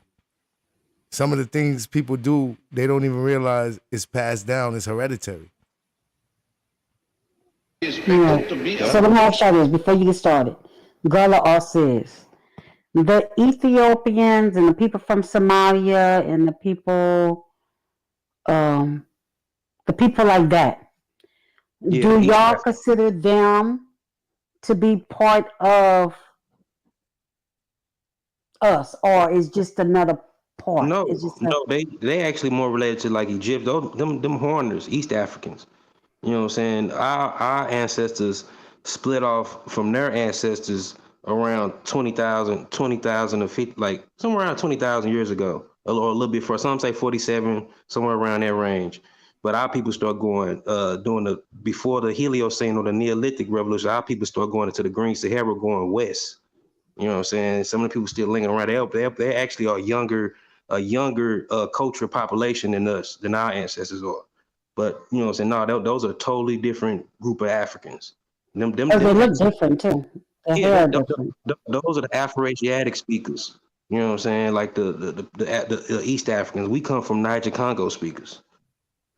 Okay. Do they consider themselves to be part of, or they like, nah, we're not? I mean, that whole global Pan-African thing, that ain't really going on in there. Even when we go to West Africa, nobody really consider themselves, as one people like that. That's more of a new thing, like a new after colonialism and after decolonialism and stuff like that, where you got the Pan-African movement. But other than that, people are different. The Yoruba, man, even though like Yoruba and Igbo in Nigeria, they super closely related, but they don't even look at themselves the same. Especially if you go to Somalia, that's a totally super extreme difference than even them two. You know what I'm saying? Those totally different Africans. It's no different than it's like saying a person from China is the same from a person from India, even though they're both in Asia. Right. So you got all these different, right. In Africa, you got all these different features. Depending on which part of Africa you're from, you're gonna have different features. The problem is with the racist Europeans, they came up with this Negroid feature and Caucasian feature, and the problem with that is you got dark-skinned people that has Caucasian features, quote unquote. So because of that, or like I say, aquiline features or narrow features. Right. Where they have, because my nose is what you would call an alkaline nose. You know what I'm saying? It's not as straight as a white person nose, but it's still considered alkaline because when you say Negroid features, they make it seem like you got to have a bell pepper nose, big old, you know what I mean? So with that racist connotation, it kind of blurs the lines of understanding. So the clarity comes understanding that Africa is a continent, and on that continent you have different climates, different environments, and with those different environments, you're gonna have different looks, different people. So right in Ethiopia, you got people that look like Nipsey Hussle, Haile Selassie, and you got people that look like the Oromos. You got people that look like the people of they look like what you would consider Negroes. So you got both. Yeah, because you got a mixture right there. Because you got them people, like all the people, like he named with Afro-Asiatic, and then you got the Nilo-Saharan group, so these super dark, tall dudes, you know what I'm saying, that live a little bit further south of Ethiopia that came in through the Sudan, you know what I'm saying? Facts. Yeah, but them people, like you got different in Africa, you got different gene pools as well, different, different traits, different genetic lineages. Even though like a lot of the people in East Africa, Y chromosome come from like we come from E1B1A, and they come from a lot of they common paternal markers is E3B, and then other so you got other different maternal markers is different too. But that's a whole nother story when you get into genetics and haplogroups in different population groups. Yeah, we started doing DNA, so we learned about DNA doing the Sunday services. I did a couple episodes on the whole documentary of DNA. It was like four episodes I did. It was a 6-part series, but I did like 4 episodes. And the next step of that is understanding genetic markers, haplogroups, being able to see the human migration, the back migration through the genetic markers and the changes throughout the haplogroup. So eventually we're going to get to that. So he's giving you a preview of that because it's so much different ways to get the same information. So that's how they're able to confirm it. That's going to be interesting. All right, so I'm impressed with it. Unless y'all want to say anything else on the subject? No, that's cool. I'm cool. All right, and must submit the proof to her mother that night. She gets a little piece of cloth to put under her, and she must show the blood stain by morning. About 99.9% of all first marriages for women in Egypt are virgins. You violate the rule and you are a trap. So it's serious business, gentlemen. Please take precaution in terms of addressing women. You will see women wearing black. Primarily, they are women from the country or used to be living in the country and moved to the city. It shows that they're married or they're widowed. Mostly if they're wearing black lace that you could see through to the design underneath, they are engaged.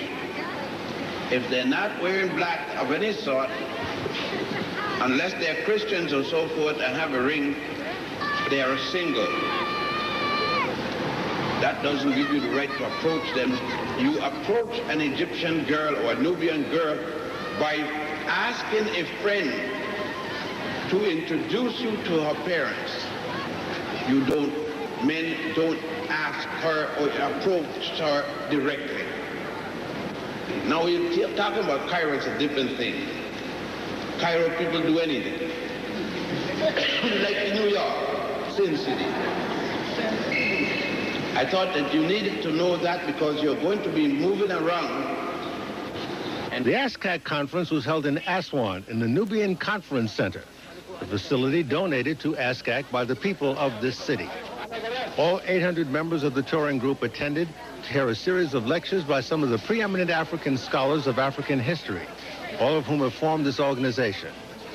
Once I started studying that language and realized that it was more than just simply grammar that I had to get the whole spirit of the civilization out of that language and started doing that, then I just went through a series of transformations. Now, then I understood the dream that Ben had. That is the dream that we had to really make this Nile Valley flourish again. Then I understood the dream that going back to the 19th century, Martin Delany had about the ancient Nile Valley civilization and so forth and so on.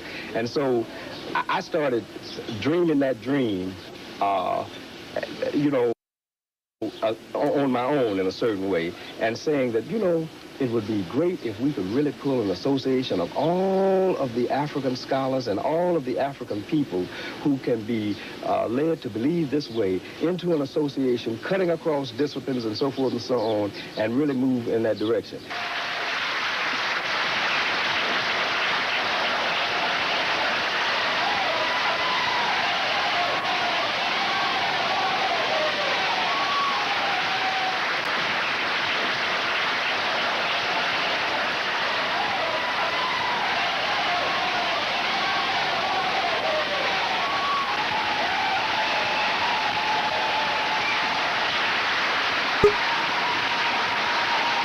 Professors John Henry Clark and Joseph Ben-Jochannan are elders in ASCAC.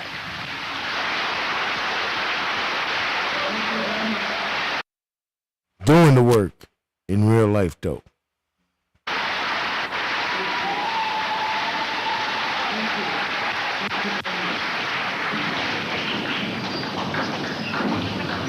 Brothers and sisters, we have come to this sacred place, this sacred land, made sacred by the history that unfolds here with the help of our ancestors. We must remember that here on the Nile Valley, in both the upper and the lower part of this valley, we produced a great civilization that was a composite civilization, a civilization that was a mixture of many African civilizations, and not just the civilization of the Lower Nile alone. We produced that civilization in full before the first invader, before the first European war shoe, lived in a house that had a window.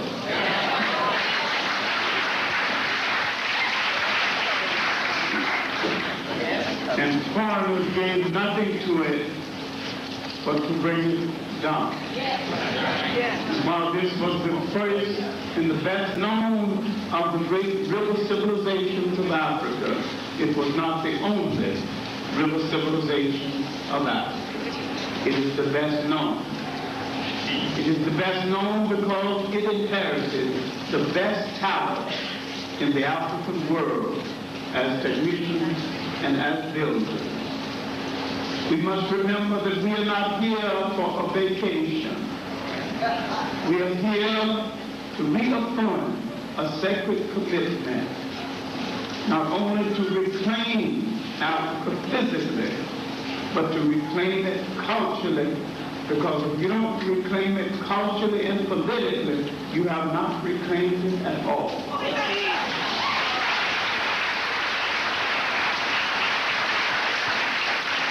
With this said, I am pleased to announce that this 4th annual conference of the Society for the Study of Classical African Civilization is over. The conferees heard a series of lectures about various aspects of African history and culture, as well as its implications.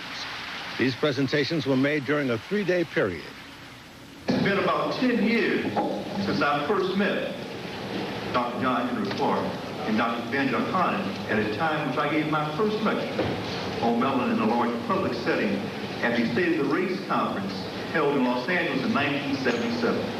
So 10 years is indeed a circle of time to have passed, and I too would ask the great brother if I have permission to speak.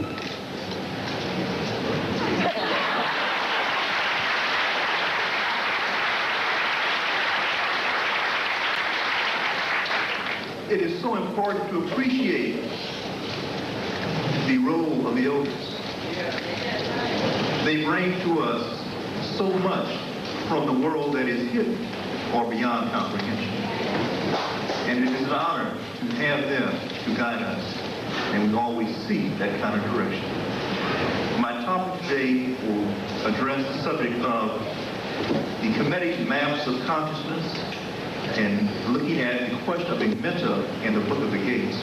Let me kind of begin with an overview and say that in some books, they begin with an opening saying that in the beginning there was darkness, or if you will, blackness, and from that came light. That does not mean that dark is dirty. That does not mean that dark is chaos, meaning of disarray and anarchy. Rather, it raises the question that was presented to Dr. Benjamin Conant yesterday, that darkness is the womb of life. It is a doorway through which things come from which are beyond material comprehension. And then it takes on a material presence that is more, quote, gross or coarse in manner, if you will, solid, liquid, and gaseous. But that blackness is indeed the birthplace through which light passes and it takes on material presence.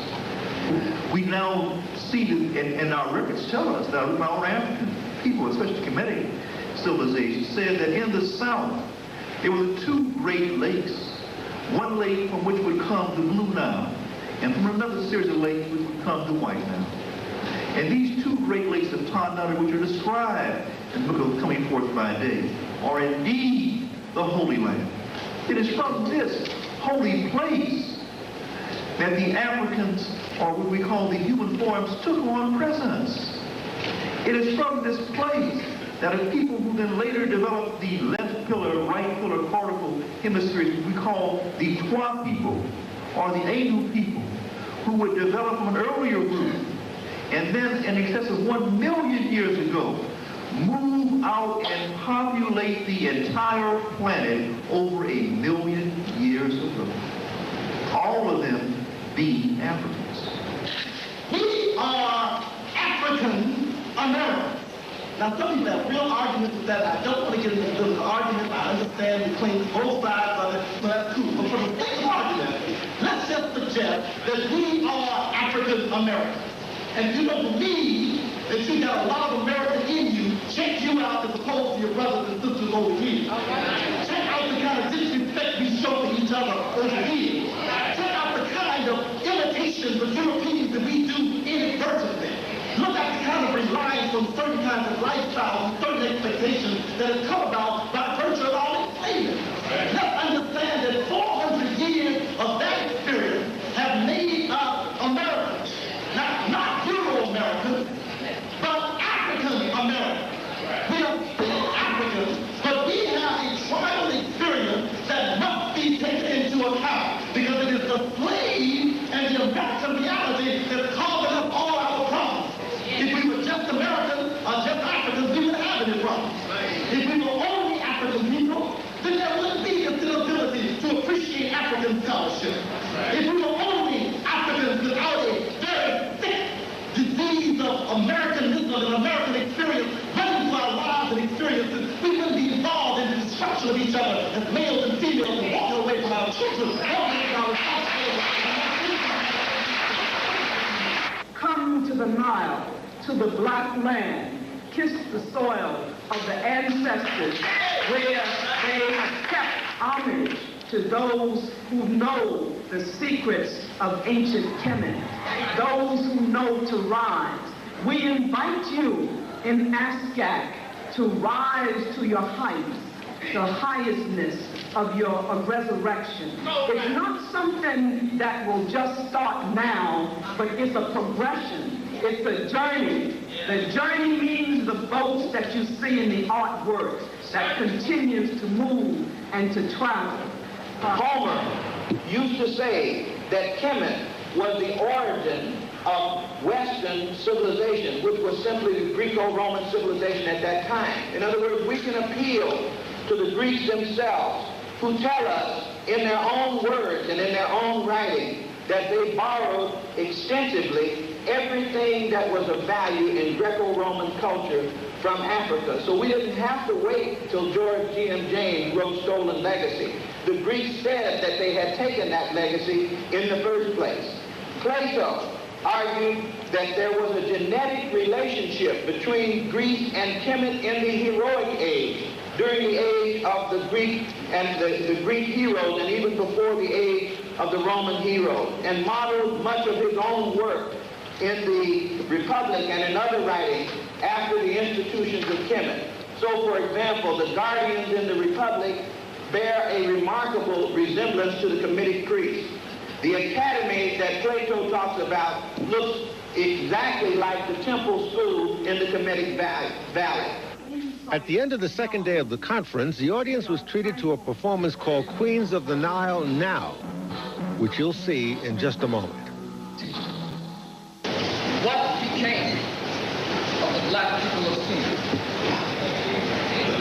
The traveler asked the old man. For ancient records show that the people of Sumer were black. What happened to them?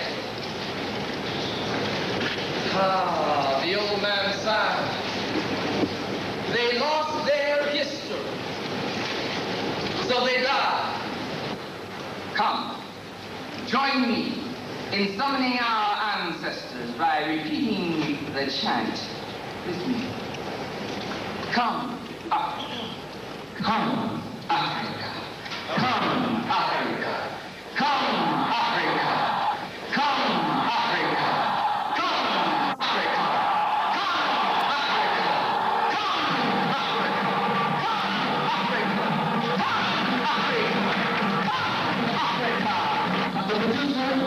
The writer and the designer of these magnificent costumes, my queen and wife, Miss Ingrid Thomas Anderson. Please give her a hand.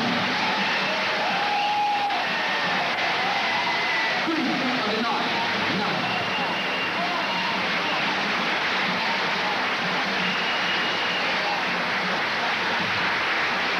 Thank you very much. It has certainly been our pleasure and honor to bring Queens of the Nile here to the Nile to present to the ASCAC members. All of these sisters that you see today, this is the first time they've ever performed it. Most of them.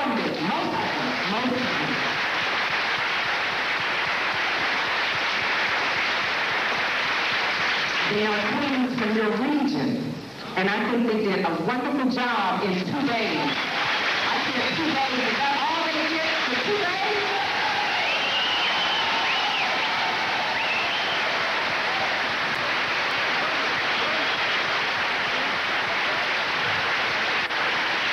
Amidst all the cultural and intellectual excitement of the conference, a rift clearly emerged between some members of the organizations.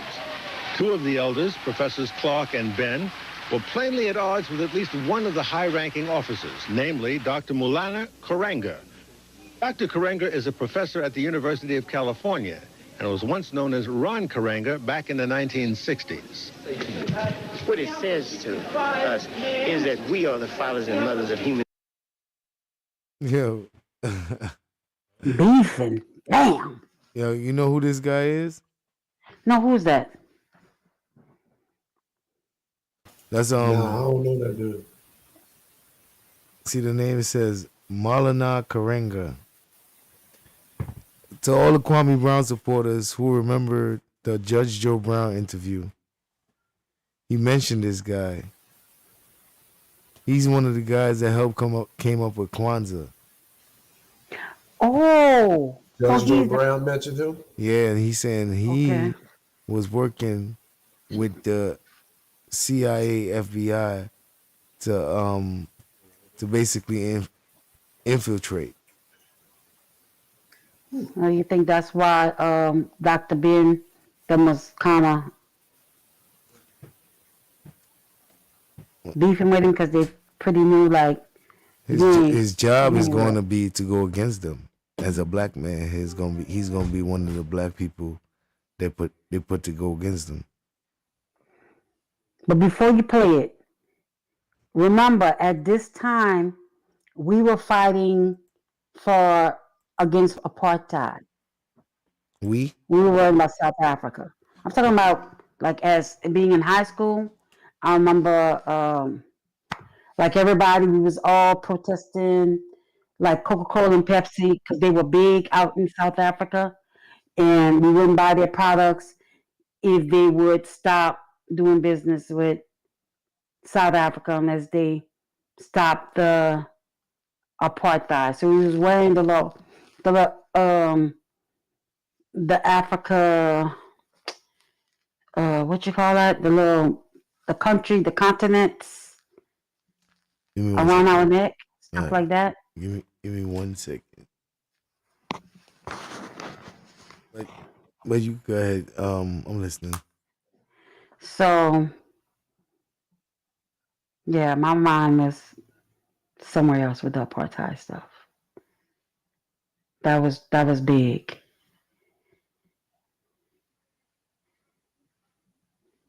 Faz, do you remember that? I don't know if you're in my age group, but the apartheid stuff, like protesting against the apartheid.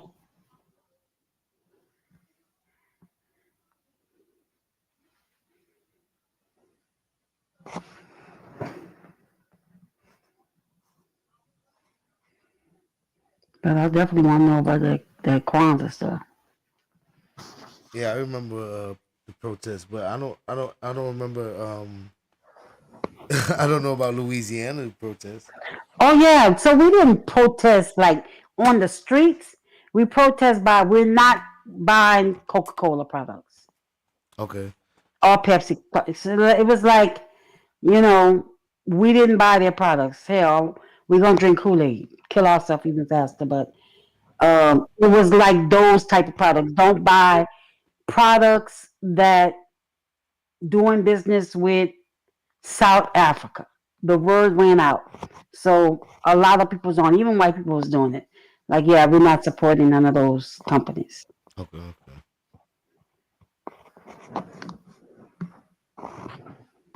Professors Clark and Ben were plainly at odds with at least one of the high-ranking officers, namely Dr. Maulana Karenga. Dr. Karenga is a professor at the University of California and was once known as Ron Karenga back in the 1960s. What it says to us is that we are the fathers and mothers of human civilization, that we introduced the basic discipline of human knowledge. And we who are the fathers and mothers of human civilization have no business playing the cultured children of the world. What this does is offer a paradigm or a model of African possibility. As Garvey said, what humans have done, humans can do. So by watching this, by seeing this, by examining this, we have a model of human, i.e. African possibility. Dr. Karenga, in your educational experience, was any of this run down to you? No, this was never run down to me. And when I studied it in European civilization, they saw Egypt as part of Europe. Egypt is the only country in the world that ever had to justify its geography. All the other countries, if you find them a place, people assume that the place you find them in, that's where the people belong. But here in Africa, Egypt is supposed to be part of the Mediterranean or Asia. So when they taught it as European history or Asian history. We had to break with this tradition and begin to redefine our reality and our own image and interest. Did the discovery of the truth make you angry? Of course it did. It made me angry that the European would lie so systematically, that he was such a small human. He needed to hoard all history. He understood that history and humanity are dialectically linked, that the more history, the greater grasp you have of your history, the greater grasp you have of your humanity. Ain't it funny how he's using the information that they found? He's agreeing with what they saying. He's upset, but yet he's working for them. It's funny. Funny how they do that, because double talking. And what he wanted to do was to dehumanize us. So one way to do that, a sure way to do that, was to take away our history and make us, as Malcolm said, a non-historical being, i.e. a Negro. Are you saying then that it's a tool of oppressing a people? Oh, yes. The destruction of a people's history is one of the first acts against the people. To interrupt a person's history, as Cabral, the African revolutionary theorist, said, to interrupt a people's history, to appropriate it, is to at the same time appropriate their capacity for creating progress and contributing to the forward flow of overall human history. So what one does is loses one's identity of purpose and direction here, because all acts are historical acts. All acts toward establishing identity, purpose, and direction are historical acts. And one does not grasp one's history, one has a question about one's humanity. Therefore, when the black people could identify with nothing but Mississippi, Alabama, Georgia, they assumed like Topsy they just sprang up. And they were glad to be anywhere other than the home of humanity and human civilization, i.e. Africa. You have been studying the history of the Nile for some time, but I understand this is your first trip here. Is there any specific impact that eyeballing it is having on you? Oh, it certainly is. I mean, in the final analysis, practice proves everything. And just to come back is a kind of spiritual experience, especially to come back with ASCAC that Jake and I had first founded along with other co-founders, to put together a project like this, to bring back home 1,000 people, is a spiritual experience in itself. And to see all these people interested in rescuing and reconstructing our classical African civilization is an upliftment for me. And it certainly will deepen my appreciation for the project ASCAC, the Association for Study of Classical African Civilization, is involved in. My thing is, after saying all that, how you at odds with Dr. Ben and Dr. Clark? What could possibly be the problem? He sound like a slow talking motherfucker. I know. Fast talking, you know what I mean? Car salesman ass nigga. He one of them jive turkey ass niggas. How you sell out your own people? Why? Money, money, money.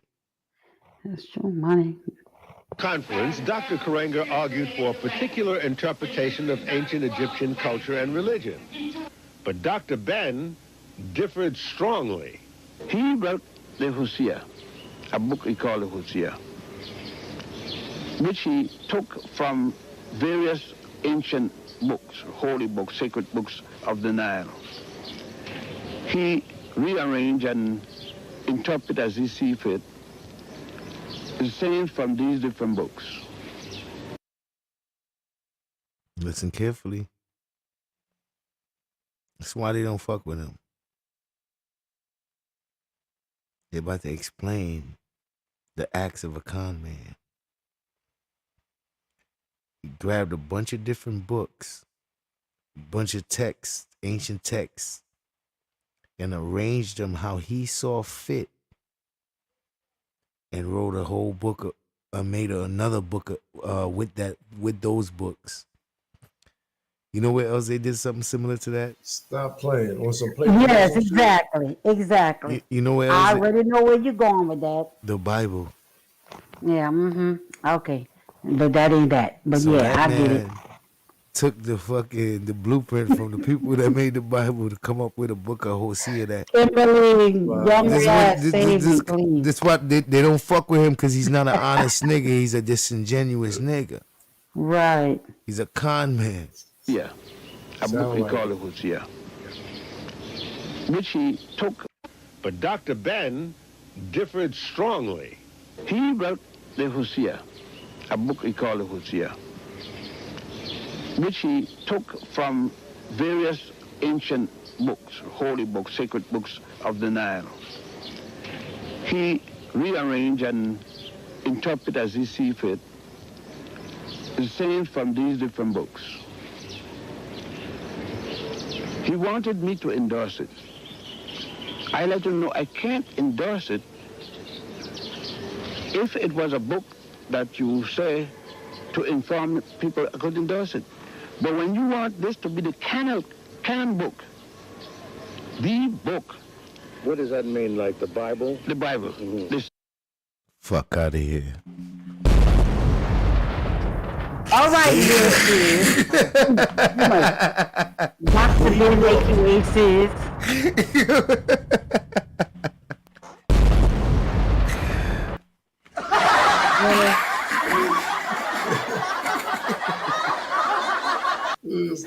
Really, stop playing with me, really.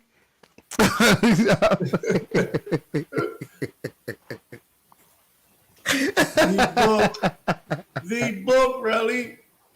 I ain't saying on mine. I hear him, but that ain't that. But yeah, I get it. Yeah, whatever he's saying. My man said, "What, the Bible?" No, he can't be serious, bro.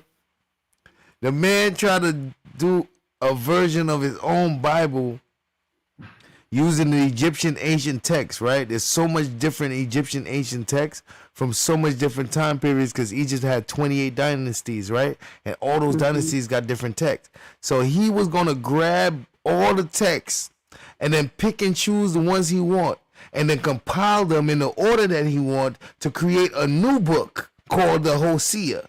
And that book is going to be the canon for whatever argument he's trying to produce. And he wants Dr. Ben to endorse it because Dr. Ben is the stamp of approval because he actually does this and knows this information. So if he stamps this nonsense, he's a con man just as him. Thank you, Dr. Ben, for not doing it. He was insulted, huh? Insulted, bro. Insulted. So they on the same team, and he don't fuck with this man because they're part of the same organization. Because you know it's not that dude's organization or Dr. Ben's organization. It's an organization where all these people that's in the field were called to be a part of this. So that's including niggas that's in the field that he don't fuck with. That's him. Let me ask you this: did you read that other guy's book, or I never I came ain't read together? this book. I didn't read this book. They probably wouldn't let it come out. It's probably just all plagiarism. Man, this book is probably out, but it's not plagiarism because he's like, well, let me not even say it. Probably is. Or he's just interpreting the book. He's interpreting all this other stuff and just putting it in the book. I can't really say because I don't even know the book, so I can't say. Because Dr. Ben said, and he would just interpret whatever he wanted to be.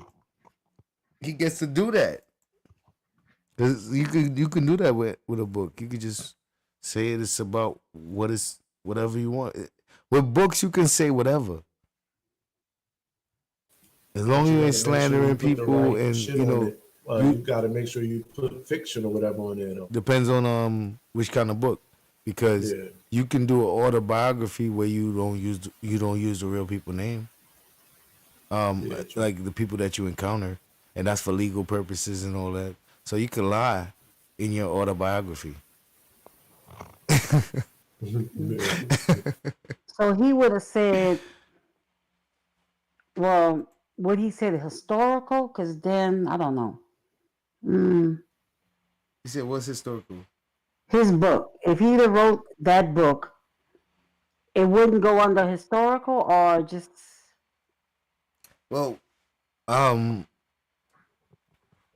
not sure where that book would go under. It probably would go under nonfiction. But it still wouldn't be. I don't know where it would go. But education or something. It probably right because some things. All right, so let's say if you wanted to find Homer, the Iliad, and the Odyssey, where would you find that? In fiction or history? In fiction. Fiction. So you wouldn't find that in history? No. In fact, I got that book. So if you wanted to learn about Homer himself, what would you learn about that? Historical, probably. But historically, Homer could have possibly not existed. I know. That's another thing. They're saying that Homer's book could have been written by different people that just go under Homer. Would you find that that information? Would you find that in the nonfiction or fiction section? About what I just said? Yeah. That would be in the historical nonfiction section, right? Right. All right, so in the historical section, you could find out information about stuff that's not even true. But you're just gonna get the information about it. Right. Here's information on what. That's what I'm saying. So Okay. so in the historical section, you could get the information about things, even though it might not be completely true. The story might not be true. You can get the information about the story, which is true. How people might have came up with the story, what was going on at the time, different stuff like that.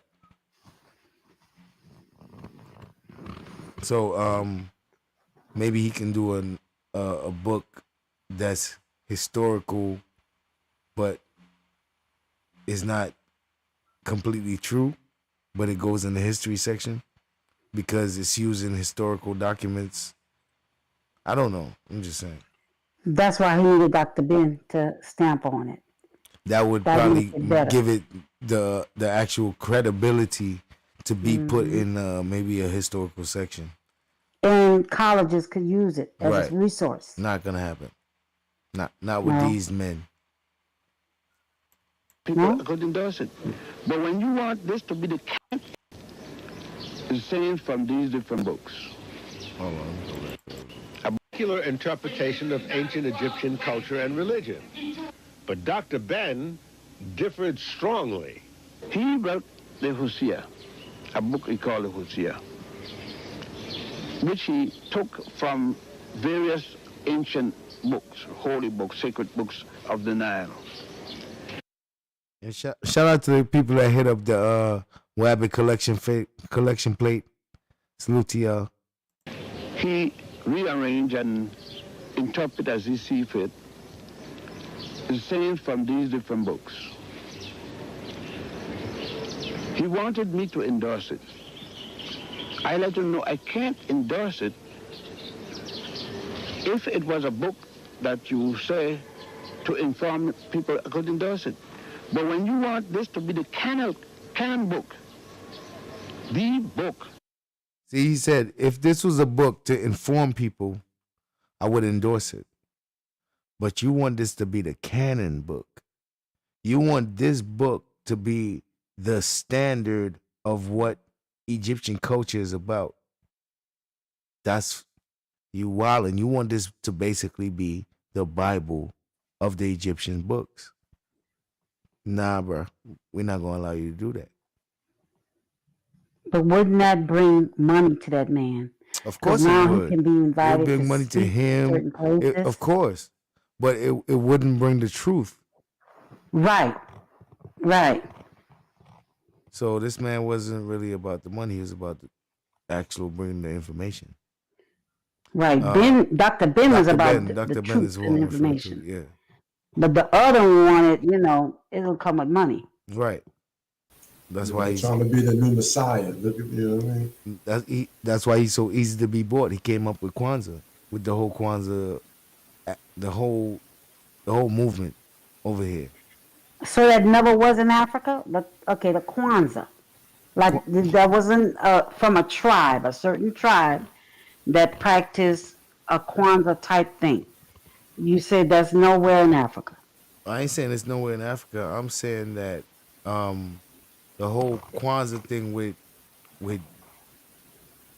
the time period around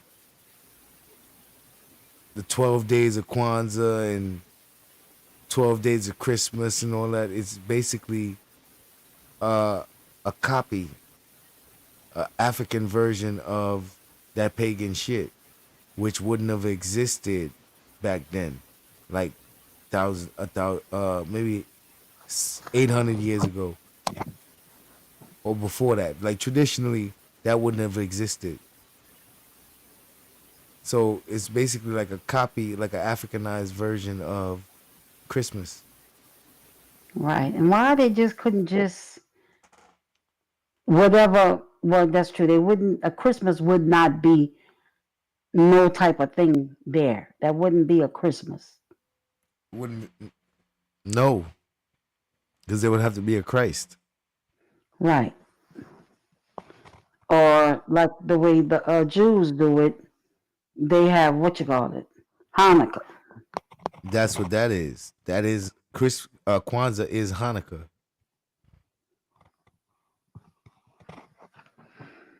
Do the Muslims have a Hanukkah or something like it? I don't know. Is Riaz still in here? One of my African friends was Muslim, and that's what he celebrated. They didn't celebrate Christmas; they celebrated Kwanzaa. Kwanzaa? Yep. You said 7 days long. Kwanzaa and She said Hanukkah, 7 days okay. long. All I remember is Kuji Jakalia. What's that? They taught us that and shit. I learned it in school. Kwanzaa and I can't remember all that stuff. I can't remember it right now because it wasn't important. You went to what kind of school did you go to? Well, Kwanzaa has nothing to do with religion. What Kwanzaa has to do with?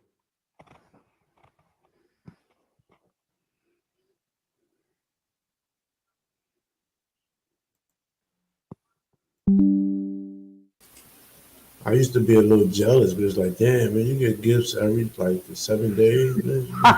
No. Like, y'all get gifts for a whole week. You're like, we don't have that. A first day. It's a one day.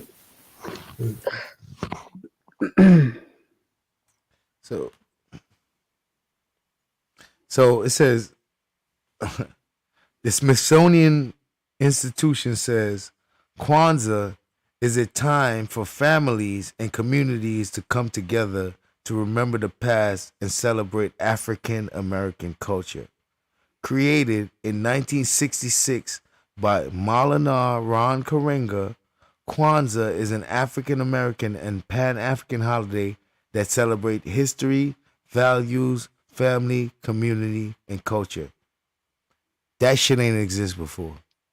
Okay, so they just made that up. He made that up. We're gonna reflect. Well, yeah, He so my boy made was that up. African, so they did it because they was But African. he only made that up with the information that people like Dr. Ben discovered.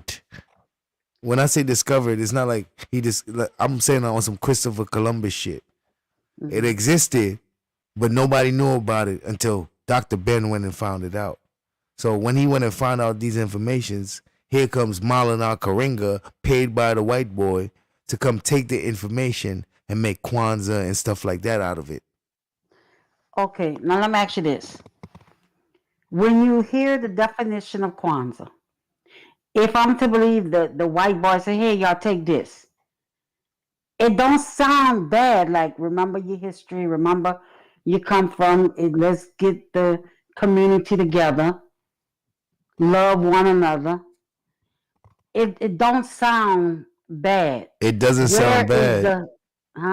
I'm sorry. Where's the? You didn't get to the question. My bad. Where is the part where I got y'all? The part where I got y'all is now that I acknowledge it and I get y'all to come to me to get it, I'm now in control of it. So I'm taking the information. It's basically like, let me give you an example. So in the Roman Empire, the Romans didn't believe in Christianity. They persecuted the Christians. Then eventually they realized that in order to control the whole nation, because most of them was Christians, they needed to somehow accept it so that they can control it. And in turn, what they did was they accepted the religion of Christianity and then said that God has chosen them to be above it, to be in control of it. And then they started speaking for God and created the Holy Roman Catholic Church and the Holy Roman Empire through that. So just because they was able to take it and accept it and get the people to be like, oh, they believe what I believe, they were able to control the people from that moment on. So the same way they did that, they come in, realize the people is gravitating towards that information. They come in, acknowledge it. Hey, that is true. That is right. We accept that. We acknowledge that. People go over there to them, and then they start controlling those people with the information from then on. Okay, gotcha. It's a way to rope them in. He says, Sis, when Muhammad saw, Young Riyadh says, Sis, when Muhammad saw the persecution to which his followers were subjected in Mecca, he told them to find safe haven in northern Ethiopia, Abyssinia. Well, of course, that's the people of Ethiopia would travel to Arabia, because you got to remember, these places don't have nothing. It's a desert. So they have to trade with their closest allies, and Ethiopia is the closest empire that actually got shit. So they have to be one with Ethiopia somehow at that time. But once they got stronger to create jihad, we all know what jihad is, right? Mm-hmm. So once they was able to get strong enough to do jihad, they was out here jihading in the name of Allah. They were so good at it, people even talk about how they was on horses. The Arabs would be so nice on horses, they were able to ride on the side of a horse, and all you see is the horse when the horse is coming. You don't even see a person on the horse. By the time the horse get to you, there's a man on the side of that shit. He just pop up and chop your head off and shit. The Arab was able to jump on the horse, off the horse while the horse is moving. This nigga nice with the horse. Boy, he kill your ass while you on the horse. He got the sword. This nigga jumping left to right. He on the horse is moving. This nigga going side to side of the horse. He jump off the horse, jump back on the horse while the horse is moving. You ain't fucking with him on no horse. Yeah. Shout out for I think the Arab is cooler. Do you ask me? Said the Arabs were cousin to the Jews. The Arabs are the Jews. Mm-hmm. Ain't no cousin to the Jews. Too. They cooler. I think the Arabs are cooler. It's the same people. It's not like the people that was over there left went somewhere else. It's the same people that been there for all these thousands of years. It's the same people. Mm-hmm. All that happened was Europeans adopted the religion, went over there and separated the people that was living in Israel, quote unquote, and pushed them over to what they call Palestine. And now we got people that was originally of the quote unquote Jewish religion that's forced to be basically Palestinian Muslims, basically, because they're not recognized as Jews. The only Jews that's recognized are actual European Jews that's not even from Israel. They're from Germany. So that's another story. Let's go. What does that mean, like the Bible? The Bible, the sacred book of the organization. And I felt that ASCAC should have no sacred book. People should be allowed to be Christians, Muslim, Buddhists, anything they want. But we should get information to them, to let them know what all these things are, where they came from. Say it again what Dr. Ben said. I love what he just said right there. Wait, but did you hear the fucking landing of the plane, though? You talked right when he landed that plane. All right. You talked right when he landed that plane. Well, let's do this one more time. Muslim, Buddhist, anything they want, but of the organization. And I felt that ASCAC should have no sacred book. People should be allowed to be Christians, Muslim, Buddhists, anything they want. But we should get information to them, to let them know what all these things are, where they came from and the source. You heard that part? Because I don't have a problem with nobody being anything. But we should have an understanding and know where those things came from and its origin and its source. Accept it all you want, but at least know where it came from. Okay. So when you say God, where does the word God come from, Relly? You said it's a Nordic word. Right. Right. You see how that works? Boom. So what did the people of Christianity call God before they started adopting the English Germanic version of it? Odin. No, because that's Odin is basically the same Nordic god, but in English is God. Oh, Amun. No. Dios. because they spoke Latin. Oh, those? Dios.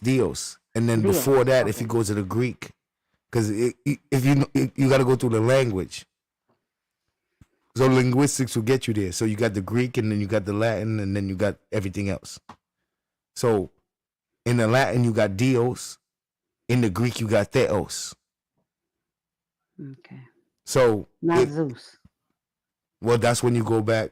That's when you go back a little bit to the classical Greek, because the Christian Greeks got Theos, but the original Greeks have Zeus. Right. Because the same God starts becoming like evolved. It used to. All right. Like right now, let me give you an example how the same God can evolve in your lifetime. In your lifetime, God does not accept homosexuality. When you was growing up as a kid, say by the time you was 15 years old, it's not allowed in the Bible and all that, correct? Right. All right. By the time you're 40 years old, God has changed. He allows it. He accepts it. Come as you are. A bunch of stuff, right? Within your same lifetime, God has evolved. Well, on to that, he don't accept the sin, but he do accept the person.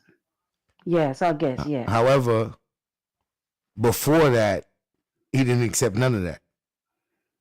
Right, the way people understood it, you don't accept none of that. Like, so people's understanding has evolved. So therefore, they've evolved their understanding of God.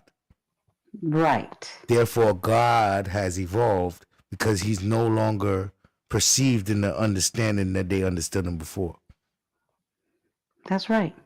So that's what I'm saying. So God is evolving because the people are evolving, and every time they evolve, God evolves with their perception of him. That's right. But even with that, it's still don't stay in that same sin. You're going to have to eventually try to, I know it's hard for people to think of this. It's still, if you ask a Christian that is gay, they will tell you they struggle. I understand that. It's a struggle. You know, it's a struggle. It did, but let's say 1,000 years ago, whether or not they struggled, it didn't matter. They would be stoned to death. It didn't matter, right? It didn't matter. They would be stoned to death because the law says. So now, that's right. Now we have relaxed that a little bit. Mm-hmm.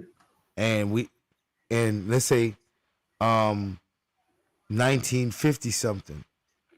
Homosexuality wasn't accepted like that, even in white society, in American culture, I should say. So even though it was done, it wasn't done as something acceptable because the culture itself was based on Christianity, which didn't accept that.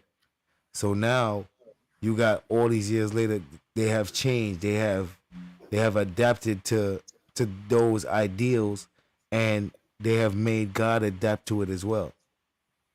Because originally, God said no. Right. Right. We do humanize it more.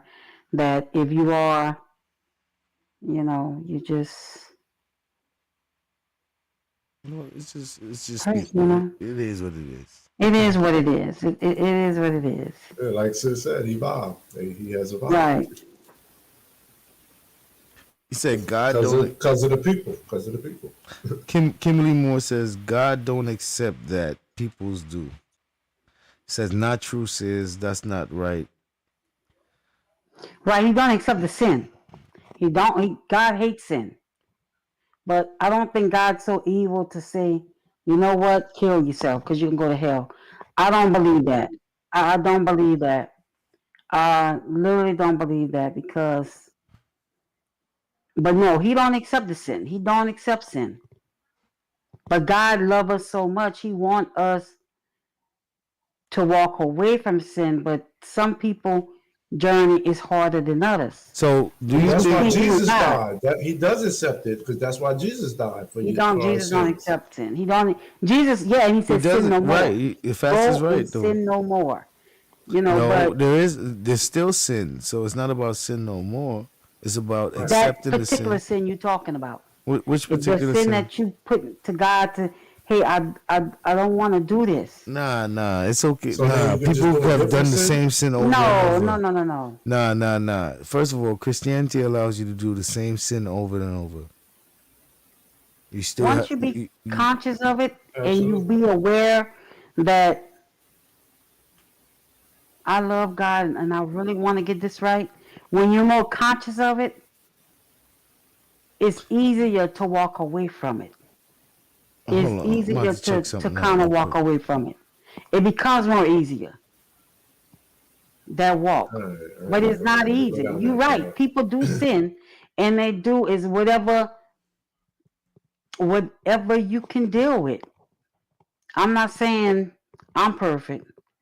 Because when I said I wanted to be celibate, it was hard as hell. But whenever I was more conscious about it, I was really conscious. It didn't hurt. I don't care who came in my face. I mean, the person I was in love with, I don't care who you was. I'd rather lose it. Because I really wanted this. I really wanted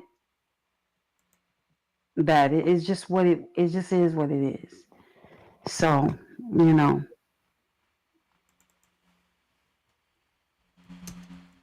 Hold on. I'm looking for something real quick. All right, so hold on. Hold on.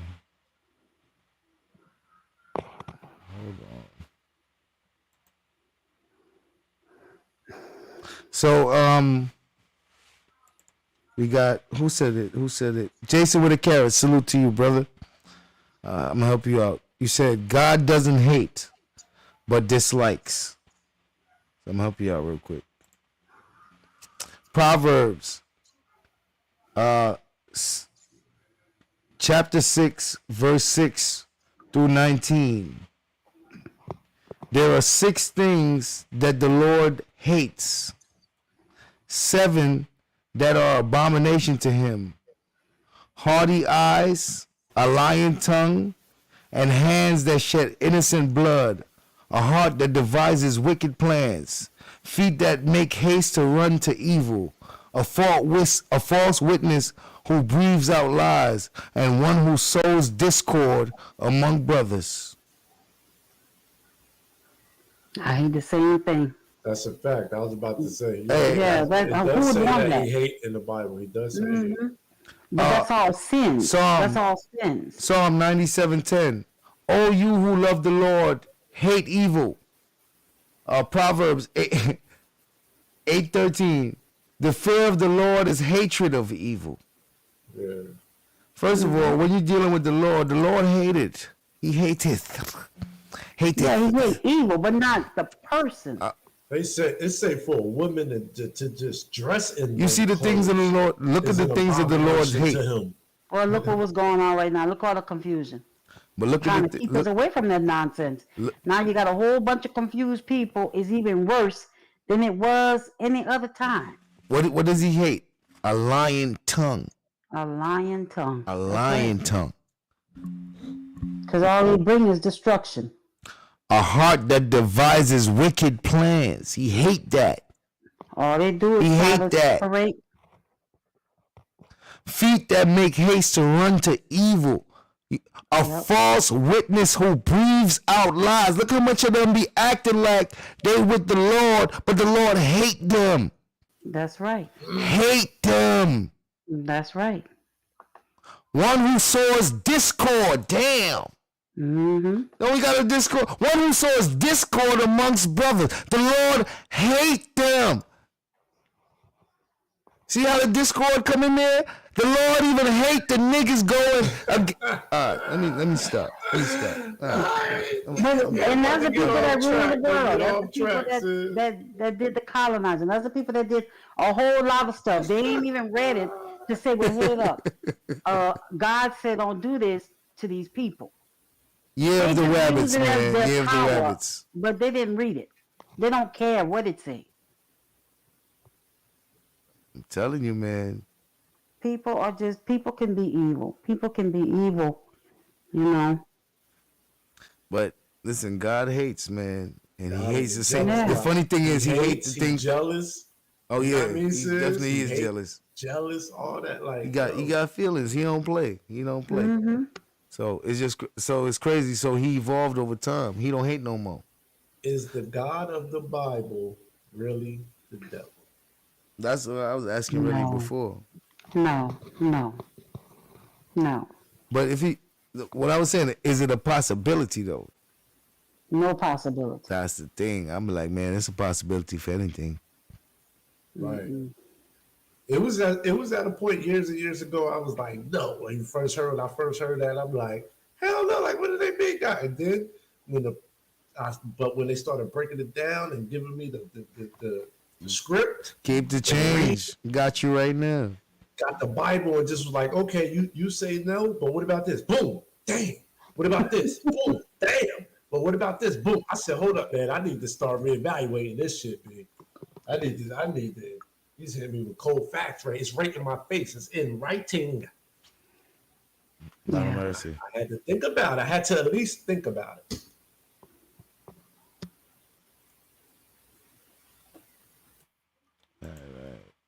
Now, did the man land the plane or no? He landed the plane, that part, but I'm sure What he he got. said? I'm sure he got another plane to land. I'm gonna rewind Okay. it.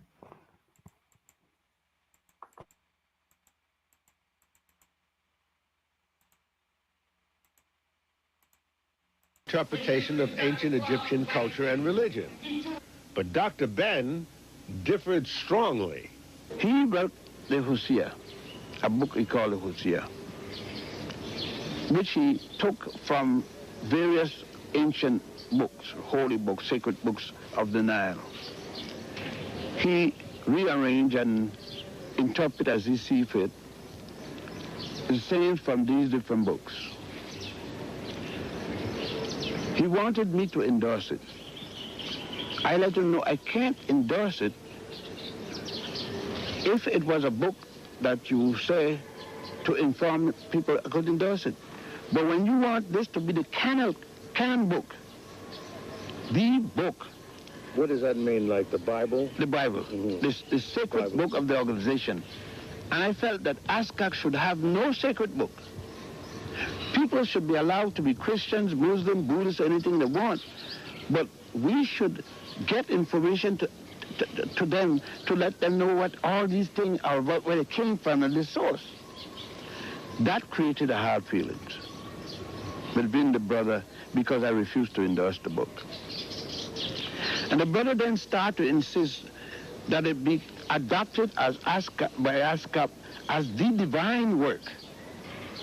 And I, who took an oath in respect to the mysteries of here, those works, and studied here, it is impossible for me to consider a work that is nothing but extracts from the original with an interpretation by a man who considered that he got a divine. I stepped away. Did you say something? Nah, nobody said nothing. A word from a goddess Ma'at, the goddess of, to do this and to make a work better than the things he copied. And change around, I couldn't do that. Not in good conscience. And that's the alleged point of hostility. It's not a point of hostility. I don't differ with the brother in many other things. That is a particular thing. And I would differ with him if he was Jesus Christ or Muhammad or God or Jesus or Moses on that point. Beyond the argument over interpretation of African history on the Nile was the issue of respect. In my case, I didn't even mind about the respect because I said respect aren't demanded, respect is earned. The vast majority of you, as you see yourself, the people show me that respect. It is, you see where it is, Gil? Since I'm not hung up on this doctor business, since I write in a vein for the masses, since I've been fighting that we not be addressed as doctor this and doctor that, that we address as brother and sister, so that all of us would have the same status, all of us would have the same camaraderie, and nobody will feel that because he's Dr. So-and-so, he have more input. They can't see that. Some of them feel, well, I work for this and I'm a scholar and all this kind of thing. You see, that had never been anything for me because my father reminded me that most of the people that give out doctorate didn't have any. They didn't even have a degree. Degree started by a man who didn't have one. Degrees started by men who didn't even have one. Oh, wow. So he's not really worried about all that shit like that. He only got it because he needed to get where he need to go. That shit don't mean what it means to the other people to him. He's, bro. Thank goodness his father taught him that, man. Didn't even have one. Wow. Man, powerful words right there. God damn. Has a right to be resentful of people who come into the field and establish themselves as authority, who wasn't even born when he entered the field. That full of people that give out doctorate didn't have any. They didn't even have a degree. Degree started by a man who didn't have one. He has a right to be resentful of people who come into the field and establish themselves as authority, who wasn't even born when he entered the field. That anger is justifiable. Some in ASCAC saw it simply as the normal friction involved in the changing of the guard. It is difficult to turn loose sometimes that stage that represented your flowering, and so that's the way I interpret what happened the other night. Just that he does not like stepping down. That's right. He wants to remain active, and I think he's just afraid that when he goes to this next step, there won't be anything for him to do. But I have always tried to assure him that my concept of eldership is that at that point, you are at your most valuable position for the community. There's a certain degree of paternalism that develops over a field of knowledge that you have been the sole pioneer in for a very long time, and a sense that other ways and other people and other perspectives of doing that thing is suspect. I think that's a part of the stridence that comes along with age and pioneering and long-term commitment to that. That's one aspect of it. The other aspect of it is that there's a certain arrogance that goes along with youth and an unwillingness to give proper respect to those who came with limitations, but sincerity nonetheless. And the inability to reconcile those forces, that is the stridency of age and pioneering spirit and the paternalism that goes along with that, with the kind of eager enthusiasm of the young scholar who is coming along doing that. And I think that the pain and the conflict that seemed to have been reflected in that presentation has to do with the conflict of those energies which are coming, which are confronting each other. My sense is that that's an inevitable process. I think that happens within a family with parents versus their adolescent youth who are beginning to come into their own adulthood and the need to do certain things that are rebellious often in doing that in terms of negating the power, the responsibility of the parents. I think there's some of that that's inevitable. And I think one of the things that I tried to identify in the presentation I gave last night is that conflict is not always bad. Pain is not always bad. It is in pain and in conflict that new birth often comes about. I think the problem is that when we use the conflict as a means of dismissing the struggle that's inevitable in terms of that whole growth process. And I think if we see it as growth, and I think if we work towards trying to reconcile the differences and to bring about the mutual respect, that is, Dr. Ben needs to have greater respect for the youth. I think that the youth need to have greater respect for the contribution that Dr. Ben made, given his time, given his situation. The rift was apparently a serious one, and most who attended the ASCAC conference couldn't help but see it. And this caused a lot of confusion, because most of those who had come came because of their interest in Dr. Ben. And they assumed that this group of historians was an extension of Dr. Ben, which in a way is true. So seeing Dr. Ben at odds with his own organization, ASCAC, was disconcerting to say the least. Ain't that some shit? They like, how y'all part of the same organization, but y'all don't agree? A lot of mercy. We have these jerks, these fits, these starts, these conflicts as generations move together, and they're trying to move into their proper niches. We revere a Dr. Clark. We revere a Dr. Ben. And that's what our generation hopes to do. At the Great Lodge at Luxor, we hope to do the appropriate thing for them and to make our commitment with a new covenant to rebuild a new African consciousness among our people wherever we find them. And this is the greatest tribute we can make to them in respecting the work that they have done. The dissension would carry over beyond this conference back to the United States. But for now, the pilgrimage would continue. There was a great deal to see, as you will see in a moment. Now we're going to end that right there. Wow. Yeah, wow. Wow. Wow.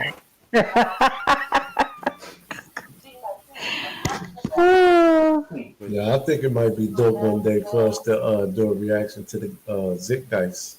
The Zeitgeist? Yeah. The thing about that shit is long and it talks about everything. Yeah, I don't mind, but Zeitgeist might get flagged. That might be copyrighted. Like this stuff right here. I didn't think about that. Yeah, these stuff not copyrighted. Wow, you'd have to get permission? You'd have to email them and ask? Oh, no, that's not how they work. Nah, the algorithms pick it up anyway when you're doing it. If I upload it as like as a video, I can show them that I got permission. But when you're live, it's like the algorithm just automatically picks it up. So whether you got permission or not, it's still gonna fuck with you. Wow. So the next Sunday service, what that one is gonna be about? I don't know yet. I don't know yet. Cause this one is really interesting to know what they were trying to do and all the things they discovered and the hoops you have to jump to. Brother Geno Jennings teachings. No, I don't know who Geno Jennings is. Oh Lord, that's a whole nother story there. You know him? Really? Yes. Tell me about him. So he's the pastor bishop of United Way Church, and so he has his own thing. Yes, he believes in God. He believes in all of that. He believes the man is the head. The women and the men do not sit together in church at all. They are separated. You said the man. He be all over YouTube fussing about this, that, and the other. You know, he does not accept no type of homosexual and all that. So he go against a lot of stuff, which I understand. But he got his own thing. I mean, he fuss about everything. And when I do mean everything, I mean everything. Geno is a trip. Let me check out Geno Jennings real quick. He gonna pop up real quick and you be like, damn. Okay. Let me see who Geno Jennings is.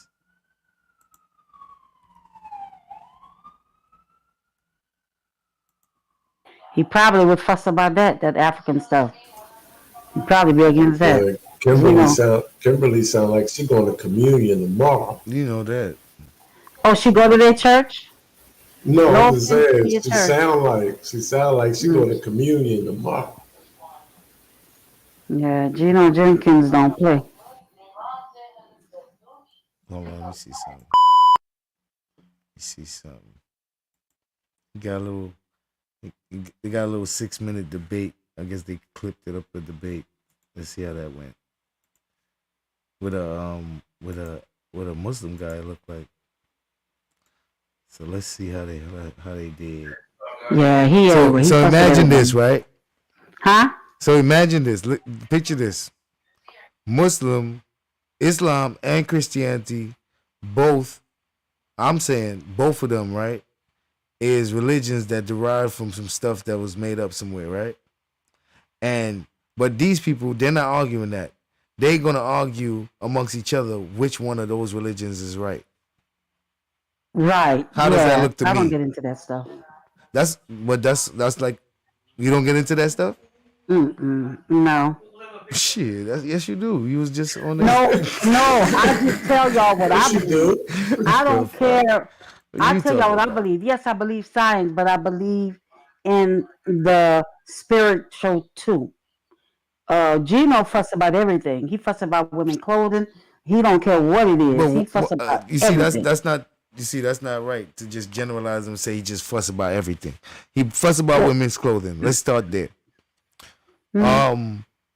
Is his fuss about women's clothing anything outside of what the Bible says? I don't know. I guess so. I don't know. So you think his fuss is personal and not based on the Bible? It could be based on the Bible. What you mean it could be? You don't know? He can be ridiculous in some of the things. Do you watch him or no? Do you know what he says or not? To. Sometimes I watch him. So how you can't tell me what he says? You telling me you think? Because some of the points be like, come on, Gino, let's move this on. Women's clothing. Let's focus on that. So not some of the points. Are you familiar with anything he said about women's clothing? Let me see what I remember. Yeah, the cleavage stuff. He don't like that. He don't like the tight dresses. He don't like. I don't think he like the pants. No kind of pants. All right. Well, let me see what this debate is about. We'll see where that goes.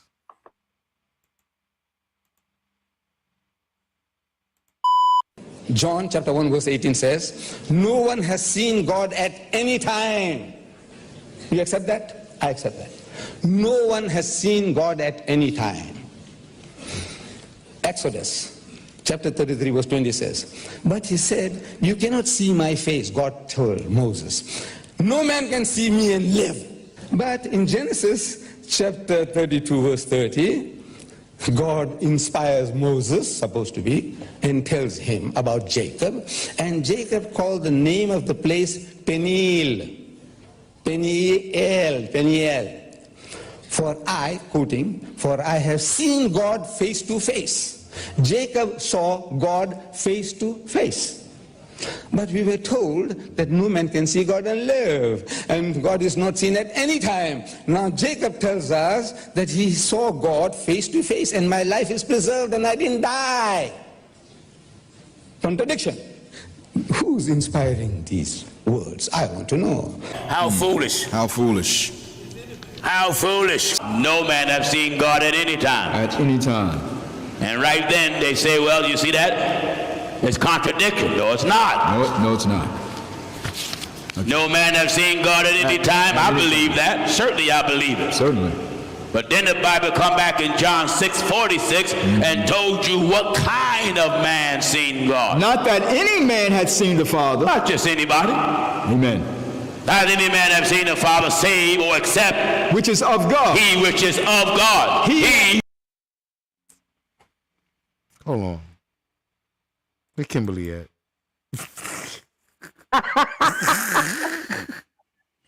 Kimberly. So why are you trying to make us look crazy? Now I don't go to his thing. I don't go to his thing. Kimberly said that's not Gino. That black. No. Gino, no. Well, she said the wait. Kimberly, hold on. So, does Gino understand that in the Old Testament, they wrote that no man has seen God, and they also wrote that Jacob seen God, which was a contradiction. That's in the Old Testament, right? Right. So what he refers to is the New Testament in John 6:46. It says, Not any man has seen the Father, save which he's seen, which is of God. He has seen the Father. He's saying basically, if you're not of God, then you have not seen the Father. Well, does he know that they came up with that after years of arguing? How can no man have seen God when Jacobs have seen God? Do you know that? Does he know that? So in 20, whatever year, in modern times, he got the answer to something that was argued about when they wrote it first, when God should have already known that it wouldn't have made sense when they wrote it the first time.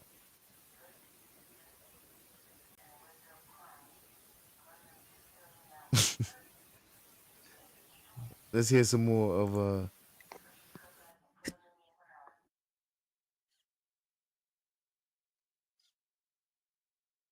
had seen the Father. He's seen him. That's right. Now let's take a the voice of a motherfucking dope fiend. You hear it? The voice of a dope like fiend. an alligator. Hold on, we about to hear what this nigga sound like for real. Yeah, he said it. Nigga got the joint on his throat. Hold on, let me find it real quick.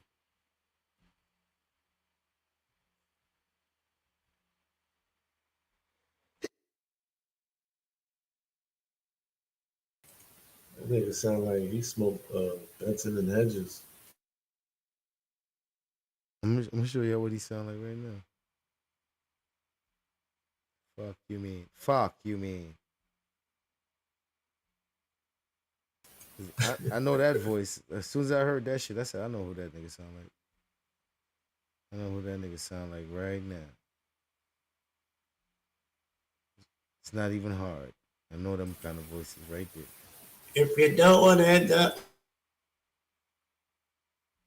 on the night. Oh shit! Alright. I don't want no I forgot about this relationship with a broke bitch. Call it what you want to. Whoa. Shout it what you gonna do. Whoa. I don't want no relationship with your broke ass. Call it what you want to. Tell him, brother. What you want? See What is you want? what you get. That's why we never been to the movies, in the park, in the dark, holding hands.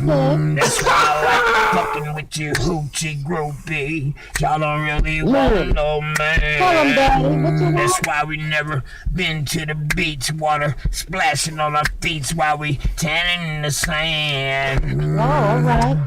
She bring it back to me every day of the week while we stack them grand if we can.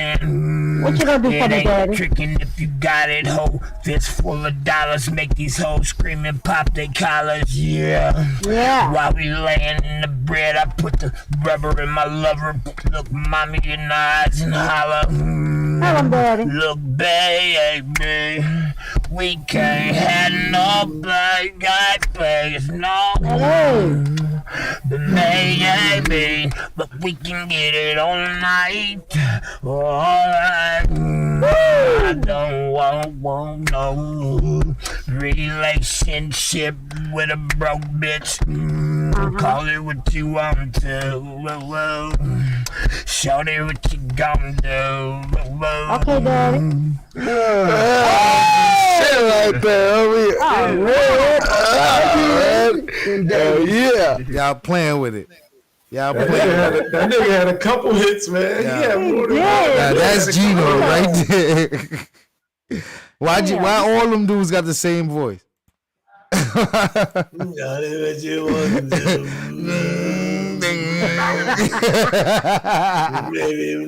just so the other big for real. That's not. G don't make money. So, oh man. Kimberly, Kimberly, really? This what we doing? this what we doing? These, all right. Back to Gino. travel. Let's take a walk. Take a walk. Amen. Genesis chapter 32. And let's see the different ones that saw God. That's right. Listen. Genesis chapter 32, we'll start at verse 29. What did he do? And Jacob asked him and said, tell me, I pray thee, thy name. Tell me your name. And he said, wherefore is it that thou doest after my name? Why you ask me after my name? And he blessed. God damn, is this nigga not a goddamn character? If I can't say he's a character, I don't know what else to say. That man sound like Jethro, one of them white boys from over them hillbillies over there in the swamps. You know, them boys that be over there wrestling alligators, boy, I reckon. That man look like one of them original, he sound like one of them original cowboys. Hey, boy, what are you gonna do with that horse over there, boy? What is wrong with that man's voice? Why he sound like all them other boys?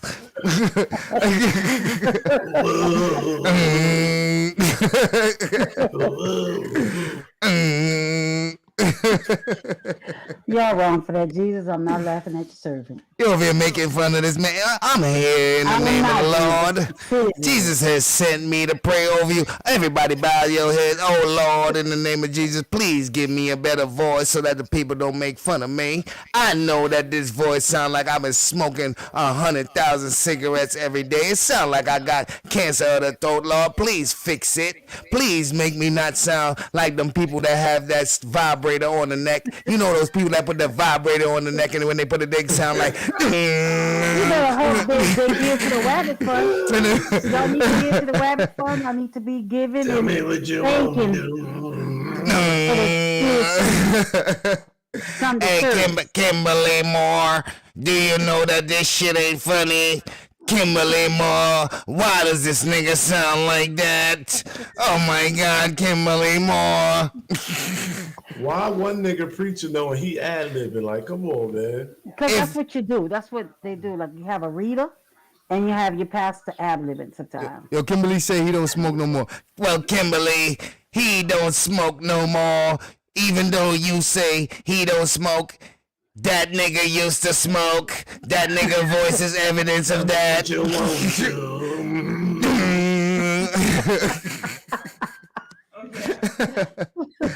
That shit made my fucking throat hurt just acting like that nigga.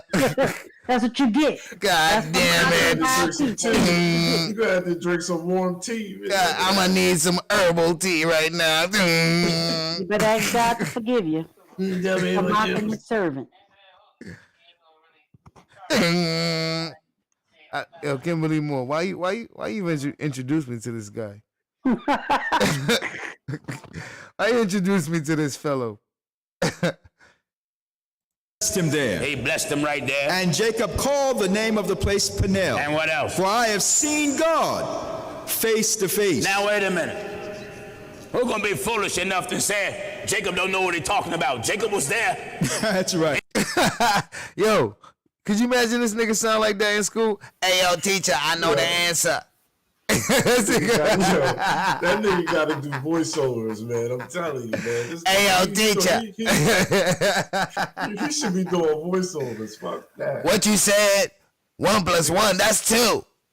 Hey, yo, teacher, I finished my drawing with my crayons. This nigga in kinder. Hey, yo, teacher, I need to use the bathroom. What kind of voice is that? Can you picture that nigga trying to cheat? Well, this hey yo, Jessica. Jessica, what's the answer to number 3? Hey yo, it's AOB. Hey yo. That nigga can't even whisper. The nigga whisper got that raspy voice. Hey yo, teacher. Damn. Nigga sound like Tone Loc. Yo, I don't understand though. That man. All right, man. And he being ignorant with it. Jacob said what he saw. He said what he saw. He saw what he said. He said what he saw. What the fuck? Who's gonna be foolish enough to say Jacob don't know what he's talking about? Jacob was there. That's right. Anybody come later, you wasn't around. That's right. Nigga, Jacob ain't even write this. Jacob was there. Anybody come later, he wasn't even around. Nigga, Jacob wasn't even around, nigga. Moses wrote this shit. Fuck is you talking about? Yo, a witness. Jacob ain't even get to motherfucking pre-read this shit. He ain't even get to proofread this shit to see like, no, I ain't say that. I said if right there. I said if. Nah, Jacob, nigga, Moses wasn't even there. The nigga that wrote this shit wasn't even there to see it, right? Guess how Moses heard about it? The nigga that told him to write it told him that he saw it. Right. That's just a whole bunch of What we doing here? What we doing here?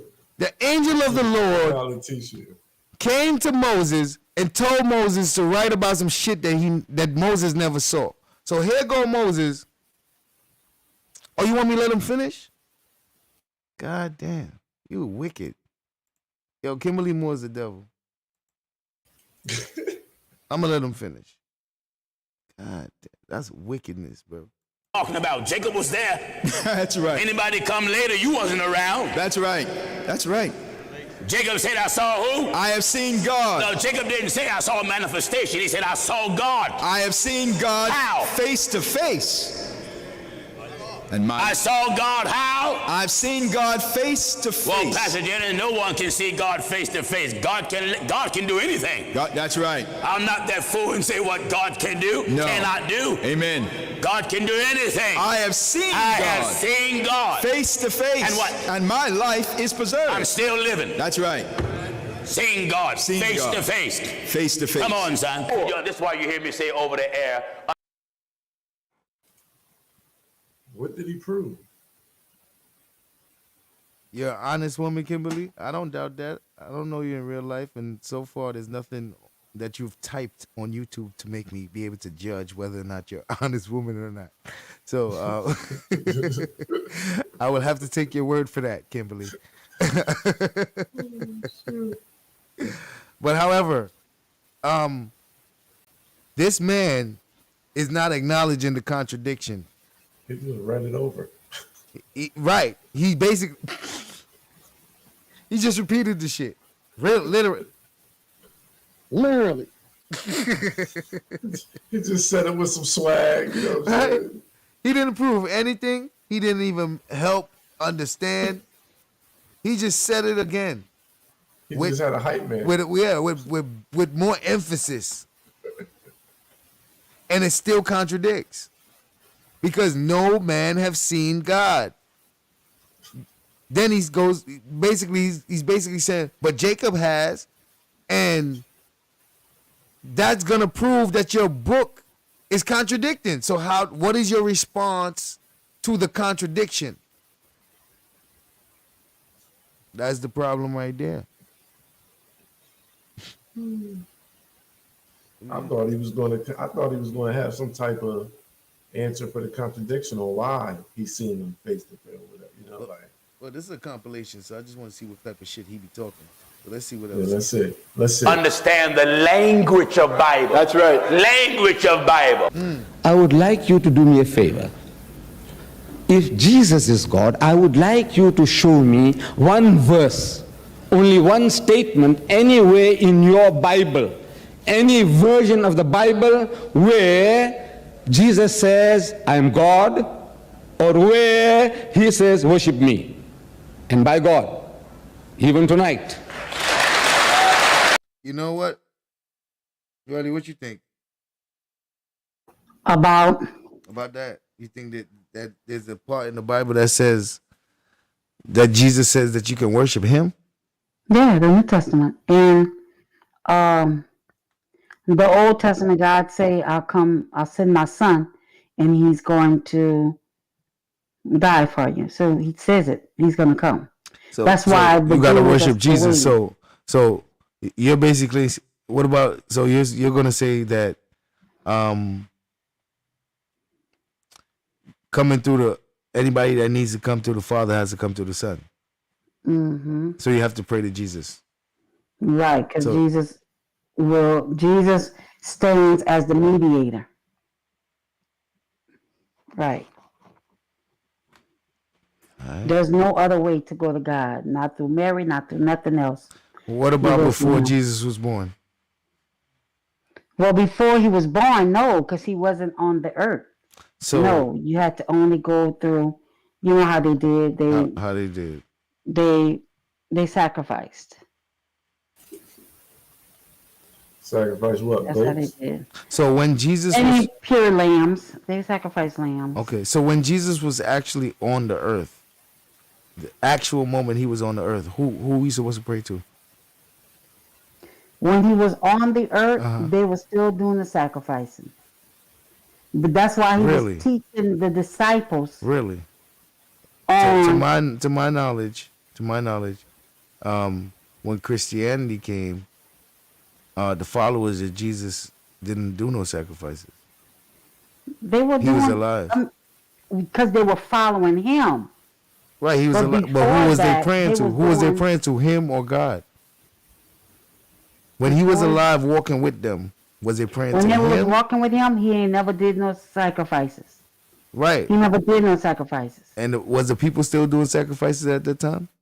Not the people that was following him. They wasn't doing it. So who was they praying to? I'm it. saying, who was the people that was following Jesus praying to? Him or God? First, the people didn't know who he was. When they thought found out who he was, teacher. okay, the disciples. Let's say the disciples. So they know who God is. The disciples started to know that this man is more than just a teacher. I'm saying when the disciples, first of all, by the time they became the disciples, they already know that who he is. So the disciples, now that they got the title, the disciples, who are they praying to? Jesus or God? Because they with Jesus every day. So who are they praying to? Him or God? They were. I'm assuming they're just praying to God because they're not really. It's not written in stone yet because. Okay, so once he died, that's when they start praying to him. Yeah, when they saw that he came back. Yes, that's when. But he already taught. He was already teaching them and telling them, "I'm not going to be with y'all for long." But they wasn't really. I understand that. You but know, is he saying that as Jesus or is he saying that as God? He was saying that as Jesus. I'm not going to be with y'all for long. That's why he was mad with them that they couldn't even, when he knew he had to go when the Romans was coming, he knew they were coming to get him. And he asked them to stay up and pray. Does Jesus pray? Yes, he was. To who? He was praying in the Garden of To Gethsemane. who? Who does he pray to? He prayed to God, his Father. So when he died, does he pray? Yes, he still prays. He prays to his Father. So he prays to the Father when he dies as well? After he died? Right. After he's dead? Right. God gives him the kingdom. So what I'm saying is... How old was he when he got baptized? How old was he when he got baptized? John the Baptist baptized him. Right. John the Baptist was spreading his message. Right. John the Baptist said one was going to come. That God was coming. Straighten up your ways. Well, I'm trying to get clarity here. Jesus, with my memories, Jesus, it felt like Jesus used to worship fucking John. No. John was his cousin. It's not John was a forerunner. I mean, like the way he looked up to him, like he was. He looked up to him because he did what So God Jesus, wanted him to do. so He never strayed. So Jesus came onto the planet and he had to learn from people? No, oh God. So he came in as a normal child. Why would he be a normal child if he's born not of normal circumstances? He's born of a virgin. Matter. He's still. What do you mean it doesn't matter? He was a child when he was a child, and he was good to his parents.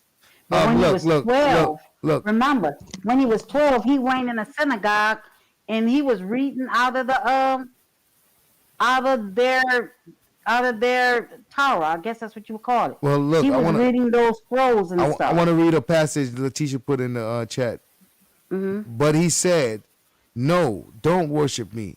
I am a servant of God, just like you and your brothers and the prophets, as well as all who obey what is written in the book. Worship only God." Revelations 22:9. How do you feel about that? I ain't never heard of that, but no. But so what you don't worship me. You accept the Bible and you I don't am even... a servant. Not that can't be in. It's Okay, in so there. that's What in you said Revelation. it can't be in there because you don't like what it says. You just No, like, no, can't because be I in want there. to know exactly. But you didn't read it. You didn't read it and study it. But before. I'm going looking Wait, up. I'm wait, going to see. Wait, really? You didn't read the book in its entirety or even get I a full. read Revelations. Hold I on. never heard that Hold on. part. That's what I'm telling Hold you on. that. Wait. Yeah, I that's read why you gotta Revelations. read it All right, over all and over. It's a never-ending book. Like you can't read it. Yeah, you that is the truth. So, but you you gotta didn't. continue to read You it. didn't read the book. So in its- Revelations what? Revelations 22:9. But also in Revelations, I can show you where.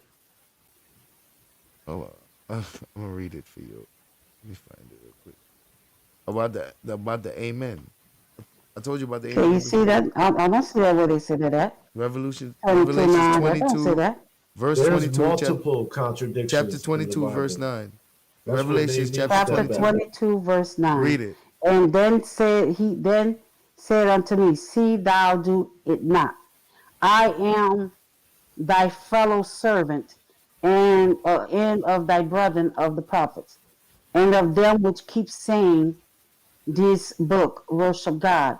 So let me read what they were saying before that. What is that? What is that you're reading? What Yes, version that's of the what book is she's that? saying, What but I version of gotta wait. read Wait. What version of what is that, the King James version? That's a King James version. I'm about to look it up myself. Hold on. Okay, so 8 was saying, and I, John, saw these things, and I heard them.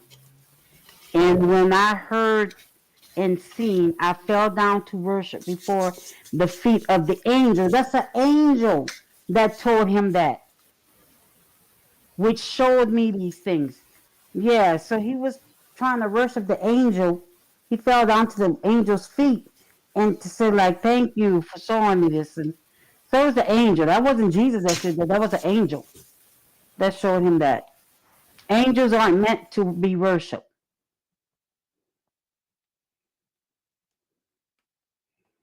So let me get King James version, right? Mm-hmm. 22:9. Hold on. But read 8 just before to see who he was talking to. I'm not worried about who he was talking to. I got you, right? That was an angel that told him that. I got you. Don't but it doesn't- worship me. He said, wait. So wait, let me get back to it. Let me get to the Bible really.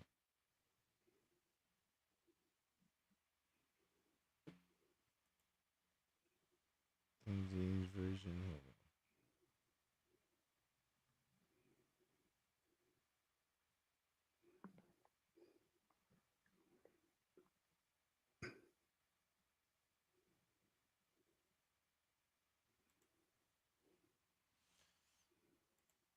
Full chapter.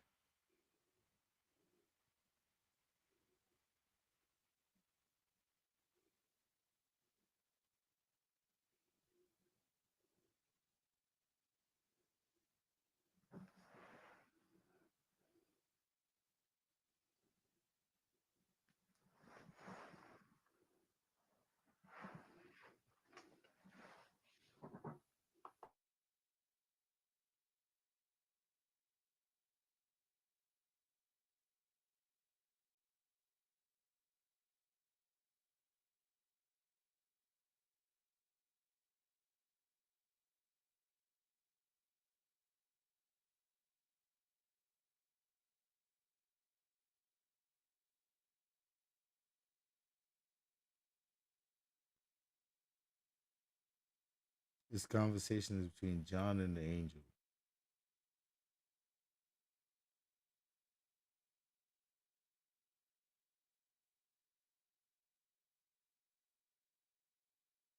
Letitia, this ain't Jesus talking.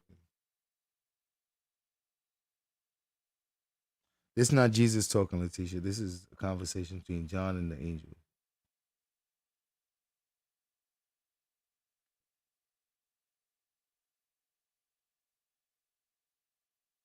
The angel is saying not to worship him. Hold on.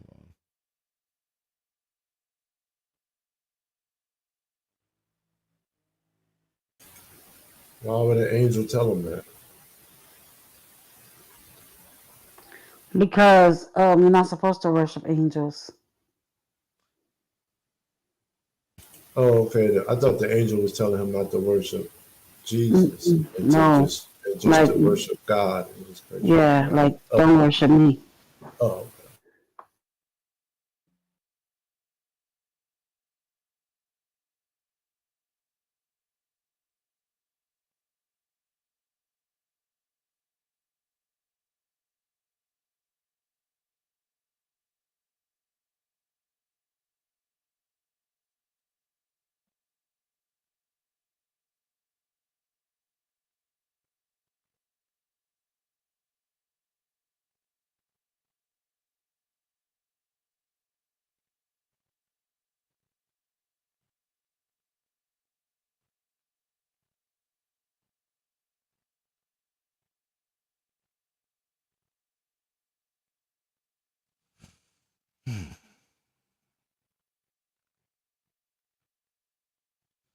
All right, this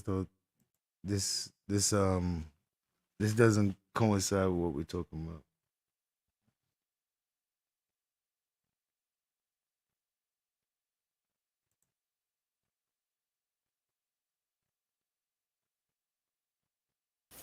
Well, I guess finish playing the Jones here is the contradiction on this. Well, it's about that time Let's see how your boy answer it. You said, I said, let's see how your boy answer it. I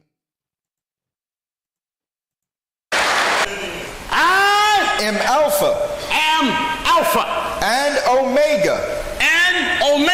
The beginning. I am the beginning. And the ending. Saith the Lord.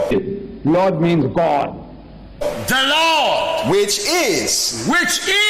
And which was. And which is to come. Who is this Lord and what is he?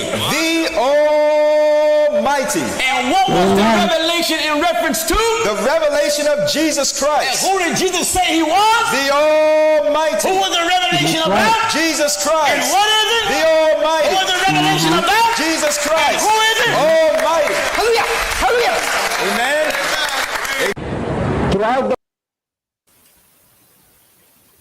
But Jesus is not God, though. They just told you. The revelation was about Jesus Christ, and Jesus is the Almighty. Jesus, so they're trying to say Jesus is God? They can't, like... Yup. Nah, he can't be two people. 3 people in one. So, and you accept this because? So because it is the truth. It's the Bible's truth. It might not be nobody else's truth. It's the truth of what is written. So, and whether I accept. So, God put those people to have the Council of Nicaea to put those books together. Look, the Council of Nicaea, whatever they was thinking they were gonna do, like, hey, we're gonna get man and trick man. Why they think they tricking? God always have a plan too. Yeah, you go ahead and say you're gonna use this to trick people and get people to do whatever you want to do and bow down to you. Guess what?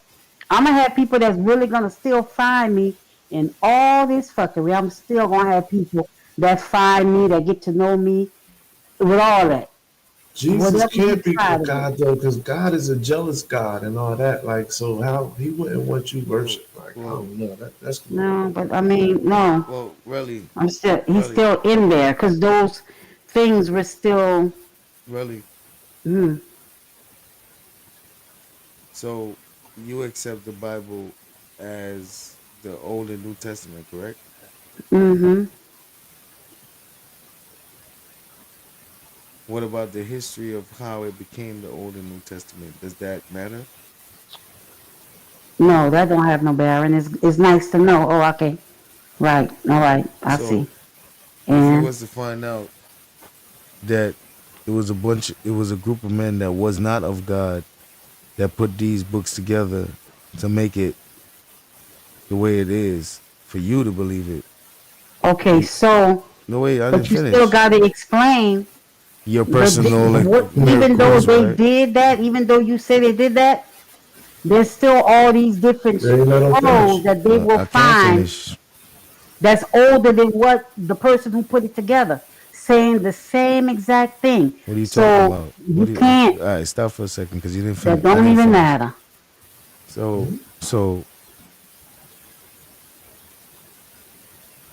but you don't know about these histories, right? What? You don't know about you have you done the history of the Bible? Have you ever studied the history of the Bible? No. But it doesn't matter to you, right?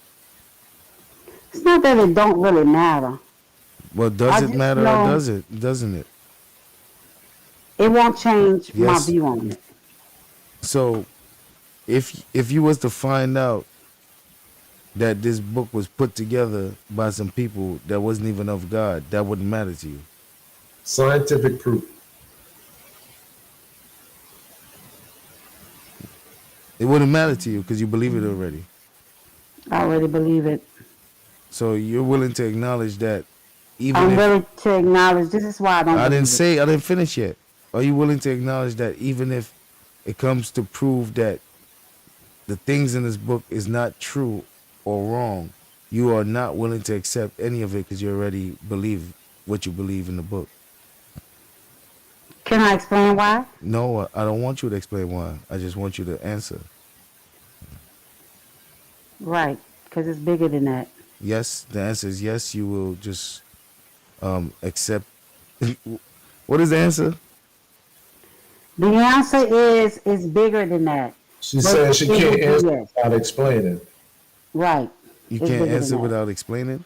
For some reason. Right. I mean, there's no need to explain if you already know that you're gonna still, no matter what the information is, you're still gonna just go with what you're going. There's no need to explain. Yeah, I just need got I need to you to know be why. able to say no. I don't need to know why. I need to know if that's what you're gonna do. Do you know that's what you're gonna do? Jesus was God in the flesh. If you do, you know that you are going to still keep the same belief, whether or not you find out the belief to be wrong. And then what? Once he died, he wasn't God anymore? Really? Yes or no? I believe it. Remember what I told you? There's No, a spiritual I side just to want it. to. I just want to know Oh, yes, if I just believe. need you I to believe say. regardless. I don't care if they say. Guess what? I know who wrote it. I ain't But asked who you if gave they. you all the ideas in there. While you think listen, it is your imagination, really, it's slow really the down. Spirit giving you Slow everything down. You just want to That's get it why. out. I didn't ask you why. You look, really. About 2 minutes ago, you wanted to get out the why, and I told you, nah, I don't need the why. All right. And you still put it out, regardless, because you still don't. put it You out just there. gotta put it out because you feel like it got matters. to. It don't matter to me because I don't care about it. You just feel like you need to say it. That's a you thing. That's gonna make you feel better because you know the answer is not gonna be sufficient to your brain. No, Wait. I ain't finished. I understand it. I understand. I understand if you can be Jesus and God straightforward. can't be one if Jesus But is you the Son of don't God. understand it. I could You listen. don't. I don't need to look. I just need to know if you can Now, be if straightforward Jesus, the Son of God, without or having they to the same explain person? to me what your answer is or why your answer is that way. I just need to know if you can be straightforward. So can you answer yes or no? Are you? I can answer yes or no. So I can. wait. I'm gonna ask the question. If you found out that the information in the Bible was not to be true, are you able to? Are you going to be one of those people that's going to say, I still believe what I believe regardless of what is proven to me? Oh yeah, that's it. That's it. Now, really. Okay. Now, understanding that that's the kind of person that you are, does it matter for you to learn anything about it? No. Yes or no? Yeah, I could learn it. I said, does it matter? I ain't actually if you could learn it. Does it matter for you to learn it? Does it matter for me to learn? Yeah, because if it was to have some information that would actually be valid enough to change how you look at things, you don't want to change it, whether or not you get the information or not. So would it even matter for you to get the information?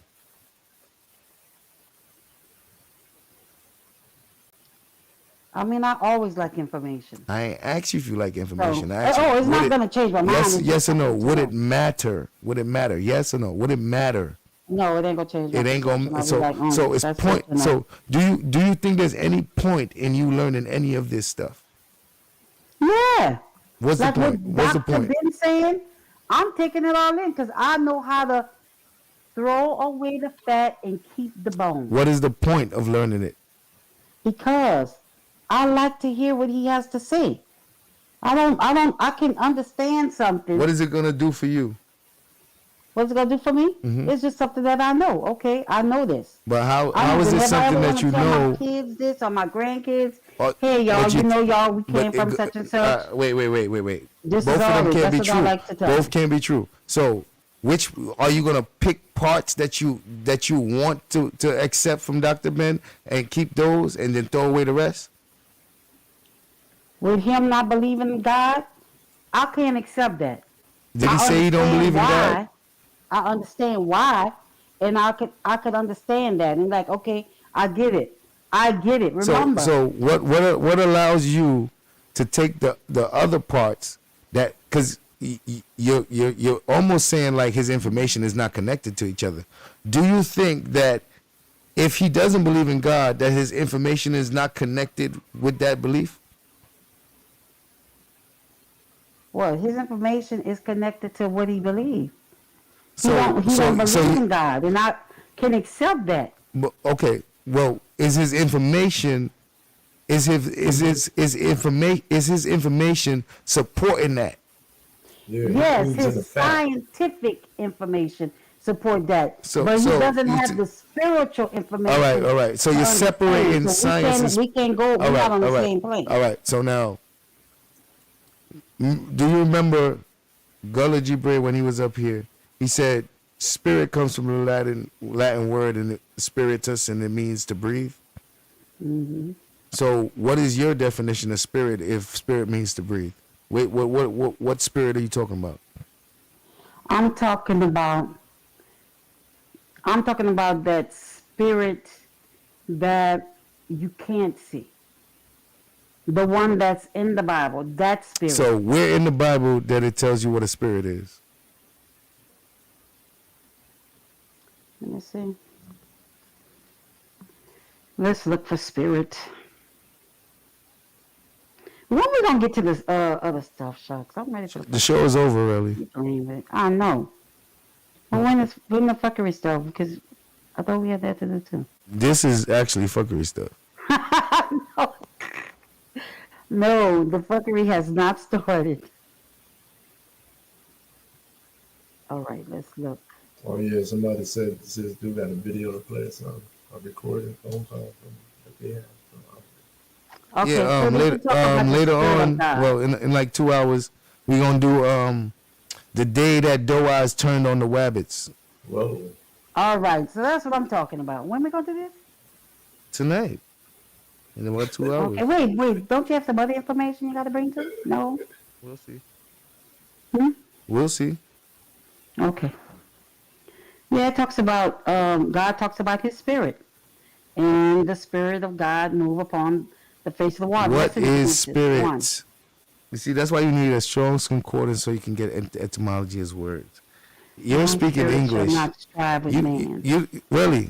Do you know that in English that some of the stuff that you think you saying that God says in the book is not even what it says because you're reading it in English? I could believe that. So why you think you're so right?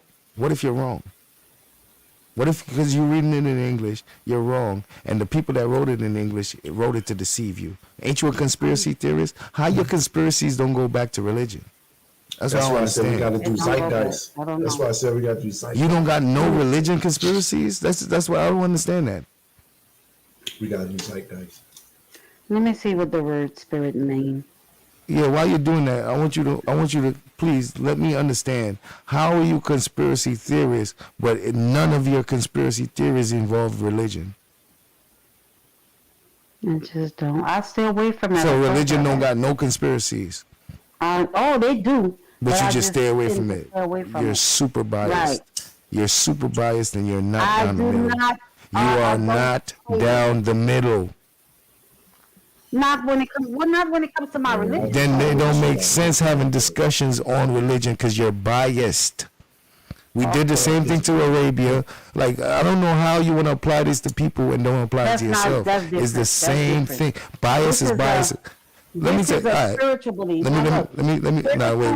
Latin word for breath. I just said that. Let's not do this. All right, hold on. But God did say, all right, wait. God, my breath over. So was his breath moving across the spirit of the?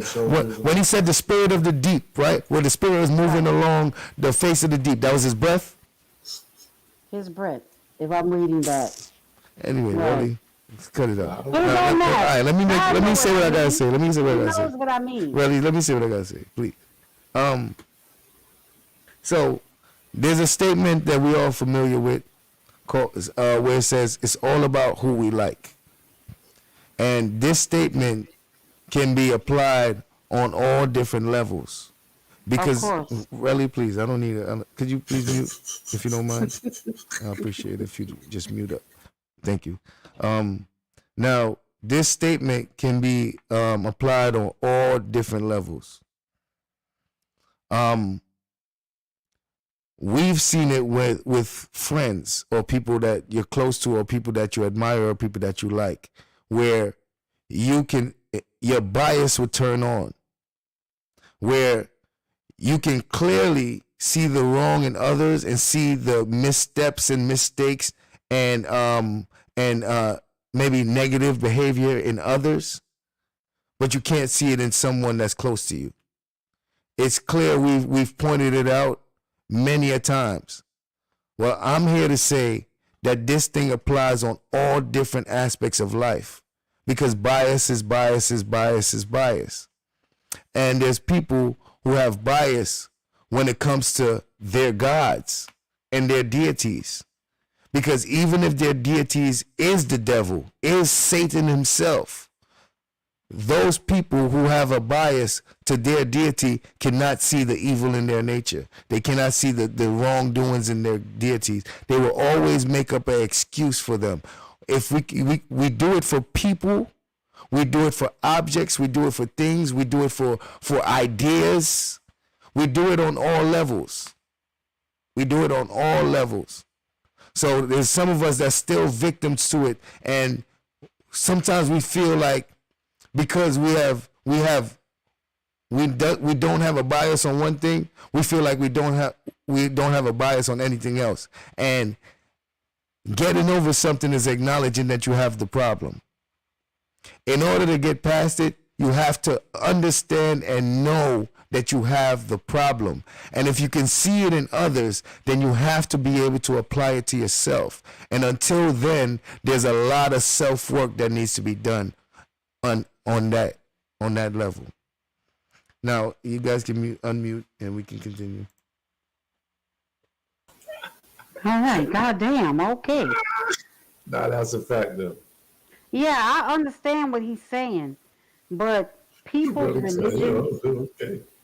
religions, I tell you, I stay away from, because I'm not trying to rip nobody's religion from them. They either believe what they want to believe or they don't want to believe. But I understand your Sunday service can touch on that because it's bringing a whole lot of truths about where a lot of stuff come from. And I get that. Remember I tell you, I separate spiritual from science. They're not gonna never intertwine with one another. Even if you was to tell me, hey, that Bible is not real, I'm gonna still hold on to the things that I know that y'all can't prove, and that no matter how much I tell you, it's never gonna get proven. You know, it's never ever gonna get proven. So I can't let it go, because I didn't see too much.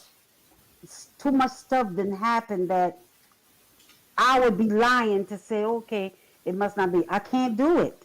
Now, if I've never experienced God, if I've never experienced a supernatural, if I've never experienced nothing, then guess what? I would all the way believe, because guess why? I can believe that, because ain't nothing never happened. I never seen nothing. Question. I believe there's a God. I Question. I can't do that because I've seen it. Why that glory can't go to Oshun or Ogun or Shango? Well, maybe he did. I don't know. The man said. Well, you don't want to know? It's your soul, ain't it? You don't want to know if it was Oshango? You just going to give it to whichever God you just want to give it to? Because that's the God I was talking to. That's the God that reached out. What if Oshango answered you instead? What if they answered you instead because they're actually your God? Right. And guess what? If that's the one that answered me, that's the one I'm going to go to. I'm not going to something that never answered So what if all that praying you did led you here, because all the times that there was the good times, it was Ogun or Shango and all of them, and you got here because they led you here so that you could find out it was them the whole time. Well, you why can't see that? Say that? They didn't say that. Well, I'm saying it now. You heard it, didn't you? I'm telling you right now that you see what I'm saying? You see what I'm saying? Hey, I'm telling you right now. Look where you at. Look where you at, right? And look how much this information has impacted you. It brought you right here. So what if Obatala has been guiding you here the whole time? The whole time, and now that you're here, he's using me to reveal himself to you, to tell you that you got here just so that you can learn about them. You don't want to accept that as a possibility. That could be a possibility. So then why not look into it further? That could be a possibility. So let's look into it further. What, do you want to look into it further? Yeah, look into it further, because you never know. God might be trying to tell me something. Hey, I need you to know. What if this. he got you here so that you could stop calling him God and start calling him one of these African names?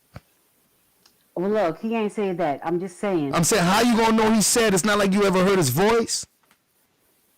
What you said? No, I ain't gonna say that. I did tell you. How was it a deep voice or a soft voice? It took over. Was it a deep or soft? Answers. It Wait. But it can't be you, because it's. Yo. You see how you said it sound like you? Because that's what it was. But let's just do this way. Wait. Let's do it this way, Relly. I did not know this information. Relly, let's do it this way. I did not know this information. Relly, let's do it this way. Everywhere. Relly, please. Me and you. Let's do it this way. 2 answers. Soft voice or deep voice? Go. It filled the room, but it was soft, but it filled the room. Soft voice. Yeah, you see how you talking to me? Soft voice. How you're out. You're not in my head, but you're out. It was audible. Wait, like if I could have, it was audible. All right. I don't want an explanation to it. Soft voice, right? Soft voice. Soft enough. Because we all know the difference between deep and soft, right? Like what I meant, right? So it's not a voice that's deep, because mine is kind of deep. We heard Young Riaz speak. His voice ain't all that deep. So it would be more like a Young Riaz voice. I never heard Young Riaz, but it was a soft voice to not to scare me. But it was. When I say so, I'm talking about the pitch, really. The pitch is soft. Right, so it's like a squeaky, like a feminine voice. Like an I'll be sure. I mean, it's in my head, but it's audible. But it sounded like you. Huh? But it sounded like you. Did it sound like you making a soft voice? No, not me making a soft voice. It sounded like it sounded like a completely other voice other than yours. A soft voice, but in my head and out my head. If you understand what I'm saying. I just want to get the what the voice sound like. Not where it was. Yeah, it just. I was praying. Does it sound like? Did it sound like you? Did it sound like you? Or no? Not really. So it sounded like somebody else that you ain't heard before. Right, because I wasn't thinking that. It's a whole nother thing that just. Is there a voice in your head right now? My own thoughts. Is there a voice in your head right now? Yes or no? Yeah, my own thoughts. All right, I'm gonna do it. I'm gonna ask you to do an experiment. I want to know, are you willing to participate? Okay, go ahead. Can you make your voice? Can you make that voice in your head, which is yours, sound deep right now? Yeah. Can you make it sing? Yeah. Can you make it impersonate somebody else's voice in your head, and you're the only one to hear it? Probably so. Do it right now.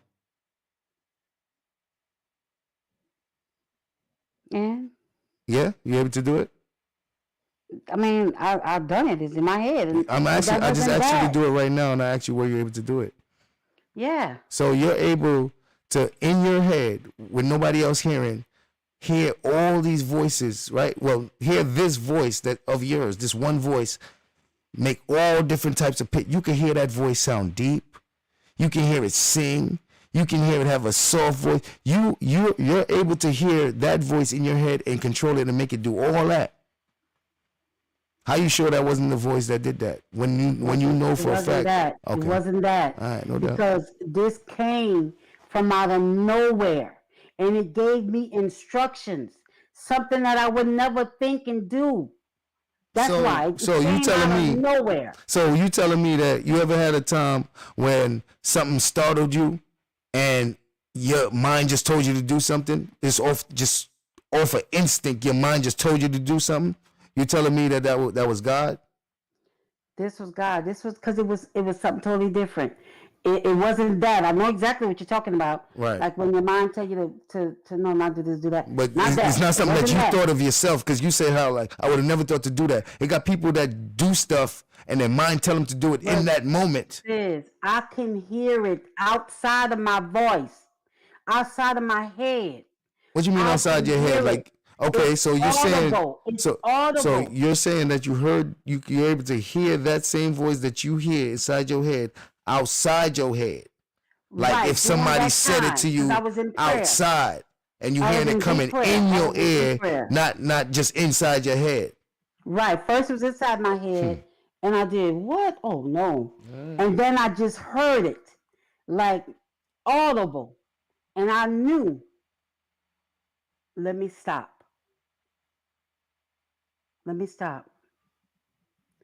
And I went to that person, asked them exactly what God told me to ask them. In fact, that person, now she's spiritual too. She could see other people's stuff, but she ain't no good. I went to her, knocked on her door, and I told her, I said, you got something for me? And she said, oh yeah, let me tell you what's on my heart. It's exactly what God said. Now, and she told me all, it tore me up, but it didn't bring me no happiness. It brought me sadness, but God wanted to let me know that ain't your friend. Stop being a fool. Stop being an ass. That's not your friend. But I had to find out the hard way, an embarrassment way. Or maybe he did it like that because I was about to get embarrassed in front of the whole church. So really, why do you think that the Lord didn't bring you to the church and more to some church people, or why didn't the Lord bring you over to Dane Calloway and them for you to sit there and be on a panel with them kind of people? No. Why do you think the Lord brought you over here for you to end up on a panel with us? You know, I ask that question all the time. That's not. In fact, me and my sister, who is she way deep. You ain't gonna never. Her right there, she could walk up to somebody hug her. If they going through something, she pick it up, tell them everything about it, and it's it. Her right there. She had called me when it was 2 weeks ago or something like that, and she said, I know you with this group of people and stuff. She's like, just be careful. This is your test. Be careful. So, yeah, and I told her, you know what? The people that I'm around, though they don't believe, some people don't, they got really good hearts. They got really good hearts. And I say one of them, and I told you your name, I said there's something about him that my spirit is drawn to. He's really, really smart. She said, just pray for him, because you never know. You never know. God do things for a reason. So you think that God sent you instead to show me the light? It could be, no, I don't believe that at all. I don't believe that. No, I don't believe that, because I'm much too foolish. I just believe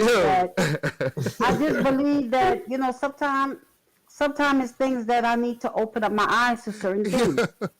God will take you through stuff that you don't even think that, well, why you want to give me this kind of information? So I'm open for all things. Trust me, I've been through it. I'm open for all things because he know I love information. I'm very curious I'm very, very curious about everything. And I do read everything. Why that information though?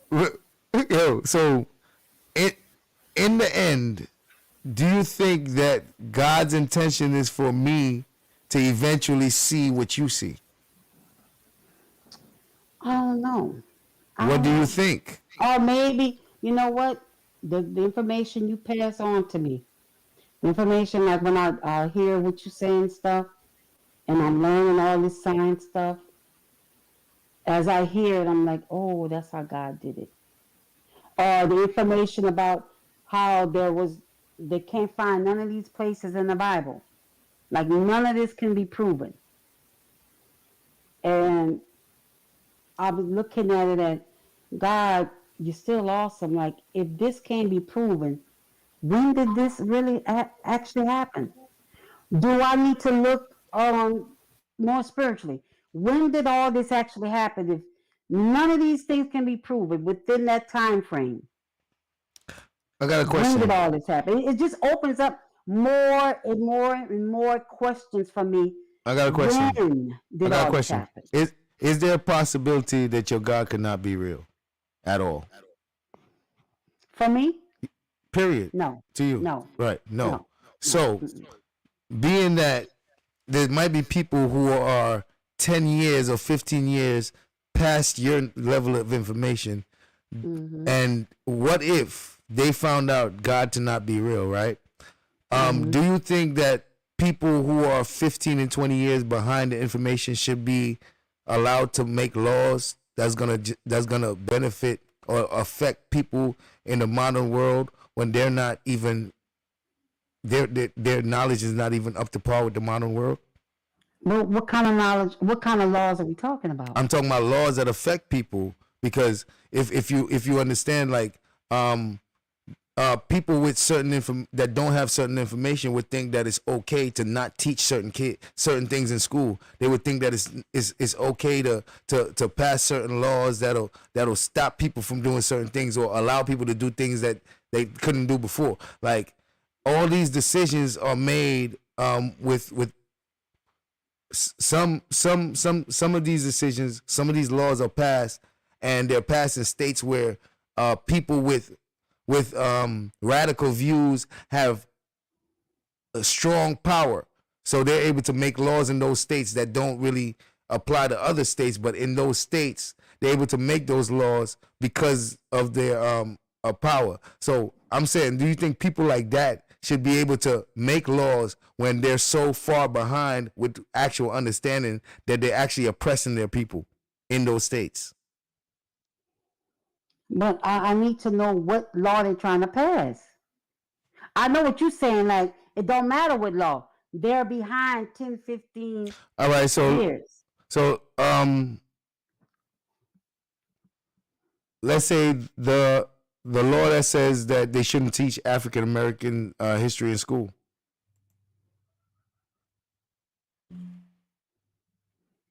I say that the people that got the right information, not the people that's saying, and it depends how you word it too. If you word it that, Johnny Blaze, what up? White people bad, just give the damn information. Give the information. I say the right people need to have the right people with the right information to give the information. Yes, not the people with the agenda of their wokeness shit, not that. But the people with the right information, like if Dr. Ben was still alive and they would use one of his books to give the information. How do you decide? How do you figure that his information is the right information? Well, maybe, I don't know. That's the thing. What decides Dr. that? Ben might be, his information might be old, but whoever got the information. What decides what information is the right information? What is the standards? Like, how do you know? Whoever have the information that's been studied, that's been proven, that's historical fact. But isn't that what the white people said they had the whole time when they was saying that Africans ain't had shit? But and guess what? Back then, even the white people was told that information. They didn't even have the right information. The one with the powers that be, they hold the information. What is the method of finding it out yourself? How do you go about finding out the information yourself? How would you know what is true and what is not true? What is your method of validation? Right. I would look in historical records. You went to college? Yes, I went to college. You ever did a book report? Yes. You ever did a essay or any type of project where you had to write and give resources? Yes. Why did you have to give resources? Because the resources, these are all things that been proven. These people have done their research and it's credible. You can't get any type of research. It has to be from people with the credentials, not Wikipedia. That's not considered a good. I didn't think they had Wikipedia back then. We did. We have Wikipedia. When you was in college? Mm-hmm. Okay. They told us no, do not use Wikipedia. Do you remember a primary source and secondary source? I only use primary source. You only use primary sources. Why is it important to use primary sources? Because that's where it actually came from. Oh, that's where it actually came from. So right. Now, are you able to apply that knowledge because you know how to research and you learn how to validate information, correct? Mm-hmm. So you whether you realize it or not, you just told me that you know all the steps to validating information. Have you ever applied that to anything in the Bible? No. Thank you very much. Thank you very much. Thank you very much.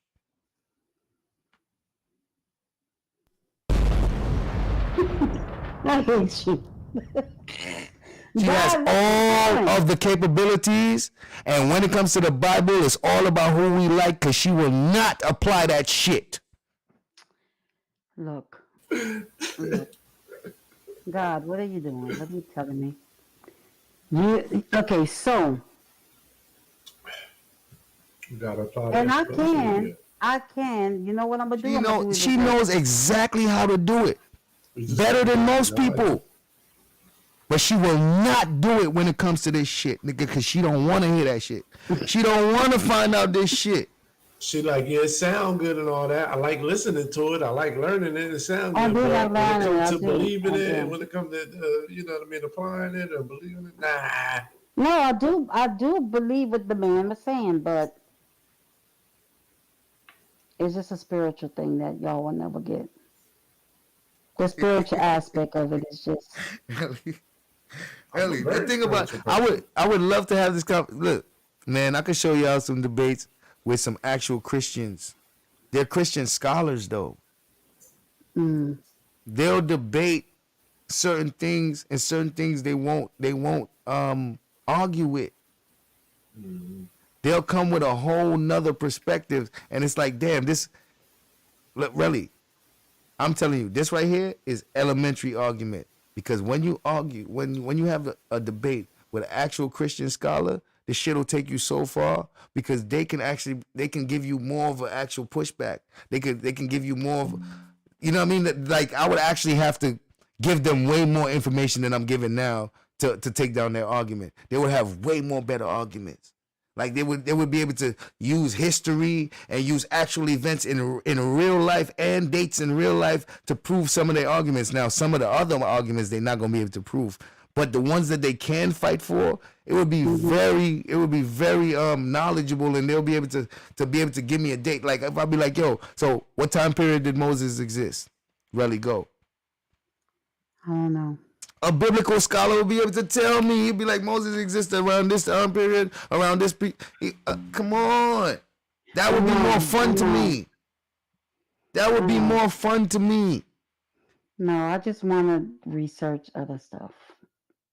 Facts know what I want to research, but. Man, I gotta let y'all watch some biblical scholars, because they know they shit.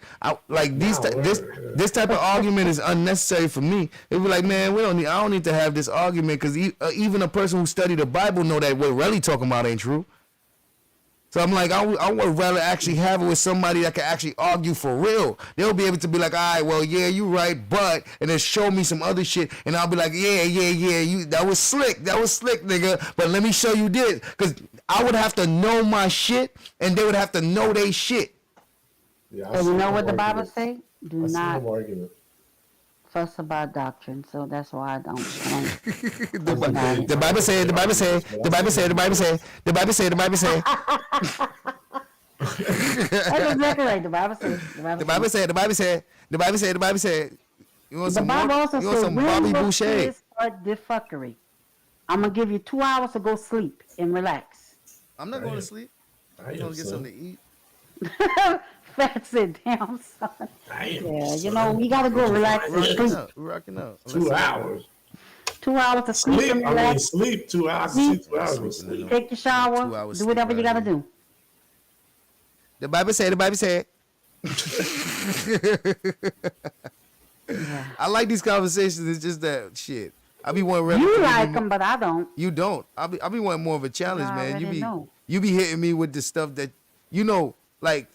First of all, we have conversations with Will T, and we have conversations with Arabia and other people in the sector, and we could point out when listen, you're not trying to directly answer a question because you like somebody, and you be over here not trying to directly answer a question because you like Jesus. Yeah, I like Jesus, but a human being. But you're doing the same thing. I'm Really, sis. don't I'm separate biased it. for you. Don't I'm separate. not gonna lie. Don't be biased for I'm me. biased You better not when be. it comes to sis. Really, that's not good. Don't be biased when it comes to me, man. You gotta be But down the guess middle. what? In front of people, I know how to go in back and be like, nigga, you're not right. You're not right. Well, you biased in front of people, then we'll say that. But don't say that you just biased, because that means you Yeah, can't no, even no, tell not me. biased, That would but- mean that you can't even tell me I'm wrong. Oh no, I could tell you you're wrong, but I'm not gonna, like, cut you out in Yeah, front of the people and Bible do that does like say that. that, Letitia. Women don't debate. I with got men. to tell you in the back. Yo, Letitia said the Bible says women don't debate with men, but here you are, really. But I'm not in debating the name with of the them. They trying Lord. to debate with me. In the name of the Lord. Letitia, they trying to debate with me. Move to the left in the name of Jesus. Move to the left in the name of the Lord. Oh, Lord. Now shake that booty that Jesus gave you. No, they shake don't say that booty in the name of the Lord. Oh, my God. Y'all awful. Did you know that? Y'all awful. Yo, shake that booty in the name No, of the no, you know Lord. that. That's a damn sacrilege. How is that a sacrilege, man? Sis, I could tell you this. If say Sis was a preacher and he would go hard, that nigga would have a mega church. Really? Oh shit! And Don't he say would that, go man. hard. No, Right? stop That you right sound there, like. Riley. This is the Stop, type of shit them stop other it. niggas be trying to say. Like, Stop it, This nigga Riley. would be Yo, deep. stop it. you see what I'm saying, really? It's gonna Man, backfire you know, on you, Riley. really, these type of thoughts come from people who have them kind of thoughts. Okay? No, because I know this nigga would be. Now, would you go hard for God? You probably would. Now, Yo, shout would out you to probably Kilo, do a man. little good? You probably would. You said I'm singing But about white Jesus. you Yo, would go Kilo, hard. Kilo, really needs some help out here, man. Well, actually, Kilo, we can start over with Kilo. Kilo don't play that shit. Oh hell no! You know Yo. Kilo gonna get offended and Kilo. Nah, I gonna won't get- even go. Listen. I know how to have this conversation with Kilo. If he don't mind, shit, we can do it. Sis would have people getting healed and all this other stuff. Nah. You wouldn't do that? Kilo go harder than you, really. You ain't, man. You think, I think really something. Shit. Yeah, I know already. Kilo go harder than That's really, what I'm nigga. Really, you saying. ain't, All the man. scriptures. You Kilo light gonna work, be really. like, You light work, really. You ain't saying no. Let Kilo come up here, nigga. You like now, Kilo, nigga. This nigga Kilo is the Christian, nigga. That nigga is Kilo the gonna Christian. strangle He your is ass. the Just Christian, say nigga. something you don't like. They'll be like, nah, nigga, the Bible says this, Proverbs, this, That nigga, nigga- and that see, shall happen, nigga. I love you, Kilo. I'm Yo, trying to say it. Really couldn't describe the Holy Spirit, nigga. That nigga Kilo tell you about the Holy Spirit for real, nigga. That nigga. I'm trying to save Sis from getting strangled up there. Who me? Nah. virtually. It's all good. Shake your booty in the name of the Lord. Jesus, man.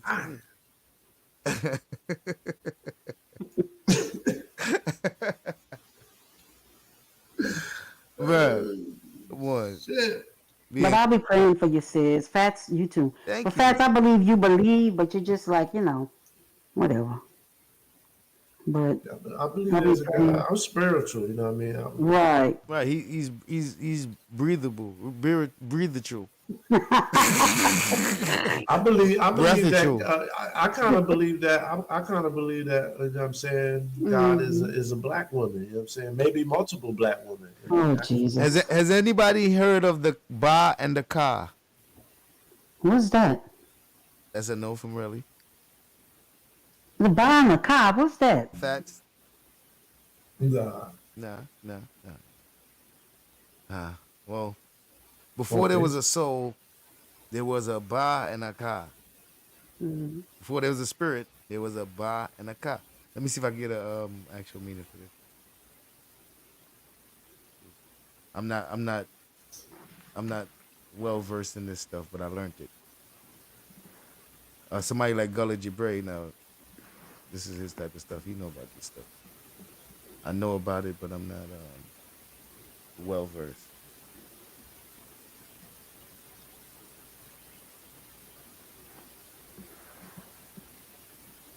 Says the ancient Egyptians believed that the soul had three parts: the Ka, the Ba, and the Ak.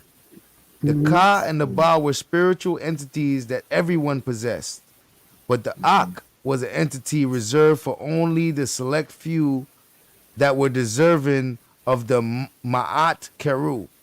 Their beliefs were that the living were responsible to help the dead journey to the afterlife. The living had a duty to help those who had gone before them and to those who had come after by building and maintaining tombs. Tombs were the interface between time and eternity. This belief also included the preservation of a deceased body. The Ka. The Ka was essentially a person's double. It was the life force, and at death, it was separated from the body. The reason for extensive and elaborate preparation for the body for the afterlife was to ensure the Ka had a home. The living would sometimes provide bread, beer, oxen, and fowl to feed the Ka for the afterlife. They also believed that the deceased body would have resembled the past living body as much as possible so the Ka could recognize its body, and then the Ba would return to it each night after spending time in the sunshine. The living would leave more than just food for the deceased if possible. They would also leave servants, weapons, jewelry, clothes, and their mummified pets in their tomb. Anything that would help them in their afterlife. The tombs would also house the Shabti, statues that represent servants who would help the owner of a tomb in the afterlife. The backs of these figurines were inscribed with the chapter 6 of the Book of the Dead. This spell ensured that if the owner of the Shabti was called upon at any time to do any kind of compulsory labor, the Shabti would respond and perform the duty instead of its owner. The tombs from the age of the pyramids would have inscriptions on the tomb that would read, "May this official be given 1,000 loaves of bread, 1,000 jugs of beer," in hopes this prayer would be enough to feed the Ka if no offerings was available. Now I'm getting the Ba. The Ba, another spiritual entity, was seen as a human-headed bird hovering over the deceased or exiting the tomb in the hieroglyphics, and was a part of the soul that could travel between the worlds of the living and the dead. During the age of the pyramids, it was believed only the king had a Ba.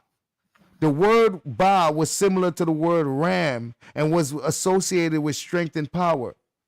In later periods of Egyptian history, it was believed every person had a Ba. The Ba also required food to move and survive in the afterworld. There are images from Ramesseid books of the dead that show the Ba perched upon the arm of the deceased or hugged to its body like a pet parrot. The small pyramids built over the tombs tomb chapels of Deir el Medina contained a little niche near the top where the Ba could perch to watch the sunrise and to observe the goings on in the village where it had lived. Now, this is before there was a spirit. Okay. Now, do you see all the similarities in what you call a spirit? Mm-hmm. Do you see how they was able to build on this concept, take what they want, add to it what they want, remove what they want, and give you a spirit? Because it is the actual Ba and the Ka that you're describing. Every time you say spirit, spirituals, you're describing the concept that came from these people, which is referred to as the Ba and the Ka. The whole concept of a soul comes from the Ba and the Ka. So not knowing this stuff is like you're reading a book from the middle of the book, and you're thinking you know the whole book and you ain't even read the beginning. So now you think that everything you read from this point and that point is the truth, when in all reality, there's something that came before that, and there's a reason why that even exists. And the reason why the stuff that you believe exists is because some other people made some stuff before that they was able to use as their foundation. Why does God send you here? He could have sent you over to Dan Calloway and Papa Duck and all the other people that like the stuff that you like. Why he send you here? To run into me.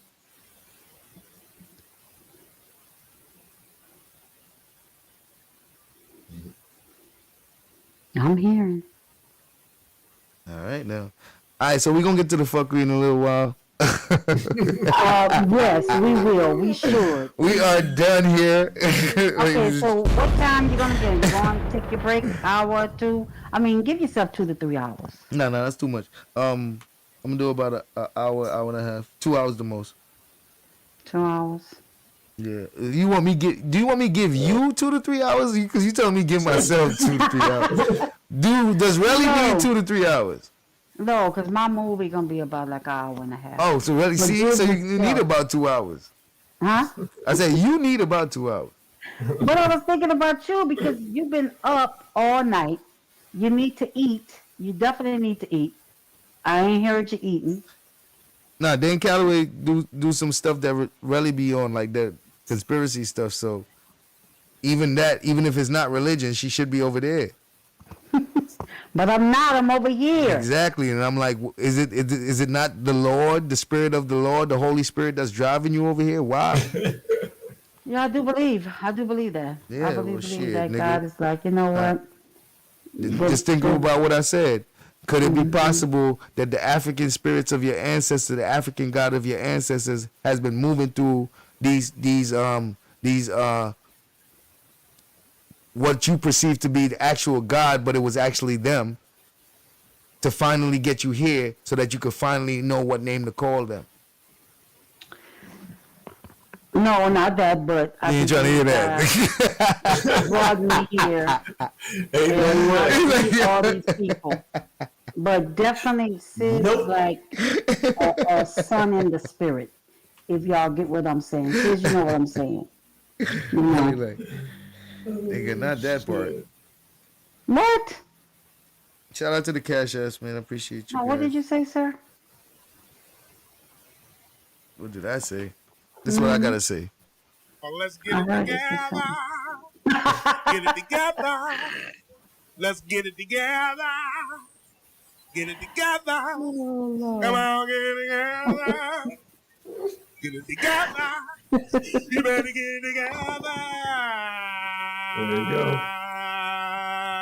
We gon' get it together.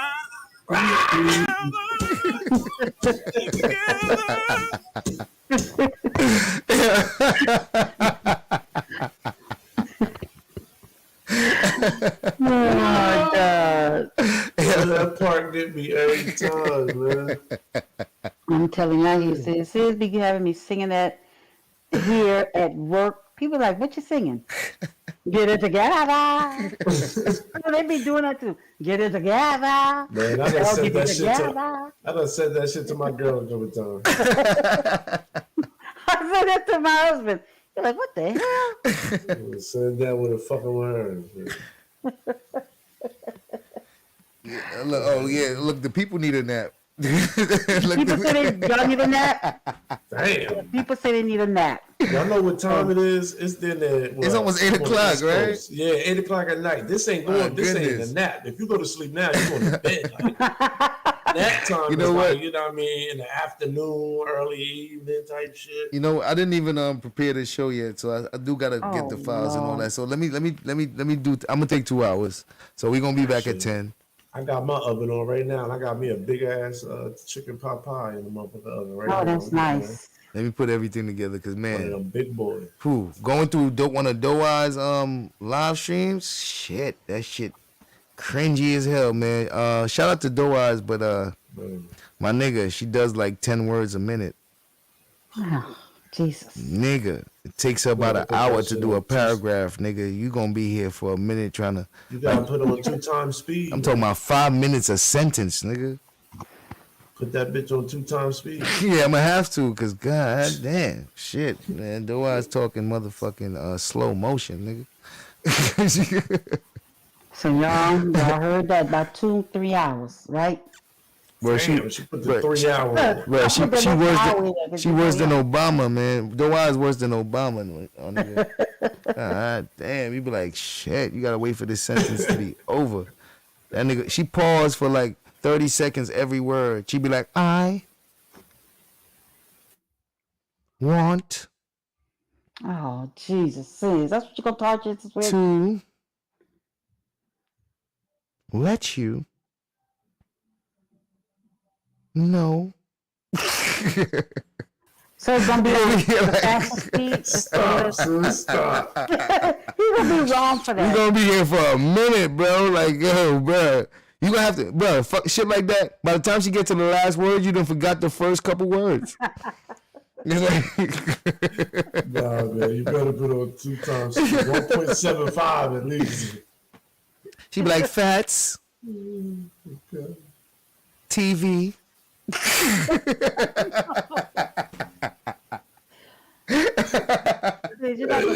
Thank you.